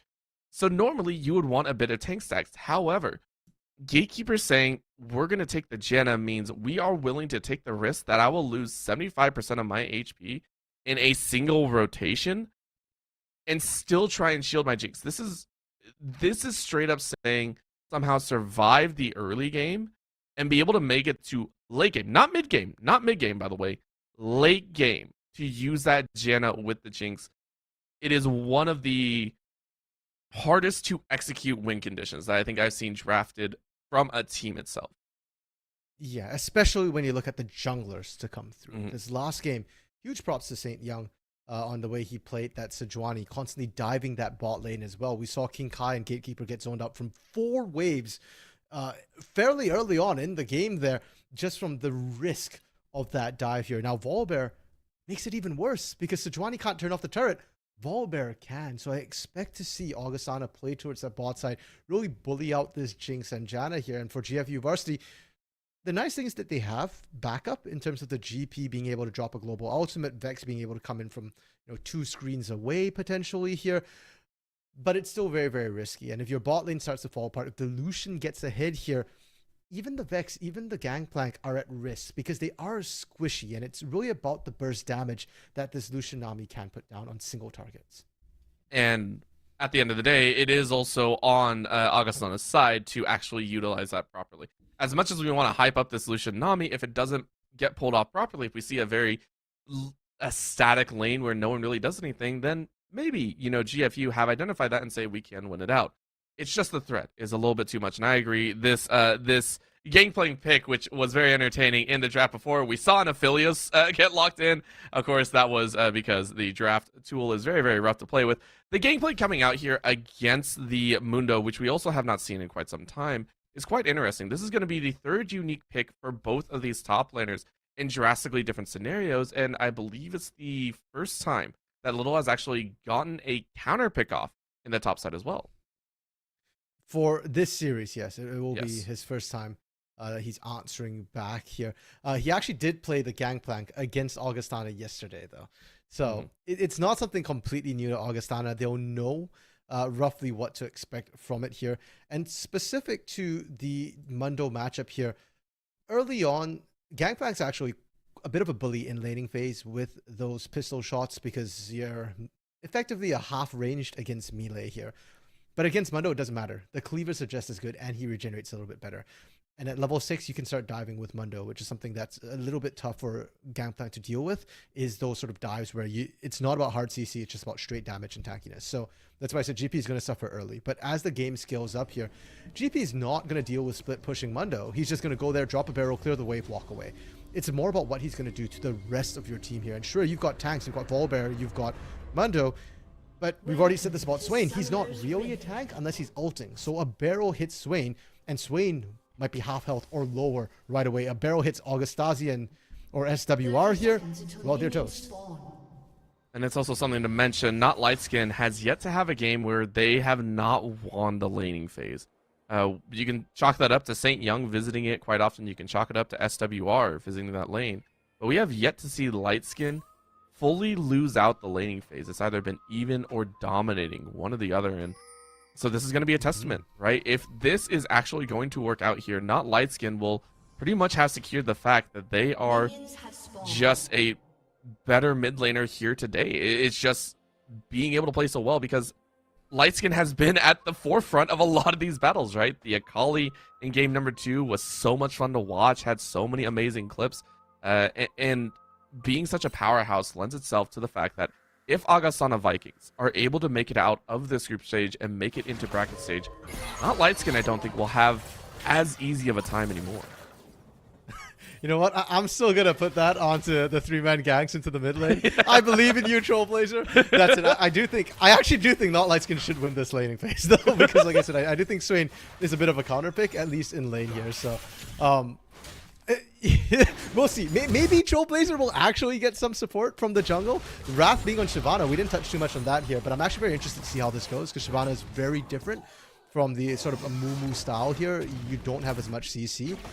And press the attack means you're probably going to see tank Shyvana as well, not the AP Shyvana, which is very fun to watch, but very risky to play here. So I want to see if Wrath can try and influence the lanes a little bit more early. Definitely try their best. And for Wrath, I mean, the worst feeling as well is Shyvana doesn't really bring a whole lot of CC. So again, it's going to be kind of those opportune, kind of gank opportunities, right? Can I get that gank off? Great, let's go ahead and go for it. If not, you're more focused on the dragons, which is something GFU have also kind of neglected, right? At games back in day 1, we did see them try and focus on those dragons a bit more heavily. Yes, UBC Amber were able to take it away, but honestly, in all their games that we've seen so far, it's been neglected. And in a situation where you have drafted Shyvana, you actually really want a heavy set of control over those dragons. You want to stack up that Shyvana with the extra innate passive. They're going to want to do it. I don't know if they can do it, because the problem is they don't have bot lane control. That's been the issue this entire series, is that Augustasi and SWR do so much damage bot side. Trollblazer looking for the kill. Oh my gosh, that was heavy. Ignite. One more take. And it won't go through. Lightskin says, this is why you chug potions like a madman.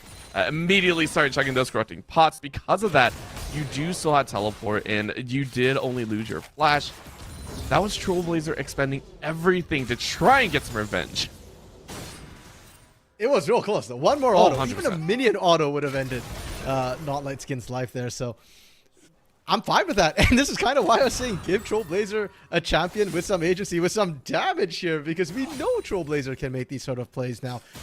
Level 6 is going to be the other interesting one. Trollblazer did buy a bit of time in terms of experience, did crash a wave, half a wave, but Not Lightskin did TP back to catch the other half. So Trollblazer should be just slightly ahead in terms of CS and experience. And if you're keeping all things even, level 6, there's another chance for you to burst before the demonic ascension comes through. We'll have exactly one more opportunity, one more chance to win this lane. And then after that, Lightskin is going to have some fun. So right now we are seeing the battle of the skill shots, and I think both of them miss about 66% of their kits. Feels bad, man. Feels so bad. However, with the lane pushed up, this does allow St. Young to actually roam down and pick up the scuttle, and that will allow both mid and bot to enjoy that that extra vision. Wrath, though, making a visit to the top side as Faye is going to be the recipient of that blow. Wrath showing their face early does give precedence and saying, hey, look, I will have pressure somewhere. Zaps in the mid lane, though. Trollblazer getting pulled in. A nice little shielding. Almost got the extra damage off. Once again, Not Lightskin getting bullied out here. RMC, I know you said this was a counter pick a little bit, but I'm just not sure it's a counter. Yeah, it ain't working, that's for sure. And like we said, the experience differential is starting to show its head a little bit here, as well as Trollblazer now has a lot of kill threat onto Not Lightskin. However, as much as the mid lane is going in favor of GFU Varsity, bot lane, not so much. And while Augustasi doesn't have a CS advantage anymore, they do have pressure advantage. Both the Nami and Lucian here constantly pushing up has enabled St. Young to pick up that early dragon once again. So Wrath not going to be able to get that Shyvana passive going here. And I think a lot of that's coming from the vision control. If you look on the map, prior to Trollblazer dropping that ward in the mid lane before backing, there was hardly any red vision whatsoever, just one in bot side bush. Everything else was Augustana's vision. So they knew where Wrath was, and they knew exactly what they could go for, who needed to play safe, and who can play aggressive. Trying to have that sort of value brought down, and so far it's GFU still kind of battling for control here. So far though, the CS numbers are working in their favor. I believe at about 14 minutes last time we did see Agastasi with a significant lead in the CS department. So right now keeping it even means King Kai has done exceptionally well. We were talking about the fact that SWR and Agastasi piloting these two aggressive champions will be able to grant them an advantage of some sort. At the current moment, they haven't done as aggressive as we would have liked to see, I guess. Wrath even making a visit to the bot side to ensure that that continues to remain the status quo.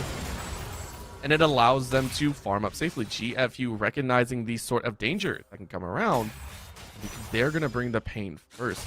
Look at this heavy-handed play. Trollblazer is going to sit down a ward, and that was actually spotted out by St. Young. So everyone get a little bit itchy for that first major team fight. I mean, the calls came in from mid lane already from All Lightskin, but now Gatekeeper getting caught there. There's your 70% health you're talking about, Orbital. Single punch. Just a little bit of a punch to the face, and Gatekeeper's like, well, time to chug the potions that I haven't touched for the first 7 minutes of the game. Painful reminder of what could happen if that bubble lands. I mean, the fact that you've got that many biscuits and pots tells you that Gatekeeper and King Kai have been playing this lane perfectly, because if you make a single mistake, you get punished. The fact that they haven't had to touch their bots is pretty huge for them here, and it's not too punishing a play for them to do this. They didn't lose out too much timing for Wrath, and Trollblazer's been hard shoving that mid lane anyway, so Trollblazer's allowed to roam to all of these side lanes. And for GFU Varsity here, we said it before, GP skills, Vex skills, Jinx skills, if they're keeping even, they're fine with it. It's really up to Augustana to try and punish it. Ooh, and this time around, it is going to be SWR that reacts a little bit slow to that tornado. Now a little bit of a dash in. King Kai, that shield, the maxing of the shield from Gatekeeper is actually going to soak up most of the damage. So as you were saying, they are playing it perfectly. Gatekeeper playing a little bit of frontline is going to hit that level 6, so Monsoon is now available. Seems that those dances are going to be a little bit more scary. Trollblazer in the mid lane still trying to dance the fight back, but with the extra HP still tucked away in Not Lightskin's pocket, it's granted a lot of value to Not Lightskin and being able to sustain up in this lane. No mana to speak of, though, means that you are forced to flash, so Not Lightskin tried to take that fight and immediately got punished for it. Now, Wrath, we are taking a look there, loses 50% of their HP as St. Young came in for the river. Now the question is, can you capitalize on that from that Shyvana? Because even if Shyvana's kind of low on health, you can always just go back to your jungle and farm here. And you've already cleared the entire top side, so St. Young can't actually even find anything. Bot side gate. Oh. Wow. Agastasi walked over a trap and yet was still able to get the flash out of King Kai. That is the amount of respect GFU are handing over to this bot lane. Agastasi and SWR both on level 6. And now with no flash, King Kai is going to sit and painfully watch those minions die. Yeah, and Agastasi and SWR have actually set up a pretty good freeze in the bot side earlier. It's broken now. Because in comes Trollblazer. This is why they want to do it. Culling comes in, but look at that snipe coming in. Trollblazer is going to pick up first blood off to a very nice roam. Trollblazer actually walks in for a couple of extra tower shots. King Kai fires off a little bit wide. And you do get the kill on Agastasi. It was messy. It was a little bit difficult, but they made it work. Hey, we said this before. SWR really good sidesteps under that turret to just barely be able to survive, salvage what could have been a much worse situation. And now first blood going over to Trollblazer with Dark Seal in pocket already. Not Lightskin not going to enjoy that particular one. And while all that was happening, Not Lightskin did get one plate in the mid lane. So silver lining to an otherwise very dark stormy cloud. Sometimes those clouds are fun to look at. Sometimes they're really not. We ain't storm chasers here. And this is a chance for the rest of the squad to kind of catch up here. As it currently stands, gold is dead even. 14.4 for both these teams. And Infernal, Second Dragon on the board. Actually, no, that's Hextech. I did lie. Graphics, why you do me like this? Hextech Dragon, number 2, and that means Wrath is unfortunately going to be around the dragon and immediately get picked damage as well. In goes the Draconic form. You do have to use that one early, meeting this is once again going to be Augustana Vikings taking control of the site. Yeah, and honestly, GFU actually don't really want to fight this. They don't have the next available or the Ignite either. So even if Wrath didn't have to build the outlet escaping here, this one's kind of risky. Just give it up. Yes, it's 2 combat Drakes, the ones that everybody likes, Hextech and Inferno here, but you can afford to give that up and play for the later Dragons, especially if you are scaling composition. We said it before, don't overchase, don't overdo anything, scale safely, you'll get there. And Ocean map as well, and it's not bad to stack 4 Ocean Drakes there. You're nigh unkillable by the end of it. Feel pretty good. You feel pretty happy about that situation, and in a game where you have 2 sustained champions, you're going to enjoy that, right? If you're taking a look at the side of Augustana Vikings, Amuno is really going to enjoy that. Not Lightskin is really going to enjoy that one, because what do we say? The whole problem with the fact that that the Swain was being played is you couldn't sustain through a lot of that damage. You couldn't get to that point to sustain through. At this point, Not Lightskin is going to innately pick up extra healing and just be just fine with it. Wave goes out, though, as the bot lane is going to burst into a flurry of action. Rockets flying right back and forth. And yes, Gatekeeper was low, but King Kai was not. So the Rockets were able to do quite a bit of damage. Now, the first rebuttal on the top side means Faye is going to have to flash away. In the mid lane, though, Trollblazer gets a solo kill. And we do love to see Trollblazer have a little bit of a better game. Not Lightskin, not able to utilize that spellbook as effectively as they would have hoped. Okay, I really got to scratch Swain out as a potential counter for Vex. This really ain't working right now. That was a 1v1 in the mid lane there, because top side was where Wrath was ganking at that point. And I want to talk a little bit about that bot side as well. Good catch onto St. Young to keep yourself alive, but Gatekeeper interrupting the culling immediately there was massive for them. Now, Augustasi could have to tank. Okay, got out before tanking the 3rd turret shot. That was a little bit risky to come through, and it feels like Augustana getting a little bit antsy that they couldn't find any plays early. They have not really been able to find the kill plays as much as they would like, but they have given themselves the Dragon, and I think that should speak a lot more to the value that they brought on their own. Yes, they're not getting the kills, and yes, they're getting answered, but you have to slow down. You have to say, what else have we got, right? What else have we given ourselves? And take a look at the CS numbers, right? 111 to 96 in the top lane for Faye. In the jungle, you're keeping even though you're ganking more. Mid lane, keeping even in a situation where normally we do see the one that's playing Vex have a much better time. In the bot lane, Augustasi, yes, you're 0-1 and 0, but that's made up for the fact that you're about 20 CS up on your opponent. All these things kind of culminating in the fact that there's a 300 gold discrepancy that is laid bare by the fact that there's an Infernal and Hextech, 2 dragons that give you so much combat potential, at least later on in the game. Augustasi, though, says, hey, we almost won this last time. Let's go ahead and try and fight it out again. Tidal Wave used very early on as SWR is a bit breeding straight back into King Kai and Gatekeeper's pocket. Okay, Trollblazer successfully snuck into this bush here. They know the tri-bush is warded as well, and I think we're about to see King Kai and Gatekeeper try and bait. I don't know if they'll survive trying to bait this, though. They'll try. They'll try their best, and so far it's a little bit of a lockup. In comes that ulti, and they bait it very, very successfully. And Augustasi is actually going to eat up that second charge, but no extra boost. Trollblazer says, I don't want to dive a tower just yet. They do get the kill, though. So GFU finding some value here on the bot side, thanks to Trollblazer's roam. Yeah, and honestly, this bot lane has not turned out the way I was expecting. Augustasi and SWR winning was what we expected, but we expected St. Young to be camping down bot here as well with that Ball Bear. Now Augustasi dashing forward! Oh, with the exhaust in hand and a heal on top. Means both defense and offense is granted, but in the mid lane, we see Trollblazer go down. This is Augustana Vikings saying, we will do the Viking thing and fight our way to a win. However, they're not killing Wrath as quickly as they thought. Faye might fall as well. Rocket to almost clean it up.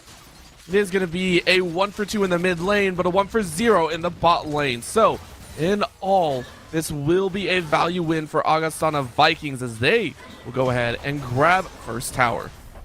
Yeah, it looked like they were racing for turrets there. Little, pushing that top side, King Kai pushing bot side. But it's important to note, Orbital, all this happened after 14 minutes. So no plates for anybody on that series of plays. If plates were up, GFU Varsity actually comes out ahead for taking top and bottom, but without it, it's just first break. Augustana finally finding themselves a bit of a lead, and it's the first signs of proactivity we're seeing from them. We're used to seeing St. Young, SWR, roaming constantly into the mid lane, punishing here.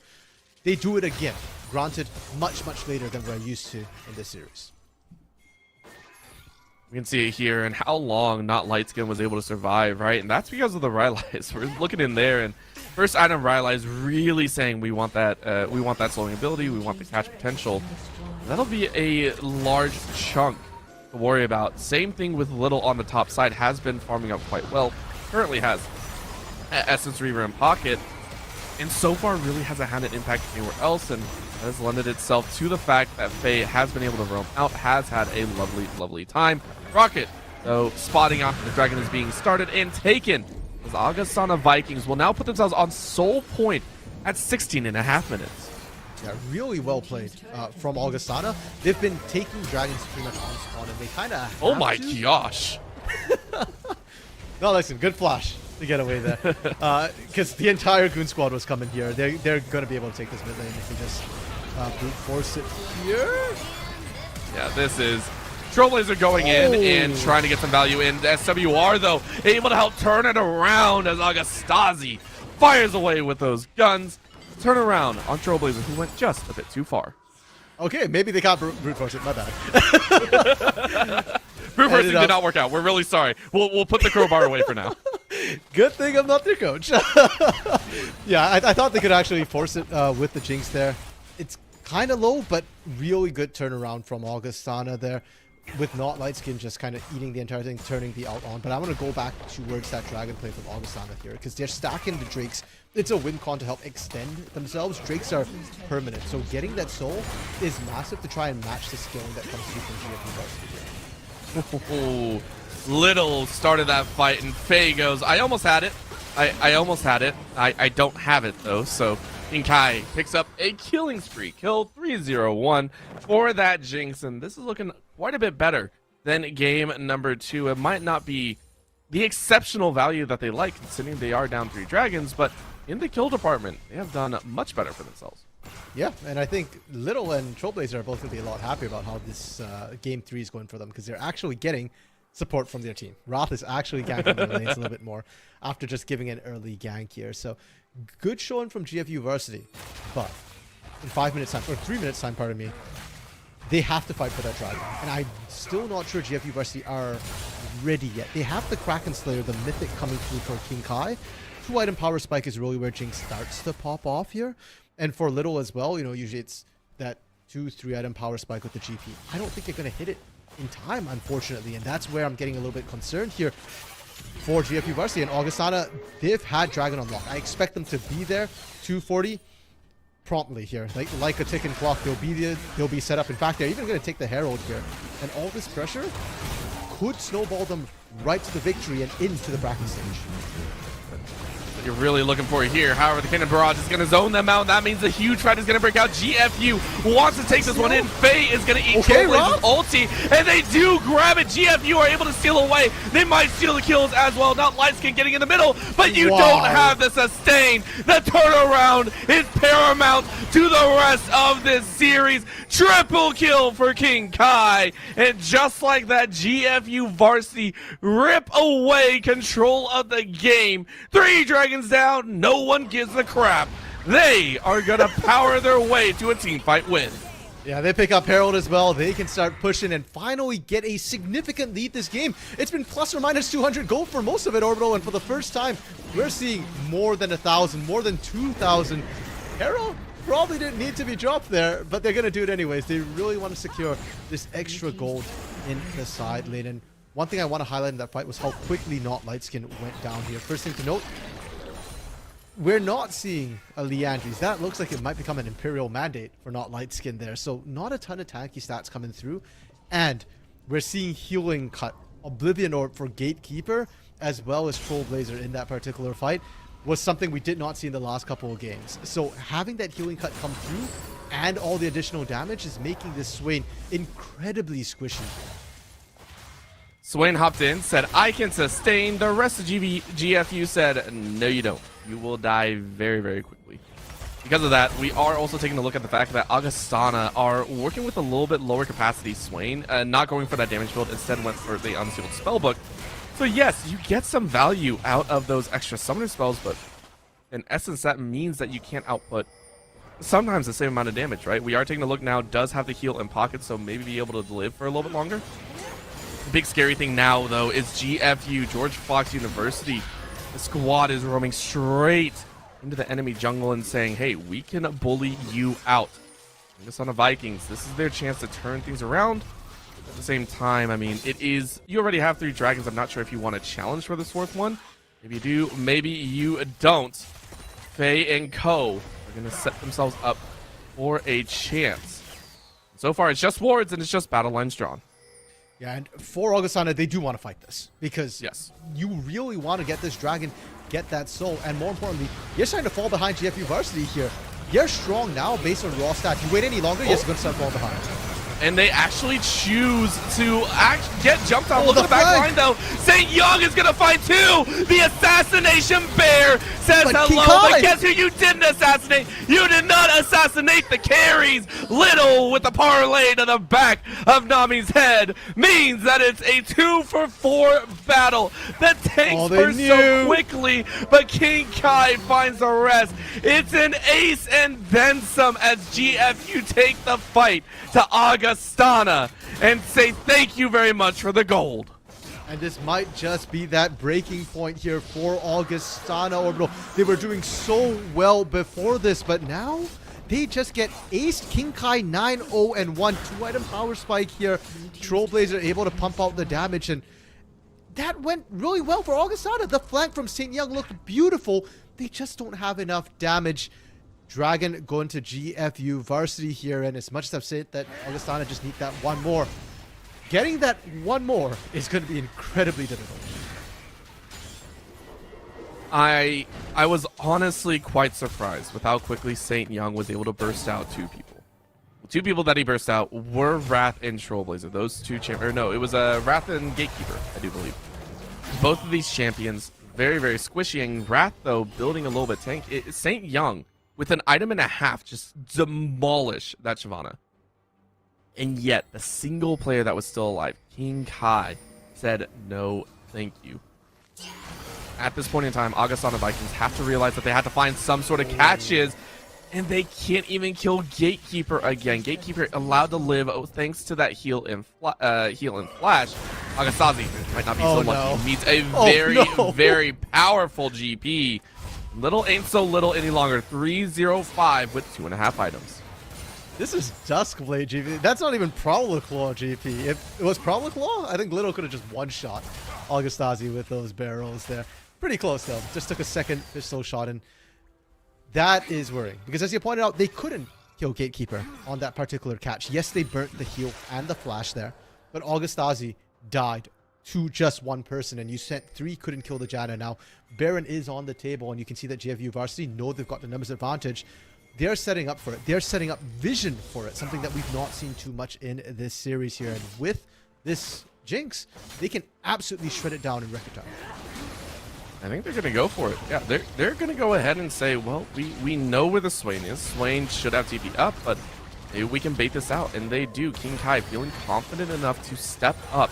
Now with Gatekeeper having some items in, we did say late game is where we start to see this team pop off, and we're finally having it. SWR realizing that as well, and immediately says we have to run away. We cannot stay here any longer.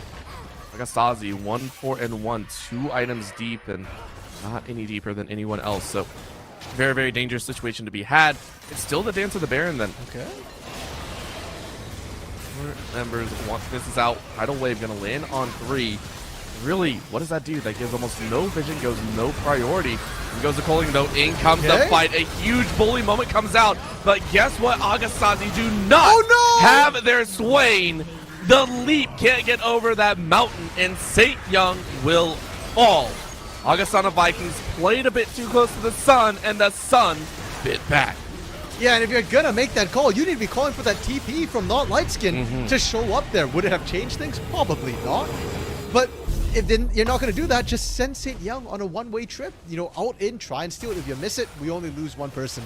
As it stands, you lose 3 members, and Not Lightskin doesn't even really get significant damage on that inner turret. He's not there properly shoving it in. The minion wave actually caught as well, so turret's nice and healthy. GFU, they're almost at that 10k mark, 8k up here, and they are raring, spoiling for another fight here. They can just push down a lane, minute and a half, just fall back on that dragon here. And for Augustana, I highly recommend you don't fight them for that dragon. You look for picks on the back end, you fight them under a turret, but do not fight them in open ground. You fight them in open ground, and there's this one champion called Jinx that really wants to meet you. This champion is currently level 13, has 3 items, and has full boots, and also has a team trailing behind that will one-shot you as well. Yeah, open space is not your friend. Open space is absolutely not your friend, and that means that you can't even defend your inhibitor. It has been fully granted over to the side of George Fox University, who have battled their way through 2 games of painful rounds. Now currently on the cusp of winning out this 3rd game. Yes, you see 3 dragons to the opposite side, but you have 1 on your own. You are about to get your 2nd inhibitor as well. And look at where Mundo is. Mundo is still on the top side, so for the time being, you can see them trying to poke it out. They say, hey, we want to bring the fight, and in they go. Wrath is going to walk forward, but immediately die to the towers, so maybe a little bit of an over aggressive play. Yeah, a little bit greedy there. They didn't even have really a minion wave to help do the damage or to tank. Just play it solo. You can see that for the siege situation that they've set up here, they're taking a lot of turret damage. If they had all 5 here, they can just body block and protect those siege minions. As it stands though, they're not losing out too much. The TP is the back from Not Lightskin here. Yes, because they don't have Wrath. They don't have a major person, but they still have some of the damage. This is going to be Not Lightskin trying to come in for the battle. This is a huge jump in. They do grab the catch. Little is already going to be burned down. They kill that one off. King Kai is dead as well. Is this the reversal? Have Augustana found it? Trollblazer is going to boost themselves out to safety, but no, the tag onto Not Lightskin should burn him down. SWR, with the last little bit of mana, will go ahead and keep their mid laner alive. It was a battle that they were forced to take, and they took it quite well. Honestly, losing a 2-for-2 like that is about the best that they could have hoped for. Yeah, and we said it before, if a losing team trades even, they are winning. That fight is a win for them. And huge plays from Not Lightskin and St. Young to force that particular play. They're trying to clutch it out. Unfortunately, even if they get the kills, they still lose the dragon here. And it's not just losing dragon, it's not just not getting Ocean Soul. It's the fact that Wrath's passive, as Shyvana, is also stacking from taking these dragons. It's going to get harder and harder to kill Wrath. And now Wrath, with Demonic Embrace fully completed, looking to complete the Thornmail as well. It's starting to get tanky. Soon enough, even if you kill Wrath, you'll have to burn everything, and no one will be left alive by the end of it. 20 kills to 8. GFU having that power coming in, and one of the squishier members was Wrath. Now, as you were saying, 2 dragons deep, able to sustain a bit more. Augustana Vikings, their windows of opportunity are quickly closing. They're starting to lose out on these battles. King Kai specifically is now going to get that Vamp Scepter, should be looking for that Bloodthirster to keep themselves alive for a little bit longer as well. This has all the makings of GFU being able to storm down the front gates. You can see it. Mid lane inhibitor is open. They want to burst open top side. The bot side's tower is also quite low. SWR, though, is going to get pounced on. Wrath is trying to bring down the damage a little bit. Just wants that extra AoE burst. And GFU just kind of poking for fun here. I mean, they're trying to find kills. Yeah, I take that back. Poke into kills. That's all you want. In comes that extra reset, and in goes that unfortunate Vex. The Vex is not going to be happy about that death, but in goes the challenge Gatekeeper. Going to get a great tornado off, and that means the bear's going to die. Would you know it? Not Lightskin finally has the Zanya's done, but again, too little, too late. A single rocket to the face means King Kai breaks that down. The only 2 alive are Augustasi and SWR, and my gosh, if they hold us off 2v4, I will be impressed. No! A parlay and rocket to the face ends his life. GFU secure their spot here in game number 3. They say thank you for the battle, thank you for the series, and much to their delight. It's a 2-1. Once again, Little padding the stats at 8-1 and 8. George Fox University bid farewell to the group stage and make their way to the bracket. Congratulations to GFU Varsity there. Orbital, we said last night there's only 3 things certain in life: death, taxes, and GFU Varsity getting 2-1 by UBC Amber. They really want to make that come through. They're punching their ticket to the bracket stage where they'll have to win there, and so will UBC Amber to meet in the finals. And for Augustana here, huge props to them. I actually think their macro play was really, really good for the most part here. And they came in, the improvement just over the Nationals alone, much less their regular season, where we did cast them in their finals as well. They improved constantly, and consistently throughout the season. So for Augustana, I'm sorry it ends here, but I'm looking forward to them coming back next season and getting better and better as well. At the rate they're going, I think they could make it further next season. They were semifinalists this time, or pardon me, they were second place in their division. I think they can win their division if they continue playing this way next season. And considering the new durability patch is coming in, hey, maybe their late game style of play will benefit them. You never know. All of this burst that, the GP's trying to put out, no longer available. All of a sudden, that extra 3 armor and extra HP, I guess, made a difference. I don't know. We are going to go ahead and close out this series, though. So to end it all, RMC, gotta ask, over 3 games, it has been a fantastic one to watch. Is there a player that teams need to watch on the side of this GFU squad going into the bracket stage? I mean, you already know about Little. We've spoken plenty about Little here. You know about Wrath's gang patterns.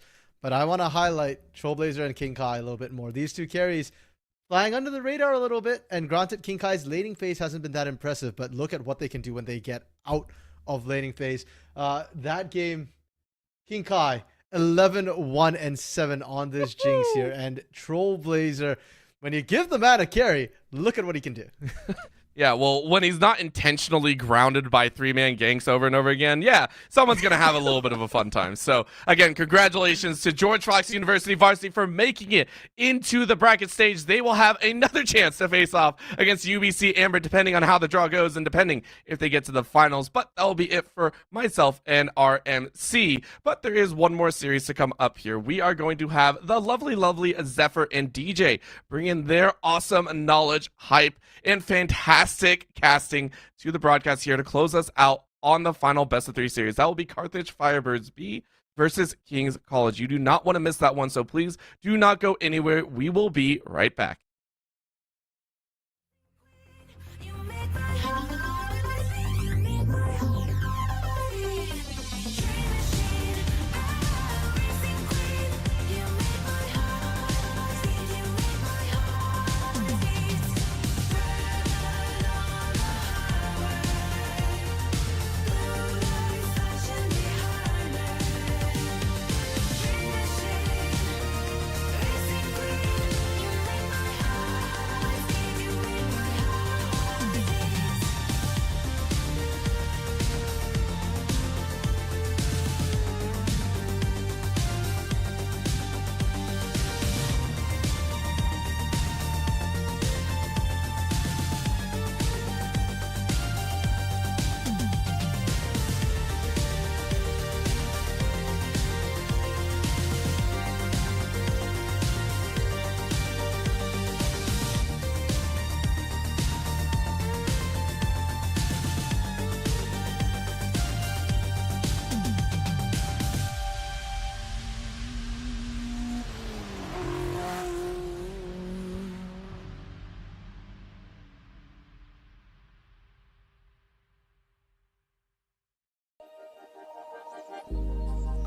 Started as a whisper, message from a new world I'd never known. Something about it felt like it'd been waiting my whole life. Is this home? I can hear each sound calling my name, and I feel angels around when I start to sing inside.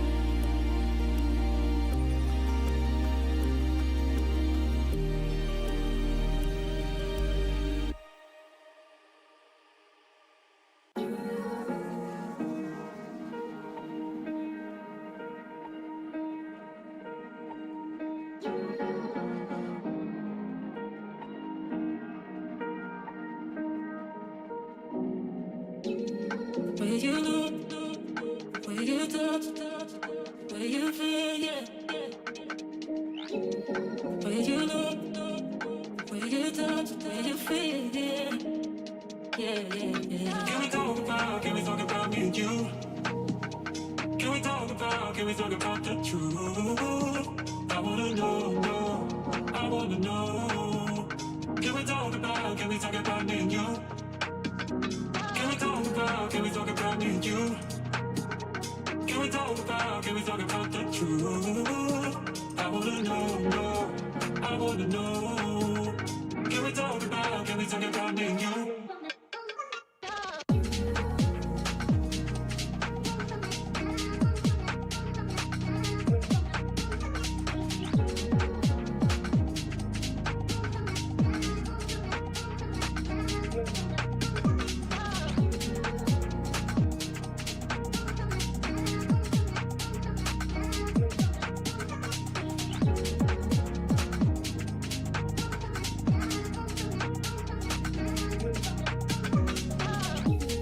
Where you look, where you touch, where you feel, yeah.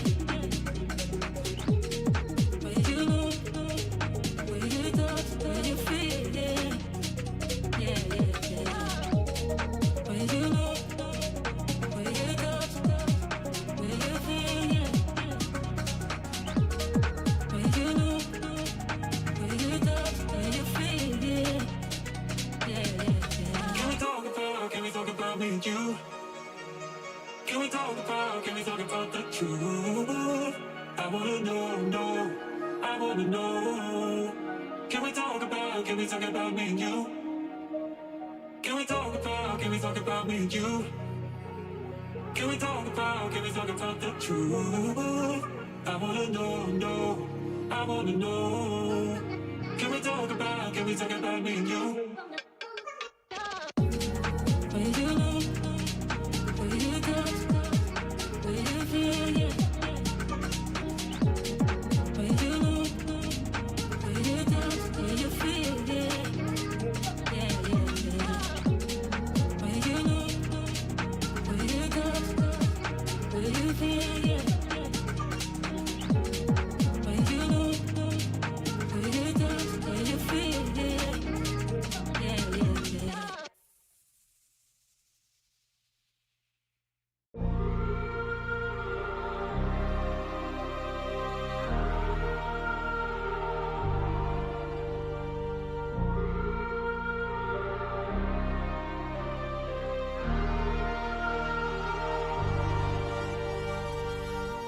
I wanna know your dark side. I wanna know your secrets. I wanna be your lifeline. So I wait for you, wait for me. Wait for you, wait for me.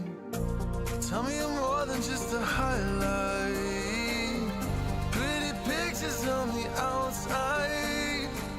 I hate to stare at you through these lights. So I wait for you, wait for me. Wait for you, wait for me. Click and scroll, I can't let you go. They say I'm addicted to you. Click and scroll, I can't let you go. They say I'm addicted to you. Oh, oh, this ain't love, no, no. This ain't love, no, no. This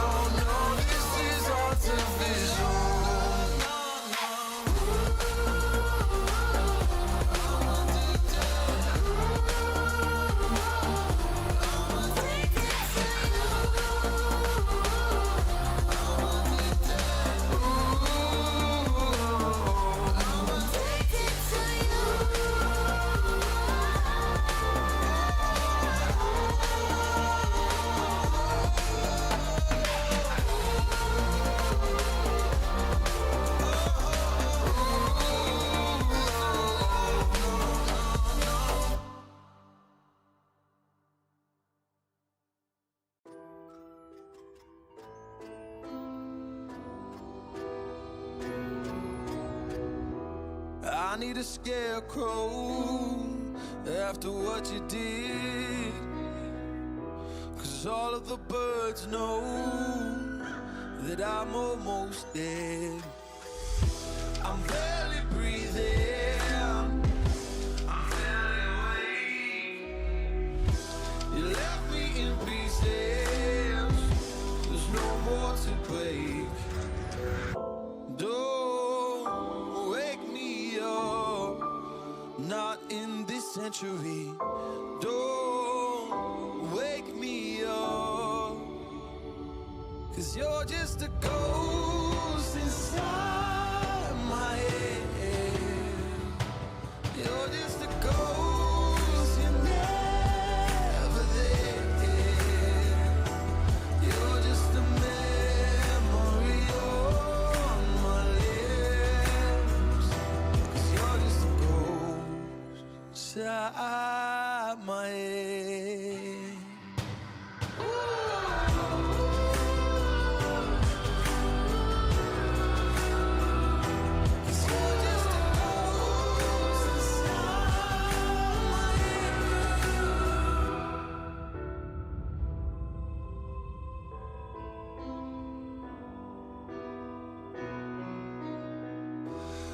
I need an angel after what you did. 'Cause you were the devil, you mess with my head. You lied to my mother, you lied to my friends.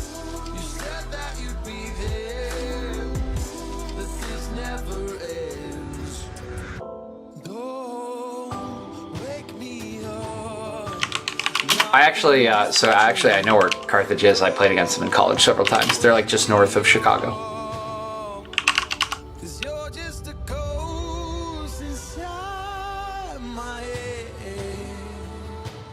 You're just a ghost, you're never there. You're just a memory on my lips. 'Cause you're just a ghost inside my head. You're just a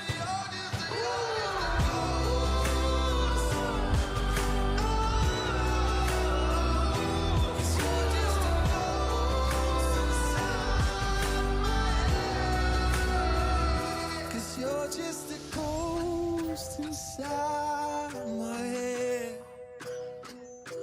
You're just a ghost, you're never there. 'Cause you're just a ghost inside my head. You're just a ghost, you're never there. You're just a memory on my lips. You're just a ghost inside my head. Oh, you're just a ghost inside my head.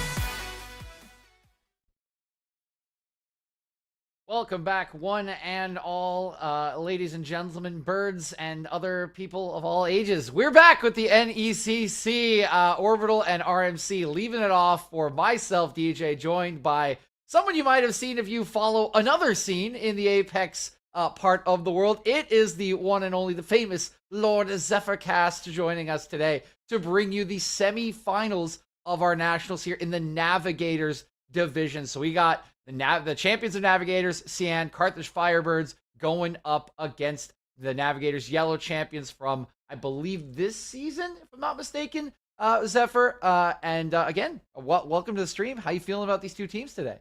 It has been, oh my gosh, a long time coming, I suppose. I guess I can phrase it like that. It's been a hot minute since we dabbled into the fray regarding League of Legends, but I couldn't be more happy to kind of finalize what is the last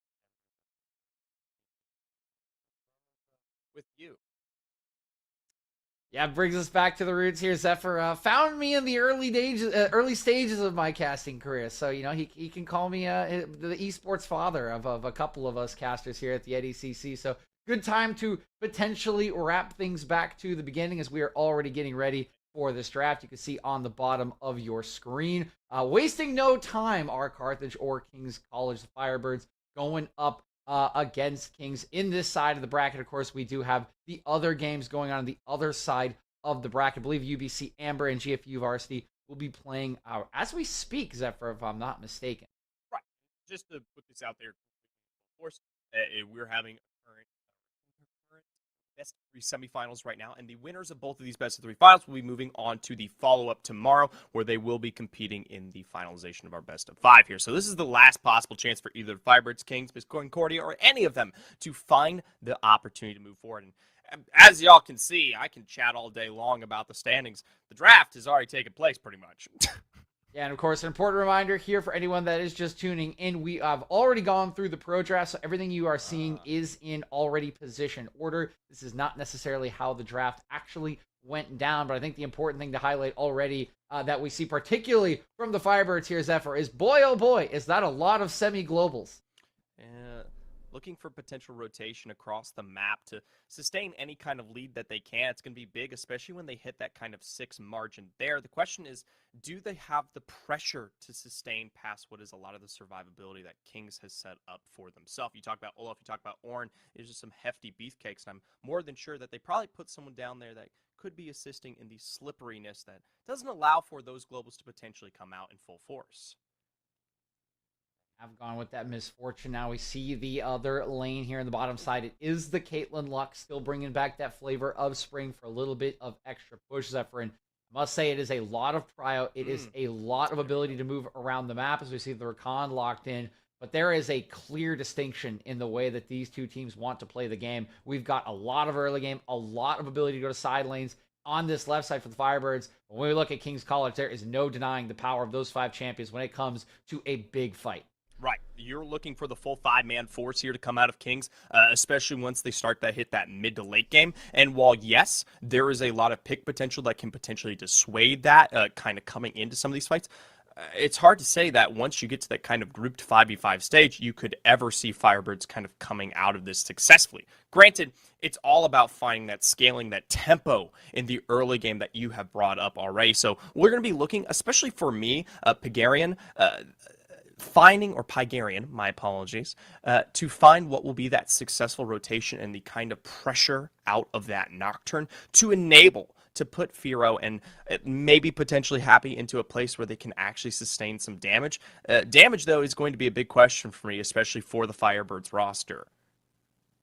Yeah, 100% agree with you here, Zephyr. Right, the wave clear is pretty undeniable in the early game, particularly in this bottom and mid lane. Galio actually wave clears, I think, a lot better than most people would expect. He's also against the Yasuo, who can't really do much to Galio. You just kind of hit W, and his combo's pretty much over pre-level 6. So a lot of it, I think, as you highlighted, will be about what the Firebirds can get pre-6, and then, of course, what they can get once that level 6 turns on, because boy, oh boy, are those ultimates strong in that mid-jungle duo. It's just about finding those silences, because as you highlighted, the damage will drop off pretty hard in this mid game. Caitlyn's known for the trough. There's not going to be a lot of damage coming out of Poppy or Galio. And this Ornn, if he does get ahead, Dashani there in the top lane, how you going to kill this guy?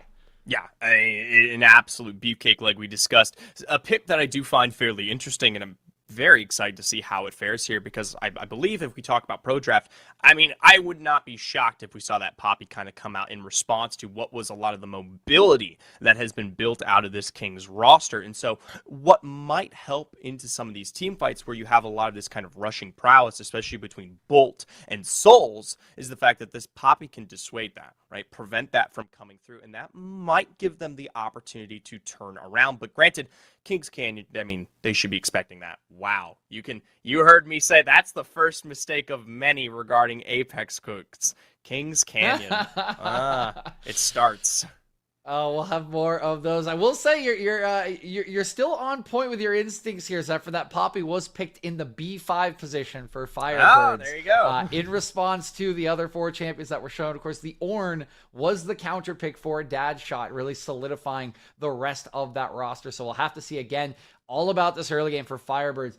Can we see Firo and Pak 808 get ahead in that lane? Can they flex their muscles around the rest of the map? And can they get a big enough lead that when those ornaments come online, when that level 13 is ticking, when the knockouts come through, they can actually survive the onslaught that comes from Kings here? Remember, this is not going to be even a playoff like we see with a 4 seed or 1 seed. These are 2 teams that had absolutely massive splits in this spring. Carthage was 8-0 in Navigator CN. King's College was 5-2 running the gauntlet in playoffs in the Navigators Yellow. So these are 2 teams that know how they want to play, that have an identity, and that have found success in that identity. And we're going to see which one's going to come out on top. Ooh, that's a fairly weighted statement there. I mean, I'm looking at this composition from Carthage, and I think to myself, it's difficult. It's incredibly tough to pull off because you stack yourself up for what will be a very weak mid to late game, right? And I mean, you can, yes, maybe find your pacing back into it with some of the source of damage, but at the end of the day, they're extremely single target. So it feels like to me, they're kind of saying, come on, Kings. This is a little bit of a challenge. They're putting this one out there, right? And they're going to say, we can dominate you in the early game, finish that game off before you ever get the opportunity to respond. So I think that in itself, above what is the draft, above what decisions and histories that they have, is definitely something interesting to start off our best of 3, right? Because at the end of the day, this game tends to set the pacing for what will transpire afterwards. Certainly will. Always good to get off to a hot start, Zephyr. You don't want to have to climb out of that small mini reverse sweep that we like to see here in the best of 3s. Always want to be on the front foot. And again, that is something that Carthage has set up for with this comp. I'm not sure if that was part of the plan, the overall game plan coming into the day. We want that game 1 really badly, but they want to be on the front foot clearly, as I think we've kind of beaten to death here, right? It is about that early game. It is about that single target. And it is about not allowing an opportunity for the side of King's College to get in this game. But speaking of the game, here we are, Zephyr. Now we had the role reversal for the pregame, for the build-up there. But you're the play-by-play, so take it away, sir. Sure. And for all of you watching here at the NECC Esports, we are finally making our way into game 1 here between Carthage Firebirds versus Kings Canyon. And because I didn't get to, oh my God, that's the second time I did it. Oh my Lord. Anyways, Kings College. Can we get a 3-peat here today? My Lord, I promise I'll try not to, but you guys have to understand I'm brainwashed at this point. Wrap this one up one final time. I, of course, am Zephyr, your play-by-play. That's DJ alongside me as our colors. We make our way, of course, onto the Rift. One thing I will say here, we do see the Comet Misfortune. Doesn't mean she's necessarily going to be going in the route of the AP. See the tier there. That's that standard build. We see can go Kraken into the Muramana, or you can still go Eclipse if you do want to go that route. 2 decent options for Link Brothers down here in this lane, but will help with some of that laning prowess, because again, we look at the side of Carthage, it is going to be about this bottom lane. That's where any and all action will happen for them pre-level 6 Zephyr. There's just not a whole lot of damage or follow-up really to get, a gank kill in the mid lane. There's not really that much to do in top lane unless Dad Shot really mispositions. So at the end of the day, the pacing right here, I mean, you're not going to see much as it stands, at least for what will probably be the first levels or so. It's going to be once you finally get a lot of the kind of rotational combos that come out, especially towards this bot lane, that then things might start to transpire around the map. The thing I'm most curious about, we didn't really discuss it, is the fact that how this Rakan plays into this bot lane matchup. I talked about kind of adding what would be that slippery support that might allow for the survivability against something safe like the Caitlyn Lux, and they did provide here. So the skill set provided from Souls might be something that prevents them from finding a lot of the source code kills, even though they have a lot of great early game global presence. Rakan does have all that flexibility that you mentioned, and slippery is the best way to describe him with that double dash E, but here's level 2's coming in! Ooh. Link Brothers, low on the back, was not able to find the damage in the end, but they do blow that end of the exhaust there, so they're no longer going to have that up and available. This is really scary, Zephyr. This is not where you want to see the lane at 3 minutes. Already having to use your exhaust against this Caitlyn Lux lane means one more binding. Maybe not even that, just a random trap that you step on can mean death, and it gives Firo and Pac exactly what they want. Full control over this bottom side.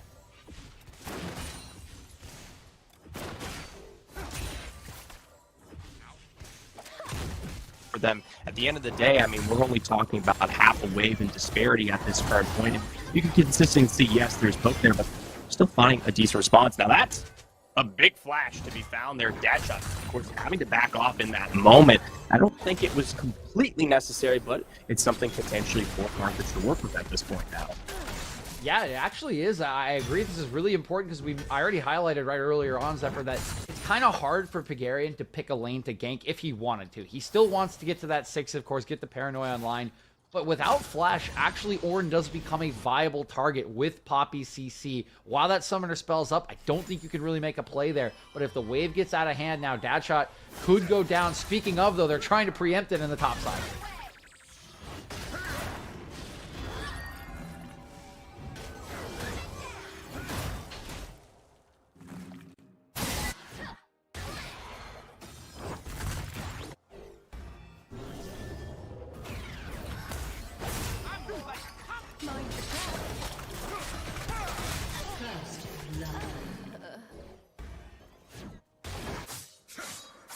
Yeah, we highlighted it, Zephyr. Once the exhaust is gone, you are just fish in a barrel if you get binded, step on a trap, or anything. Mid lane, Bolt, a little bit of trouble, but it looks like Samoyed out of the rotations there. But this early game going very, very nicely for King's College. The lane that they invested in draft, that they wanted to get ahead, has their early kill, has a massive CS lead on top of it. And on the other side of the map, where you would expect to not have priority, not have resources, Pawsey stopping a gank and doing very well for himself. We're in the back there, gonna say that one. Happy Smoke is taking low here, but will be able to walk that one with the flash. The follow from the Yeso. So takes that one down there. I believe it was on the back end of the tick, but a kill's a kill at the end of the day. Yep, we will take that if you are King's College. Get something on the board right again. This early game going the way that Carthage wants it to go. So it's nice to finally get a lane ahead. And similar to bottom lane, Zephyr, where we're talking about the CS advantages, I was saying this matchup not that bad for Samoyed. Well, clearly, Voltibus doesn't care what I think, because that's a massive CS lead and now a kill for him as well. He's already got the Berserker Greaves. Massive start to this game, and King's College, they have their lane to play through as well. It's tough to say, though. Obviously, you like to see the Yeso. I keep saying Yeso. You want to know why I keep saying Yeso? It's because my buddy Yeso is an Apex host. It's crazy. Anyways, Yasuo.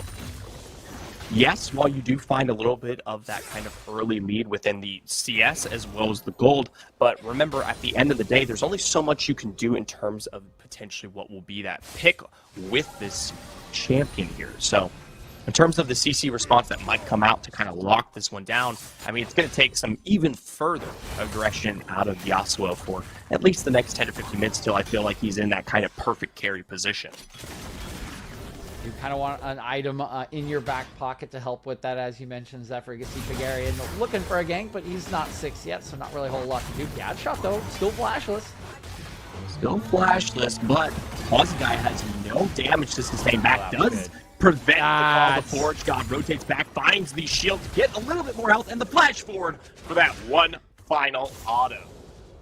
Man, Posy has really impressed me at the start of this game, except for just the confidence, the calmness, the sheer mechanics as well, right? Stopping the gank with perfect positioning, and he played that fight as well as you could, blocking the knockup on the second part of the Oranhorn, getting the stun down, blocking the dash in with the Searing Charge, just beautiful stuff. And oh, Link, you're very dead. Okay. Technically, Flash wasn't blown in our previous fight, so Yeah. it had to be used at some point. Either way, though, it still is putting them back, and you can see Pygarian on the side. Remember, has that Paranoia ready to blow at any given point here, and if they catch a whiff of where Link is currently standing, they're going to go for this. Wow, King's College want to fight this, and I gotta say, I do not know why. Their junglers on the other side of the map. There are 4 members here for Carthage, and they will wisely just walk away from this one, Zephyr. I was hearing he carries half HP, your jungler's nowhere nearby. Please do not fight this. Good decision by King's College, because remember, they still have the scaling, so losing the early Drake not going to be the biggest deal for them. And there's that Paranoia straight into the mid lane there. The fear won't quite land, and a nice windwall prevents anyone from finding their sustained lockdown here. Ooh, just barely does the snare from Blind Light not quite land, but still, all 4 members are chasing. Firo, one last auto with the flash from Bolt comes through. Firo over the wall, final auto turns, now straight on the Faintest Glove. A nice root sustain there for Fox for that double kill. Lovely stuff coming through from Carthage, making these early advantages pay. Can Posy outplay this again, Zephyr? Ooh. I think he's got him. Yeah, here we go. With the ace in the hole coming through, Fear on the rotation up, a nice stun back into it. I mean, was there ever even the necessity to call it an outplay? Had the help all along. Posy, he knows what he's doing up in this lane. What a start for Carthage. Posy playing weak side, making it strong side, and again, the strong side that they invested in. Look down here at Firo. 3 kills, even though the first Paranoia did not initially find the kill. The chase down was beautiful. Firo had a perfect flash to secure the kill on the Volt Abyss, and this is exactly what Carthage would have wanted at the beginning of the game. During the draft, 2.5k gold lead. All of the gold is on Firo. This is going to a T. And the best part about this, too, is the fact that you also have put a ton of gold there on the Posy on this Poppy. And here's the thing. Yeah, you already have a lot of sustained engage when we talk about Happy, Pygarian coming through, especially with the utilization of their ultimates. But Poppy doesn't need to do that. Poppy can extend a massive rundown just being in what was on the, base end of her abilities. And the Keeper's Verdict, that's just kind of the cherry on top of the cake. The fact that they now have the opportunity to take full advantage of that as well continues to kind of accelerate the aggression we're already seeing from them, especially as we do begin to approach that mid-game. That mid-game is coming up. We mentioned how important that would be as some of these power troughs come through, so it is very nice to have both your top laner and your bottom lane. This is, wow, what a pass from Bolt. Right around the back there, Souls will find the knock with the great entrance, turns that back into the last breath. Hero just barely taken down. It's actually picked up by Faintest Glow. Comes through on that try. Double root down, a bit of burst, but no one's going to come through to clean any of this up. Yeah, and that's just a really nice path by Bolt. He says enough of this in the bottom lane, just completely what should be a sack of the lane. He takes the long path, comes behind the bottom lane, but look at the rest of the map, Zephyr. The rest of Carthage actually came down to the bot side. They didn't get anything on the back end of the play. Midwave is still in a totally fine spot. Hop didn't really get anything out of that, so it's just a good timer for Volt Abyss, and maybe the first sign of King's College getting ready to fight back and move towards their win condition as this game goes on. I mean, at the end of the day, if you don't have yourself set up in a great position, I mean, we still have to take into account the fact that King's College does have the better 5-on-5 setup. In a moment like that, we got to see the pick come through from it. You had the full rundown from Bolt in combo with Faintest Glow kind of coming in there towards the end. And at the end of the day, when you're someone like Caitlyn, one of the most widely regarded mobile AD carries, there's little to nothing you can really do. Ooh. Paranoia in here with the follow-up of that hero's entrance. Knockup will not be found there onto Volt, and Keck even turns around, finds a little bit of a tornado just to show off. Yeah, they did at least draw the bottom lane away. This should result in the first turret going over to Carthage, but that is the second Paranoia that we see that gets nothing, and now they're going in! Straight back in there. Nice steal down. The top is found, but doesn't secure them from the kill. Meanwhile, Firo just barely missing that one out. And oh, Pac! What a fantastic, a complete skill shot into the back end there. Yeah, Pak, she snipes it out on the backside. Lovely final spark to actually secure something for Carthage, but another nice play from Kings, and they're trying to make more on the top side. Faintest Globe can't get CC'd.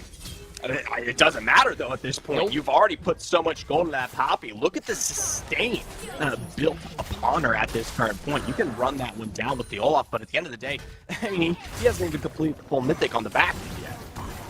Yep, and level 10 is Posy Guy. 3 level difference between him and Faintest Globe. So quite the tanky Poppy here in the top lane. Truly embodying the hero that he somehow can't seem to find, even though it's her. Just random lore things from DJ here.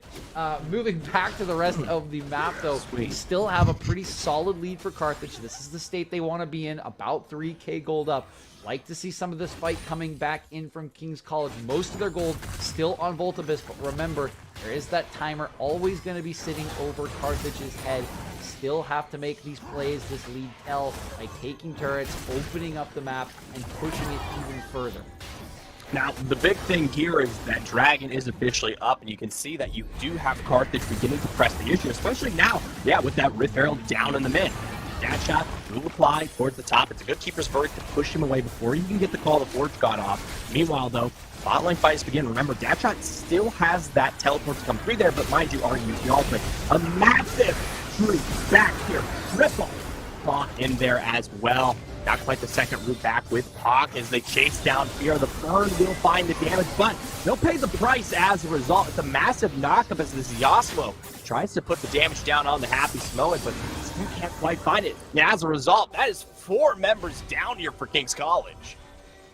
Yeah, they engaged just way too much there from Carthage. Really nicely played. It looked like it could have been a scrap that Kings liked originally because Firo got separated from the rest of the squad when that engage came through. But the engage was just so good, Zephyr. I mean, 3-man knockup into the 3-man taunt. All of the damage that came down, even though they get Firo on the back end, they were always going to lose that fight due to the turn from Carthage, and this is exactly what we wanted from the Firebirds, more into their back pocket. 2 dragons now. Every objective in this game has gone their way, and now their whole top side is ahead as well. 4 kills on Caitlyn, 2 kills on this Nocturne. We talked about the Poppy already, and now even Pak's getting into the action. 2-0-6 down here in the bottom lane. Everyone is feasting for Carthage. It's a big success here, but we still haven't quite seen the power of this composition. Meanwhile, here's the pick from this Olaf. No, he can't quite be CC, but look at the damage in response. A massive final spark there and a knockup to follow. That will allow Volt and Faintest Globe to escape, but you can see how much she wants more there. Yeah, Pak played that whole situation really well. Zephyr gets the 2-man route, forces Olaf to use the Ragnarok a little early. It costs them summoner spells, but they're still going to have tempo on this part of the map. They can try to take this mid turret right in Volt's face. The one thing Yasuo hates is range. He really can't step up. There's not a thing you can do, and you can remember they already utilized all the engage that they had here. Souls will come through to potentially start this one off. The grand entrance, though, it doesn't even land. Thankfully, the quick will fall back. Hero will be eliminated. Pak to follow. Maybe a little bit too much ego in the mid lane there, going for the turret.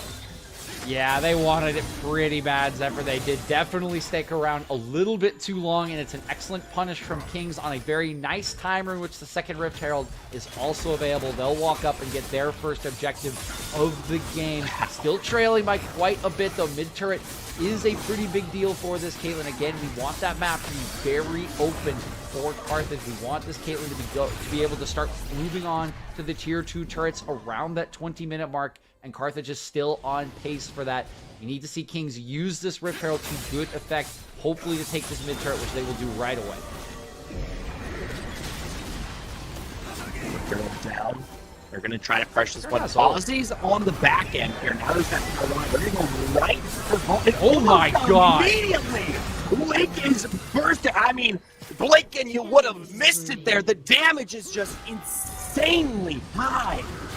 Oh my god, Zephyr. I would have needed a replay to tell you what happened in that fight, because they just absolutely got obliterated, and I think it's I think it's like 90% Pac, if I'm not mistaken, with like an EQR coming through, just absolutely deletes the members of King's College. You're seeing the premier support Lux game going on right now from Pac 808, and it is giving Carthage everything as Paz is going to get himself another solo kill on the top lane.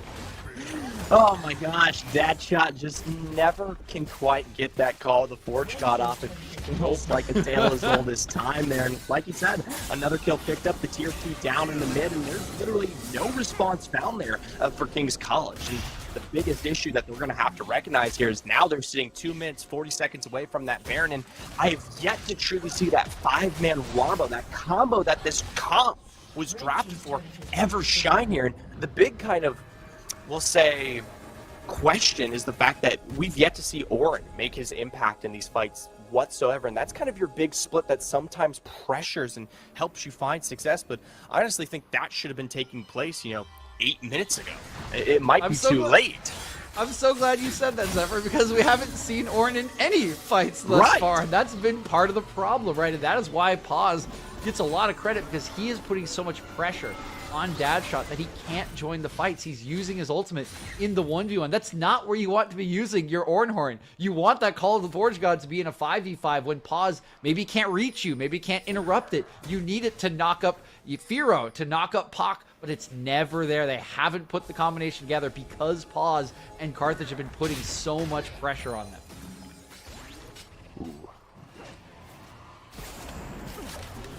Firo does line the entrance here to Dragon with the traps, and there's no way we step into that. You can expect the Ragnarok breakthrough, but the Dragon has already been eliminated. You've lost the opportunity. Move on. And meanwhile, Dadshot is just arriving. They're just gonna go on him. Yeah, wait, what? I mean, that's how you arrive to the fight. I mean, if you're gonna be there, props to that. Maybe a little bit of a different pathing next time around. I wish I was in the team comms for Carthage, because I feel like that's one of those moments where like they're walking out of the Dragon, they're just like, wait, you can just go on this guy. And they did! Meanwhile, now there's this massive split between the entire squad. You've got them spread in half here. There's no escape there for Link Brothers. Souls tries to step up and defend, but he's already expended all of his cooldowns off of Pac and Firo pressuring here on the other side. Yeah, Zephyr, this game has run away very quickly in the last few minutes. We were asking Carthage to be taking tier 2s at 20 minutes, right? Get that Caitlyn on tier 2s. They're taking inhibs. They're looking at Nexus turrets right now. You've still got 5 seconds left on some of your major carries. Meanwhile, Volt caught out. A massive double toss to stay there. They will find the knockup back onto Happy. Damage will finally come through in full climax to find those cooldown forces in with the charm. Finally, that Call of the Forge God for the triple knockup. There is the return we've been waiting for. Finally, we see the 5v5, and it only comes, Zephyr, because they're literally inside their own base. They can't actually not be grouped up at this point.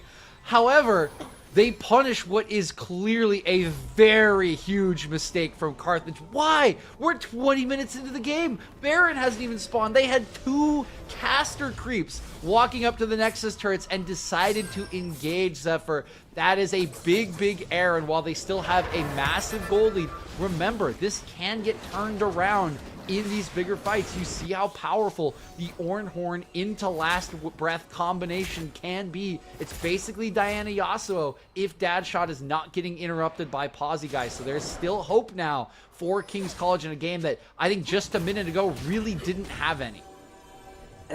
But the craziest part about all of this is the fact that even after taking what is probably the best fight of the game here for King's College, they maintain nothing. They achieve no change around here. But now the fight to take place. There's that teleport from Dadshot on the backside. It just needs to have the ult, needs to have any kind of engage, but he is too soon here, and as a result, has to step away. And they're trying to put the build, try to put some pressure back, but I love the defense from Pac. Holds this angle so well. Now they're going to go for the turnaround. A massive 5-man lineup there with the utilization of that Biofarce. And the minute the Tadbot comes from below, it turns down. In response, though, that's a huge bullet time to damage through. Bolt's trying to run this one back, but Tigerian shred through it, and Dadshot still left alive, still sick, but already gone here. Now all that Carthage has to do Dude, is end the game. I Don't do Baron. End don't the end game. Yes. End the game. Don't take Baron. All they have End to do the is game. walk it down. They were hesitating there for a second, Zephyr. They're like, oh, we can just end the game. And they will do just that. Oh, man. What a final fight here. Zephyr, we saw what could have been for King's College. That fight, they got the wombo combo they wanted.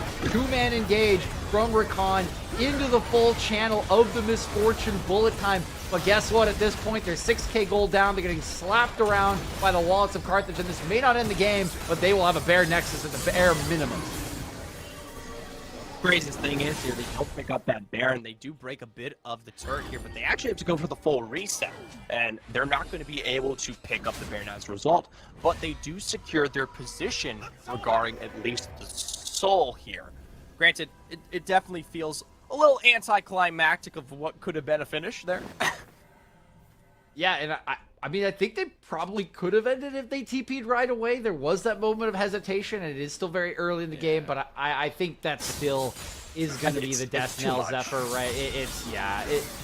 There is still that hope, right? We talked about it. We saw the full channel of the Misfortune ulti. The big problem with that ulti is there's just no damage right now. Link Brothers only has Eclipse, doesn't even have the Muramana, the Manamune, let alone the upgraded Muramana, so they just don't have the damage over the top right now for their wombo combo to actually pay dividends, which means it's going to be so hard for them to come back in this game, even with the superior team fighting composition. Mind you, Firo sits here on the side wave, split push Caitlyn, you know? Yeah, why not? When you're that strong on Caitlyn to put yourself alone to pressure the side lanes, I mean that's a problem.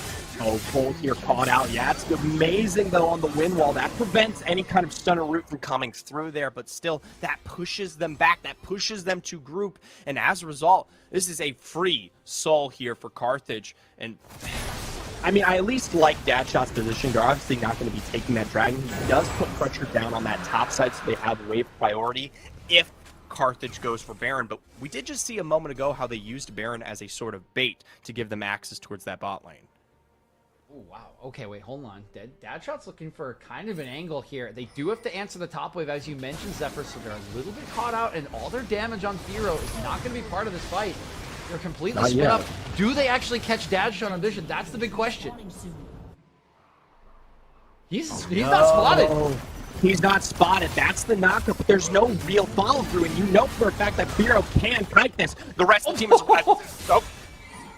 not Ornn. Ornn says goodbye, apparently. Meanwhile, stunned into the wall there. Soul pushed back, and for some reason, it looks like the fight was transpiring all the way by our tier 2 here. And yes, Firo will fall, but it will be at the expense of Faintus and Link Brothers. Meanwhile, Pawsy's just been setting this one up. Throws Dadshot in the back. It's going to be a massive Yakuo Ultra, but can they survive against the power of 4 here? One final auto will do it on both. Souls is able to find the blast cone over the wall, but at this point, there's no way in heck that Rakan is taking this Baron away. Nope, not at all. Does escape with his life, Zephyr, but again, the gold is just way too much in their favor. Really scrappy fight due to the fact that Dadshot got that clever positioning outside of the range of vision, almost got Firo down. That creates the chaos, but chaos is really good when you're like 8k gold up, so you just win the fights whether you're odd man up or not. There goes the Baron. They're going to get the follow-up kill on Trey here on 2 souls. Poor Souls, his will be taken away, and we're just waiting now at this point, Zephyr. One final push from Carthage to wrap up game 1. Here's the thing, if you see King's College, if they step out a little bit too far here, you're still saying 20 seconds left on that Rakan, you could potentially see them without their backline safety and might go down early. Granted, I hope they group up before this fight transpires here. Yeah, they'll need to group up, Zephyr. They'll need to throw one last kind of, hurrah. Prayer to the wind. Yeah, one last hurrah. Anything they got going, but oh no, Faintus. He's fine. He can go Ragnarok. He will be able to sustain at least a bite, but Link's brother's not going to be able to cross with the final spark. Meanwhile, the rest of the team is in shambles. Finally, Souls will arrive here, but it's too late to save Dadshot. A nice ulti put on back on the end, and Bolt will find the double ultimately is blasted through there. The Pox once again. Dadshot, a bit of the wind to kill that one out, and as all fall members here fall here from King's College. That is the Carthage winning game 1. Yeah, Pogs for Puck in the chat, ladies and gentlemen, because that is a player of the game performance on support once if I have ever seen one. Beautiful stuff from Carthage. They pick the early game comp. They take on the challenge, and boy, do they deliver here for game 1, Zephyr. And that game feels like it went on like a millennium, especially because we saw them pressure towards the back end, go for the Nexus turret, drop one, and then it just kind of petered out into a following Baron fight, and then a fight after that. And the craziest part is the fact that we didn't even breach 27 minutes. We're still sitting sub 30, which completely adheres to the composition that Carthage had drafted for themselves. Yeah, 100% agree. And I'm very with you, Zephyr, that I think this game could have been ended earlier, right? We talked about them going too far. The base with a couple of minions, that makes these awkward timings around the Dragon, the Baron. They could have ended this 23-ish, 24-ish potentially. It was just a really shaky, well-executed early game plan. We highlighted the differences in composition. We said they would need to get ahead. And they just got ahead everywhere, right? There was no weak side, really, in that game for Carthage. Their bot lane, exactly as they planned, and their top lane, Pause, kind of operating on an island, just giving it to Dadshot on the other end. Beautiful start for Carthage, and we're going to need a lot of answers and a lot more agency, I would say, out of King's College in Game 2 if they want to stay alive. Right, and we saw for a fact that they did have, like, at least the micro capability to pull off some of those major, team wombo combos, especially what was that kind of defense off the back end that the first time we got to see them group up at 23 minutes, right? I mean, they had the capabilities. It's just the fact that they never stepped up to the plate and actually tried to play ball. And several times there, I don't want to, I hate doing this, but I do have to throw a kind of wrench regarding towards Dadshot, especially on that Ornn.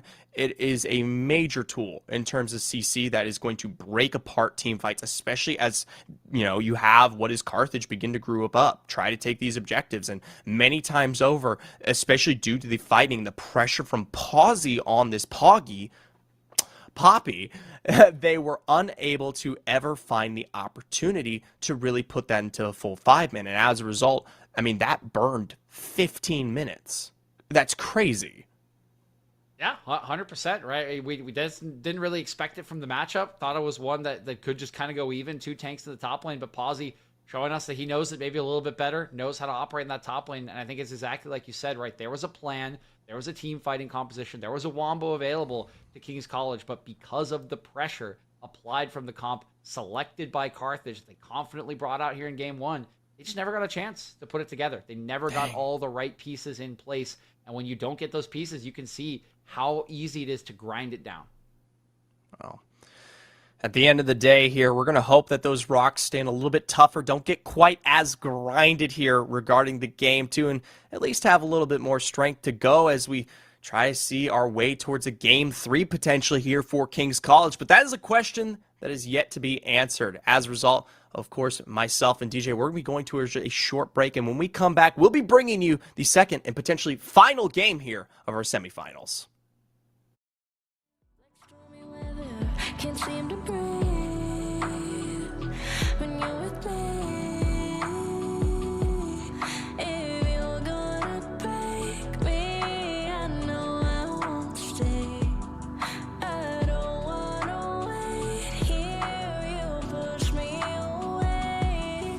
If you're gonna choose, you don't know what to do. I don't wanna lose you.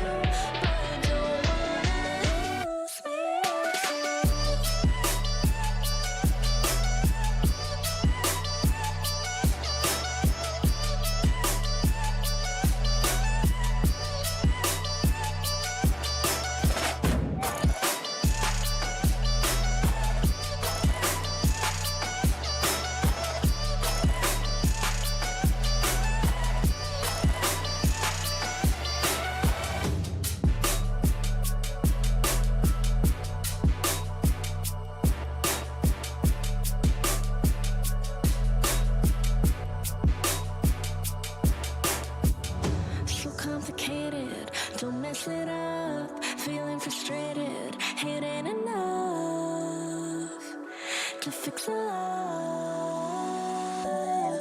If you're gonna break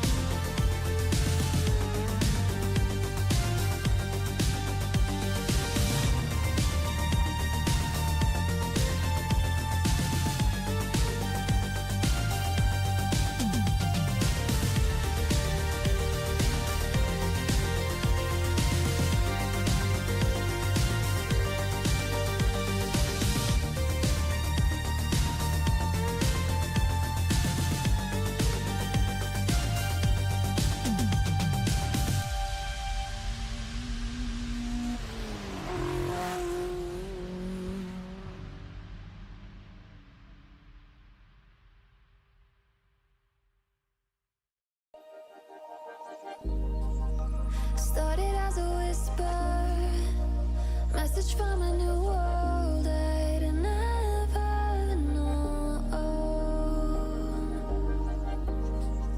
Something about it felt like it'd been waiting my whole life. Is this home? I can hear each sound calling my name, and I feel angels around when I start to sing, and suddenly it feels like heaven's not so far away. Tell me, can you hear the symphony? Panic, panic,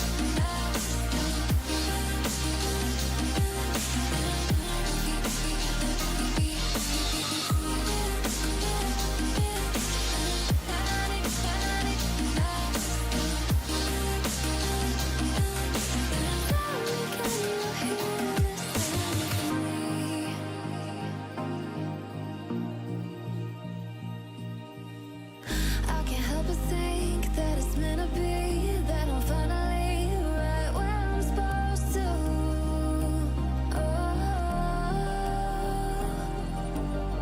If I let you into the secret, would you listen? I can hear each sound calling my name, and I feel angels around when I start to sing, and suddenly it feels like heaven's not so far away. Tell me, can you hear the symphony? Panic, panic,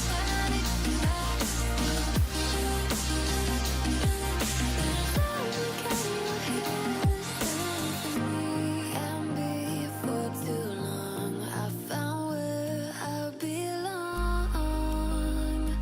I can hear it, I can hear it, oh, I can't stop the rush. Every note I touch, I can feel it saving me. Tell me, can you hear the symphony?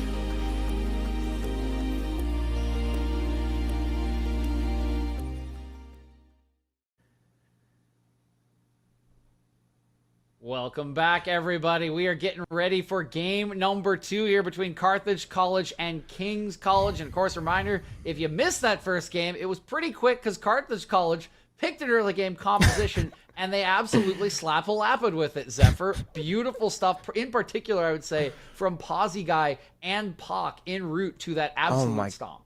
God, Puck. She had an incredible game on the Lux. Like you said, kind of going into the final moments there. If we had the opportunity to pick MVPs, which is a total taboo among casters, but if we did, it would be a total game 1 MVP there for Puck. So fantastic play for the support role. Definitely set up a lot there, and especially in the end, transferred from what was, oh, you know, I did a little bit of that root action to, I did a little bit of that delete action. Quite a bit of deleting was definitely the way of the game for Pac in that game number 1. A little more of the root and cleverness was the way for Posy Guy, as we mentioned multiple times. He created a lot of pressure against Dad Shot in game 1 to break apart the Wombo combo, the team fighting that was drafted by King's College, who have now elected to head on over to the blue side, hopefully to get some power picks in their back pockets ever, because I do think we need to see some changes from what we saw in game 1 and 2. The big thing I'm looking for is, can we get at least one lane of agency, right? We saw some good work from their mid lane, but we did not see much else in terms of early game plays. Okay, so it's very clear to me that something that King's College has struggled with coming out of that game 1 is they've yet to... Is that real? That's real. Is this... Okay, you... Screw my point. Tell me, is this a thing now? No. Do we do this now? No, well, okay, it is. It's a hard counter into Akshan, but that's about it. We'll see the rest of the composition, but I will say, Okay. just looking at the draft I see from Firebirds, I don't think this counters what was drafted by Firebirds. All right, it has been a hot minute since I've seen, honestly, a lot of this come out here. First of all, we're also getting a Cho'Gath drop into a Fiddlesticks. You've got to level with me to some degree here. Wait, okay. I have a theory. I'll wait till the whole draft plays out before I say this theory. But I think something happened here. I think there's a bit of an agreement between both the teams in this draft. No way. They're not doing this on like the official semifinals. You can't just say I think they are. Do we have any rules for that, or is it just like go for it? No, so what I think is happening here, as you see, there will be one more champion locked in. I think we're drafting every Void champion outside of Rek'Sai will not show up. Every Void champion except for Rek'Sai has been selected, and they're about to release a new Void champion. That's my only working theory here, Zephyr. See, they've got me. So this is a harder, like, usually we get into like a league cast and we're like, all right, how can we kind of provide analysis for these drafts and, you know, put this one out here and start sustaining what will be, you know, how this plays. And it's like, now I'm out here like, is it Void themed? Did they spell something? Is it a message? Are they trying to communicate with each other? Yeah, it could be a lot of things. I will say, looking just at the top side we have right now, at least from Firebirds, the one thing to analyze big time in this top side is, unlike game one where Carthage had a ton of prio, this top side does not have any prio. Fiddlesticks wants to get to 6 before anything happens. Casted wants to get to level 16 before anything happens. And Cho'Gath is going to get pushed in the early game against Teemo. There is a point at level 6 in which Cho'Gath can turn that 1v1 around. He lands a Q, he lands the Feast, and Teemo just dies because Feast is his entire health bar. But up until that point, there is a window here for King's College, right? Kha'Zix, which I think this will be switched. I think this is just a mistake in the pro draft I on the agree. side. We can see a couple of things going on here with the draft. So I think we'll see this flip where we have the Kha'Zix in the jungle, the Malzahar will be in the mid lane. That will give them some agency to play in the top lane, which is top side, which is what we were asking for from Kings before this pro draft did break down.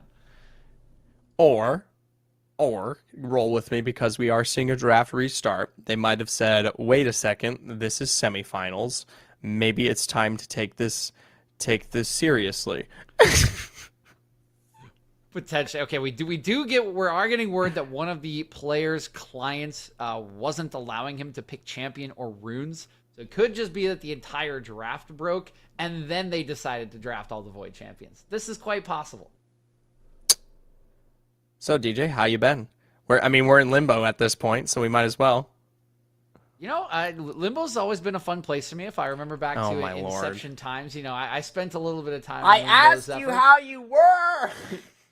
And I'm telling you that after coming out of Limbo, you know, I'm feeling great. You know, head's in the right place. Finally tied back to reality. You know, didn't have to go through the rest of that draft. So we're all good, Zephyr. Things are going well.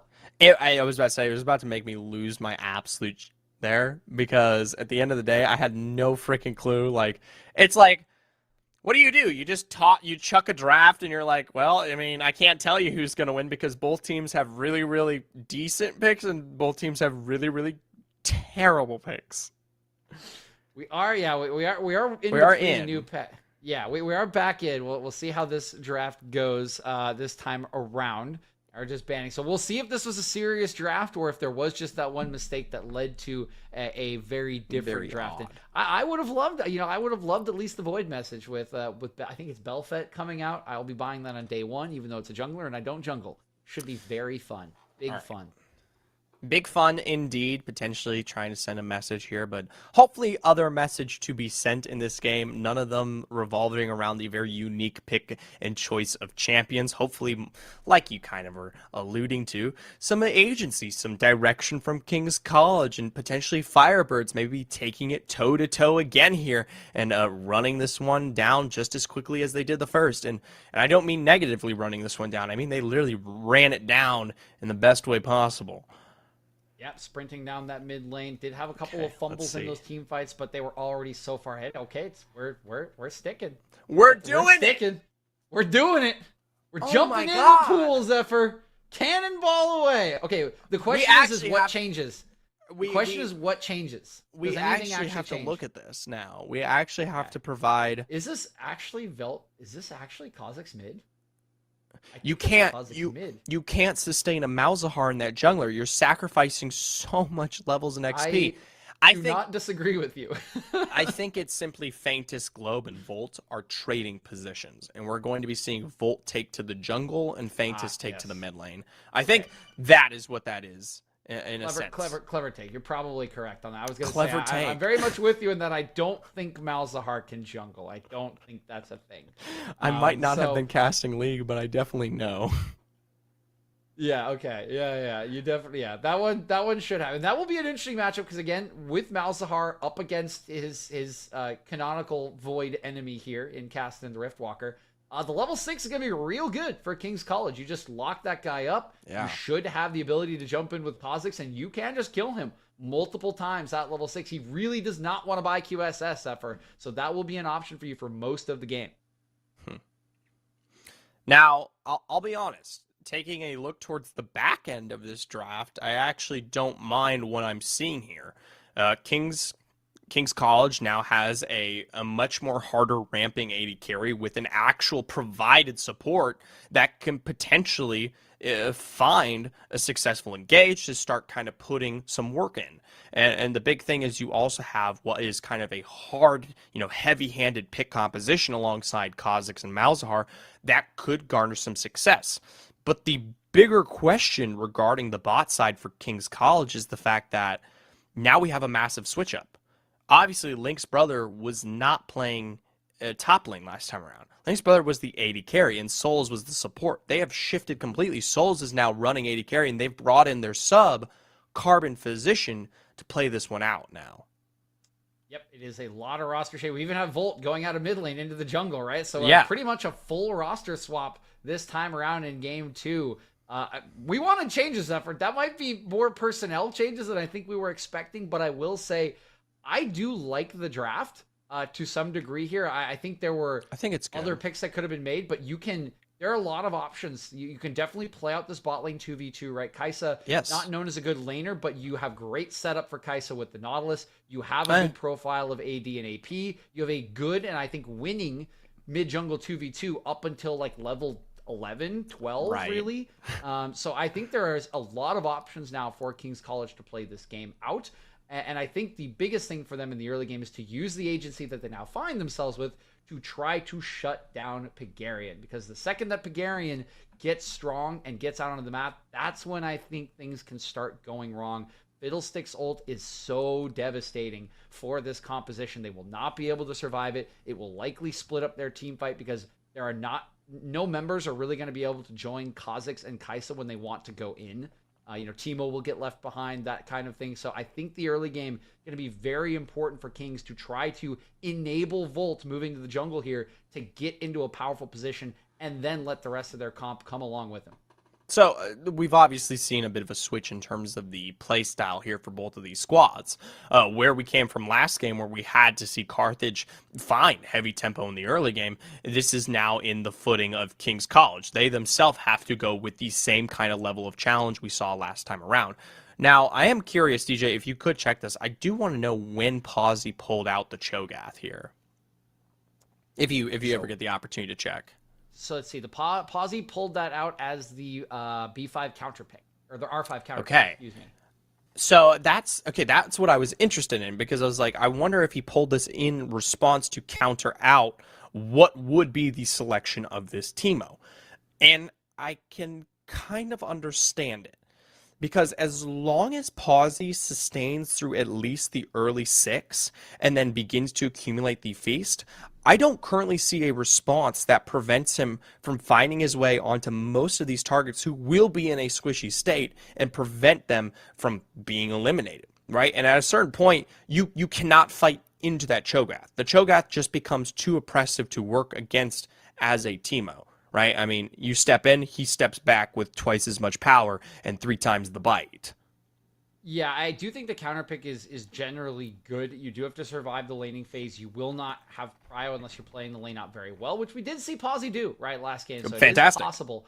The one thing I will say is I don't know how much it matters because of 2 things. Number one, if this game goes late, Carthage is winning. Yeah. They're just winning. Carthage wins. They're just hard winning the game. They have long range engaged. They have Kassadin. They have the follow. They have Fiddlesticks to go in. They have Seraphine to follow. Massive up. Zai damage. They will not lose the fights. Whether honestly Cho'Gath was there or not, because Kai'Sa and Teemo are actually pretty good at shredding through a champion like Cho'Gath in the late game. They do a lot of percent health damage. Right. Passive on the Kai'Sa. Teemo will almost certainly be building Leandries. So there are ways for them to shred through this Cho'Gath. He will still just provide what Carthage needs in a front line, in a body that can set up CC and follow up on CC, because what you're looking at here for Carthage is kind of what we were looking for from Kings.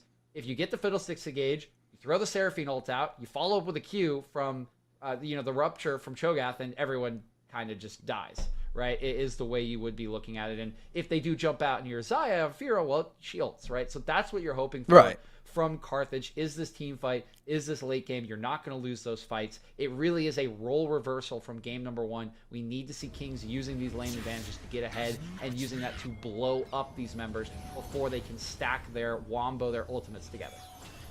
Well, with all that being said, and now our playstyles defined and set out here going into our game 2, we finally introduce the Rift, potentially, as I said before the break, the final game that will define our semifinals here. Of course, if you've forgotten or can't read, am Zephyr, and alongside me is DJ for potentially our last time.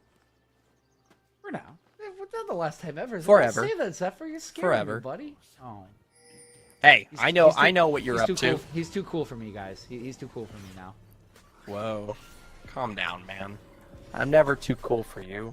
I'm just better than you. There's a difference.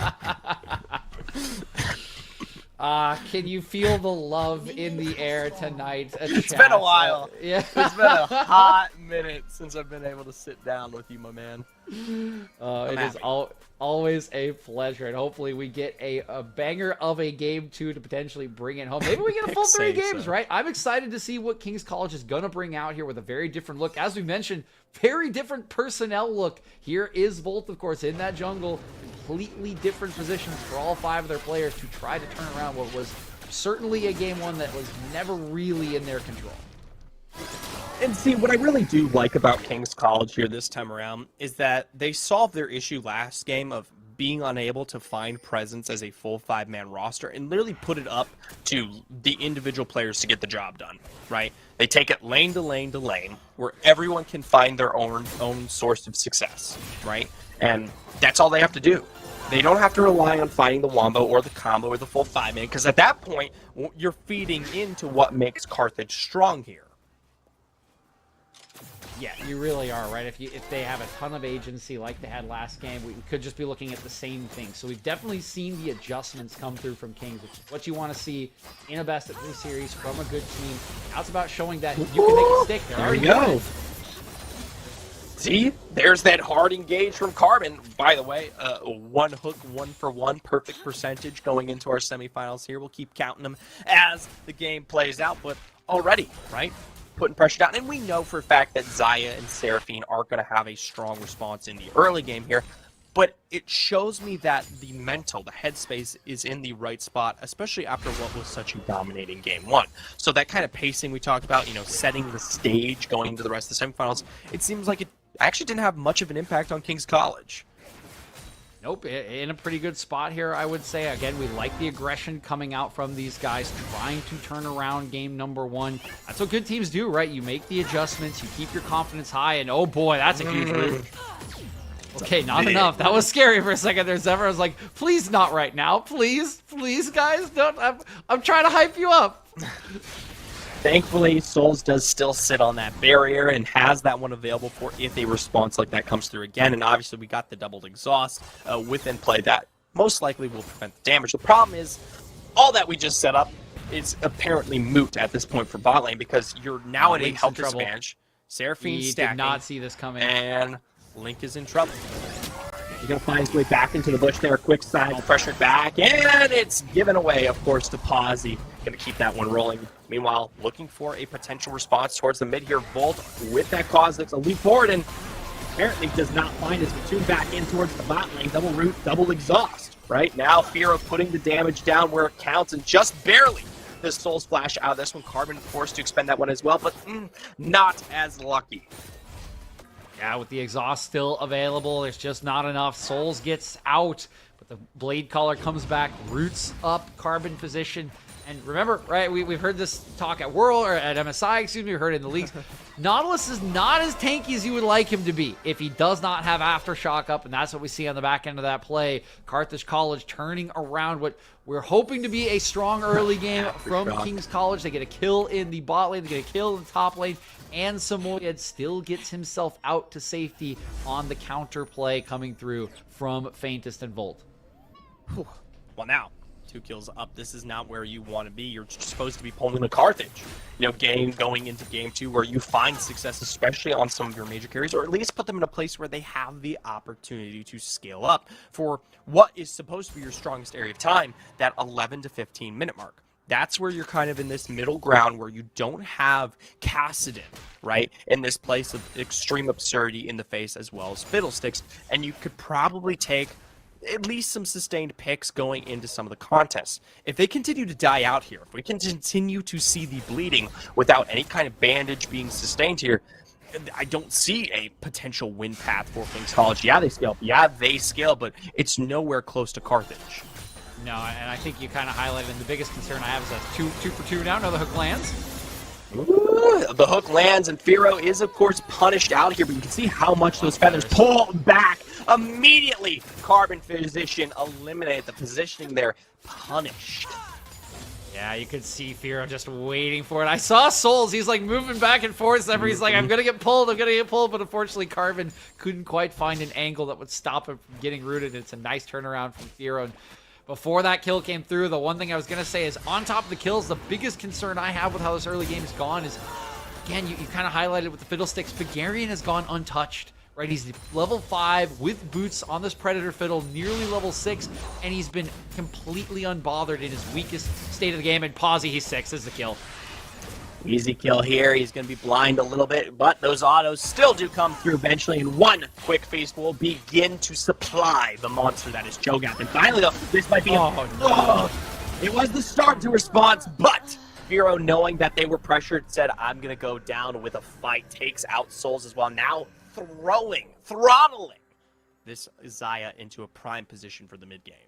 Yeah, one positive play. They do get shutdown gold, I believe, on that kill, but still, getting anything out of that for Firo was massive. Just so far, it's been all Carthage, even in the plays that they're not making, right? This bottom lane play, the mid lane play on the gank on Samoyed, they're getting away with it. They're getting gold somewhere else or right in front of them. They have not been punished in any play thus far in the game. That is perfect for their scaling composition, for their champions. They're looking so good right now. Everyone about to tick 6. I mean, just keep your eyes on Pagarian. As soon as that 6 ticks, he will be looking, and it will likely hurt a lot with those Sork boots already completed. Ooh. Now, here's the thing. Firo comes back, complete Noon Quiver on top of the Vampiric Scepter. A lot of what pressured regarding the Shred, especially that Halo Blades Kai'Sa that we sometimes see does have some warranted pressure in the early game. None of that matters anymore. I mean, you are far too pressured. Seraphine's in a great position to sustain fights out. And now you have lost priority over what could have been a very dominating lane, especially given the fact that you have such aggressive engage. Now, granted, the next time around that we might see a turn for this is going to be somewhere around when that kind of depth charge is available, right? And at that point, you're already going to be playing into the immediate Xayah ultimate, and so even then, I'm still on the fence. Steal. finds himself out here fairly quickly, and a little bit of the suck sustain. Yol. And big flash Oh, he out. whiffed! Hygarian flashes in, but hey, he might whiff back, but he does still put damage down there. Meanwhile, towards the top side, pause again. He has that feast available. It's going to take one flash and one quick chop to finish the job here. Nicely done once again. Pawsey just absolutely running the top side of the rift here, Zephyr. Hook gonna land. This might be a bridge too far. That's such a bait! And then Firo, they know for a fact they could step He's on got this ult, I turn, think. pull Yeah. this one back. Stormfeather goes for the double, and you're already sitting at No, 8 don't do it! 6 and 1. Kaiser could potentially be 7-1. Yes, the Nether Grasp is officially available. It will be pushed down They until got minions shields. finally do come through, but Yeah. the flash shield back as Hygarian arrives. Big root, and another kill for Firo. Oh my lord!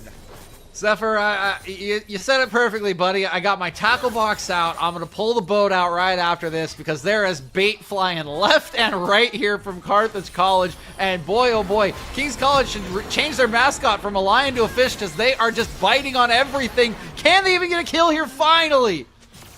Just barely there. Does Bolt sustain? It almost felt like it was dicey, even in a situation like that where you know for a fact that Kozik should be coming out on top of it. Yeah, there's no cooldowns available. Heroes expended everything in their book of tricks, but it doesn't matter. Yes, you might get that kill, but everything sustained in between the last and this one is such a massive win for Carthage. We see that the Immortal Shield Ball complete the Berserker Greaves already. It is only 10 minutes here. Yeah, I mean, yeah, Firo's 7-2. that's a lot of gold, and you see this is a bit of an unorthodox build for Xayah. Shieldbow, not something people usually go for, but I actually like the build path here because I think Firo definitely understands what his position in the game is. You're the strongest person in the game. Your team outscales. They have burst coming through from Kha'Zix Kaisa that want to get on top of you. If you just survive the burst, you win the fight. All you need is that little extra bit of shielding. So Carthage College have been outthinking, outplaying King's College this entirety of Game 2. And remember, we wanted Kings to get ahead. We wanted them to use their agency. They have tried to do it, but it has been flung back in their face by Carthage. Meanwhile, Oh, no. Firo, Wow. I mean, there's no respect being paid at this point. You have to understand when you have a combo like Seraphina that they can step up wherever they want, whenever they want here. And Souls, remember, has to find scale. It has to find a late game prowess on this guy. It's nothing in comparison. Meanwhile, a top response. Hygarian is coming in there. Pawsey does have some villagers, but it's silence. But look at the burn of that ultimate. Meanwhile, Link's brothers only a tick away. A quick flash forward, and it's more kills on the board for Carthage. An absolute slaughtering. This is a tower at 12 minutes effort. I hate to do I hate doing this. Cat, you were talking about caster pet. Oh no, Who can say where the road goes, where the day flows? Only time. Oh no, it's Wow. Yeah, it's that time, ladies and gentlemen. It's that time. It's that only time. Oh no. Oh, Carbon. Oh. Dredge line, root, feathers down, already dead. Firo pulling back, feather storm up. One quick pull, but Pog is caught out. She does finally find the slow to make a return. Now Firo, all they have to do is keep autoing, and that's that Immortal Shield Bolt that'll keep them healthy. But a moment like that, you got all three members in there, and very quickly does Carthage punish. 2-15 is the kill score. More plates in the mid lane for Samoyed. More plates in the bot lane. The turret is gone. We've got Pawsey guys smurfing in the top lane again. It's just all Firebirds at this point, Zephyr. I mean, oh boy, Samoyed. What do you do here? He's fine. He'll just What do you dash do? out here. Oh, he okay. Wait, they baited him. No, he doesn't have to dash Doesn't matter. out. He can go in as much as he wants. He can die. It doesn't matter at this point.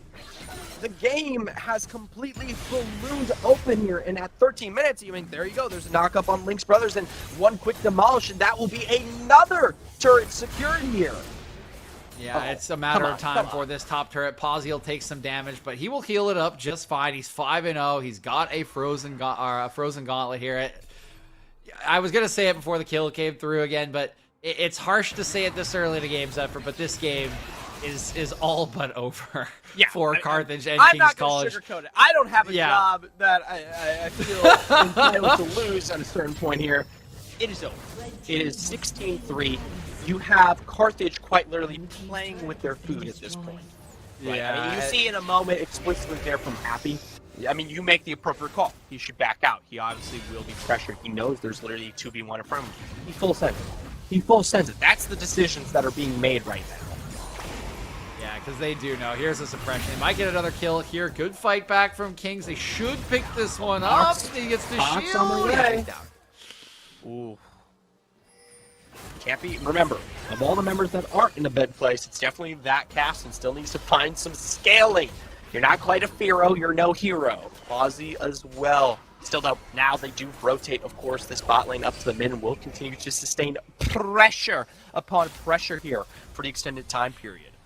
Yeah, the mid turret, the only vestige of the first line defenses remaining for King's College. And again, you can just move Firo up here. There's really no one that can kill him when ultimate is up at this point. He's so strong with the shield bow. 9 kills, 100 CS. I hesitate to even want to look at the gold charts to see how much gold he is ahead of his counterpart in souls.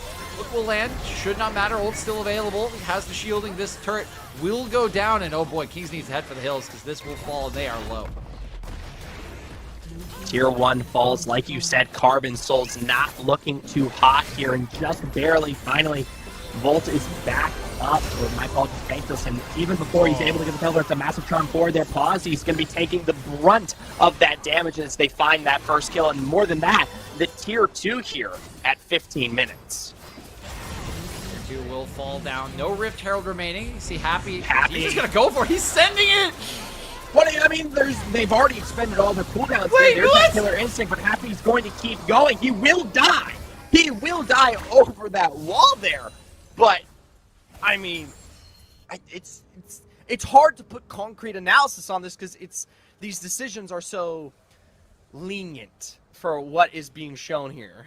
Yeah, having a little fun here is Carthage College, and you can see that they know it. King's College has known it. At the very least, we got a positive storyline here, and that the daughter has killed her father. Very, very nicely done there, Souls. You can claim the you can claim the lore kill here. So we'll take that one away from the series at the very least. It's something to work with as we see our second Tier 2 fall here at 16 minutes. Only a minute later sustained, and I can't even talk about Baron. It's still a whole 4 minutes away. You've got to talk about what will be that third secure Drake there. As now Pawsy's looking towards his mid, able to find the ruptured knock, the silence to follow. Those autos are beginning to come through. He does have that feast available, and it's one quick job done. Volt will chase here, but it doesn't matter. He's already pressured back to half health. Yep, 6-0-0 there with that Frozen Gauntlet. It is all too much. Pawsy guy, you were afraid of it in the draft. I said there were tools to deal with the Cho'Gath, and there were if you had gold or items or anything. But yes, Zephyr, nobody can kill Pawsy at this point in the game. He is an absolute monster. He just picked up a Force of Nature, which means now Teemo can't really do any damage to him. So yeah, he's a chonky boy, and he's gonna feast to his heart's content for the rest of this game. The real question is, how many stacks can you get? How big can you get by the end of this game? I love compensating and playing Cho'Gath. It makes me feel so good. Any stacking champion has been my dream for my entire life. I love Nasus, I love Vigar, I love me some Cho'Gath, especially because he gets bigger and bigger there with each stack, and he will continue to look to do so. Is this saying something about you, Zephyr? I'll leave that up to the audience. Oh boy. Bottom lane is the last vestige now. How are they going to die this time? Yep, pretty much, because Teemo's not even here to help them out. This turret will fall. Carbon's going to engage and hit the wall, and it doesn't matter if Paw's is blocking it. Of course. Where's he even? Oh no, here comes the Fiddle ult. Oh no, here comes the Fiddle ult. Oh my, oh! Massive charm, kills all over the board here. Souls, Volt, yes, they walk away, but only a click in distance as the Tier 2, the final Tier 2, mind you, falls here at 18 minutes. They're going to keep walking this one down. They don't care about timers. They don't care about cooldowns. They know they're in the driver's seat. Yeah, this one, it's just a matter of how much time is left. Some damage going back down, but this is an easy solo kill for Happy. You can only blind him so long, Lynx, and go down he goes. Inhib will follow, and honestly, Pawsey can just tank these turrets, so it doesn't really matter if you clear the wave, I think. They have no ultimates to play off of. They have no really majorly aggressive strength to work with here. 3, right? 4. Okay, 4 shots. That was 4 shots. 4 shots, he sits at 66% of their health there, and they continue to pressure the final mid-remaining inhibitor turret. And now, I mean, even that's just minor poke. That's a single rupture sustained. Already, you can see that. If you step up, you are deleted. Job done. Goodbye. Yep, Pawsey's just gonna walk away, get some more health. They'll do it all again. Oh boy, the Malzahar voidlings are healing him. Too far forward. Don't move that close. You're not allowed to do that this game. Oh my God. And they don't care about the position. They don't care about any damage. It's a big rupture. It doesn't knock. It doesn't land. But they're slows enough. They're slows enough to find another feast stack. They're slows enough to find another inhib sitting here at 19 minutes and 30 seconds. DJ, you said last time around you thought they could have ended the game sooner. Well, here you go. Here's the opportunity. Yeah, here is have super minions here too. I mean, that's just another kill of the Carmen. Yeah, you can't go in. Yeah, you go in, you're not walking out of this composition at this point. Way too easy to slow. And yeah, again, Pawsey, he's just gonna tank all this damage. It doesn't do anything. There's the charm. Literally negative damage. He's healing through it. Ventus is forced to flash into Fountain. Hog is only a tick away of damage. They might flash for it. That's the best they've got at this point. Meanwhile, you step back into it. Link's dead. Turret's dead. Another kill. Numbers are more than taken away. Why not? Throw the fiddle ult in there. Carbon, why don't you step in for one potentially final death? But the Nexus will spell the end before he can himself. Happy trails, unfortunately. Here's that for King's College. At the very, you know what? I will say, I appreciate again that they went for this draft, that they tried to change things up, because game one was really still a stomp, right? It really was. It was completely Carthage favored from the early stages. They had all that pressure in the game, and so King says, okay, we're gonna flip the script, right? We'll change up our players, we'll change up our roster, we'll get more agents in the early game. It just didn't work out. It just did not work out. Every play that they tried to make was turned around in the early game, and when you are then on the other side of the coin, right, and you're playing the early game comp into the scaling comp, and your plays don't work, this is this can happen. Yep. And like I've said many times before in that game, I cannot provide any crucial analysis, right? I mean, there is no higher level thinking here. Do not die. That's the next tip on our board. It's one of the most basic ones. Don't die. Right up there. It's right up there with don't chase the singed, right? So yeah, one of the famous coaching mantras in League of Legends: die less. Die less, everybody. Take that one to solo queue with you. Yeah, take that one to solo queue with you. So, with all that being said, Carthage Firebirds, they now take themselves to the finals in insanely dominating fashion, and it doesn't even look like they reveal strats, pacing, play style even. I mean, they just run this one down. So for what will be our matchup here taking place, of course, tomorrow, it will be a toss-up in terms of style. You'll maybe have to pull up those spring VODs here to get a better look. Yeah, whether it's UBC Amber or GFU, right? They're gonna have to figure it out. But I would be pretty terrified of Carthage going into this upcoming series, right? It looks like there are some trends maybe in their champion selection, but they made every champion they played look really good, Zephyr. And I'm not sure what Pawsey maybe has more in his champion pool, but maybe you have to ban both of them, right? Because he just absolutely smashed the entirety of the top lane. So I would be scared going against this team in the finals, but we'll see if either UBC Amber or GFU Varsity have an answer tomorrow. Otherwise, Carthage, they are looking like true contenders for that title. Yeah, I mean, at this current point, they look like absolute kings upon their throne here, so potentially challengers that do await them. But with all that being said, DJ, any final thoughts to kind of close this one out between the two of us? I know this is our last time that we'll ever see each other. Yeah, it's really sad. Just an absolute tragedy that we'll never be able to see each other again. Wow. I would say the sarcasm. Tune into the finals tomorrow. We'll see if Carthage can sir. bring it on home against one of these two challengers. Otherwise, go check Zephyr out in the next Apex season or League of Legends season, wherever he is, and pick up Belfast, guys. It looks like it'll be fun. More Void champions. We can all draft Void champions. With all that being said here, before I head out, I only have a few words left to share.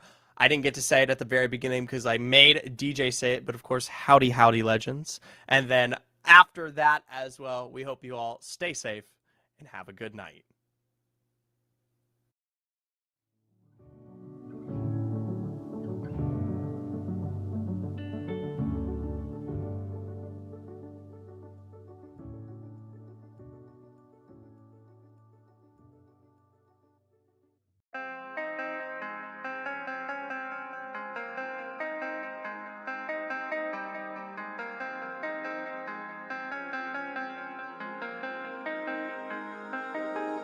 When I'm with you, I am able to keep pushing my limits, and all the drive that I have, well, I'm going the distance with you. I didn't know what I had till I knew what was missing, and everything that I dread, well, I built a resistance with you. Catch me when I fall, and I'll keep you on the ground. You were gone, I wish you'd stay. I could look at you for days. Time was well spent, that's when I knew that I need to spend my life here with you.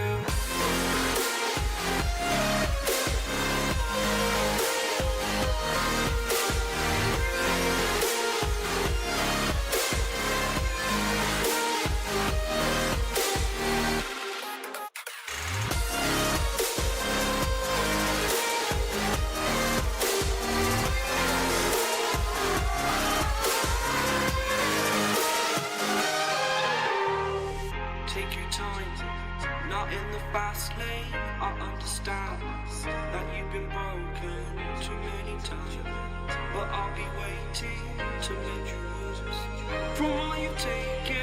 But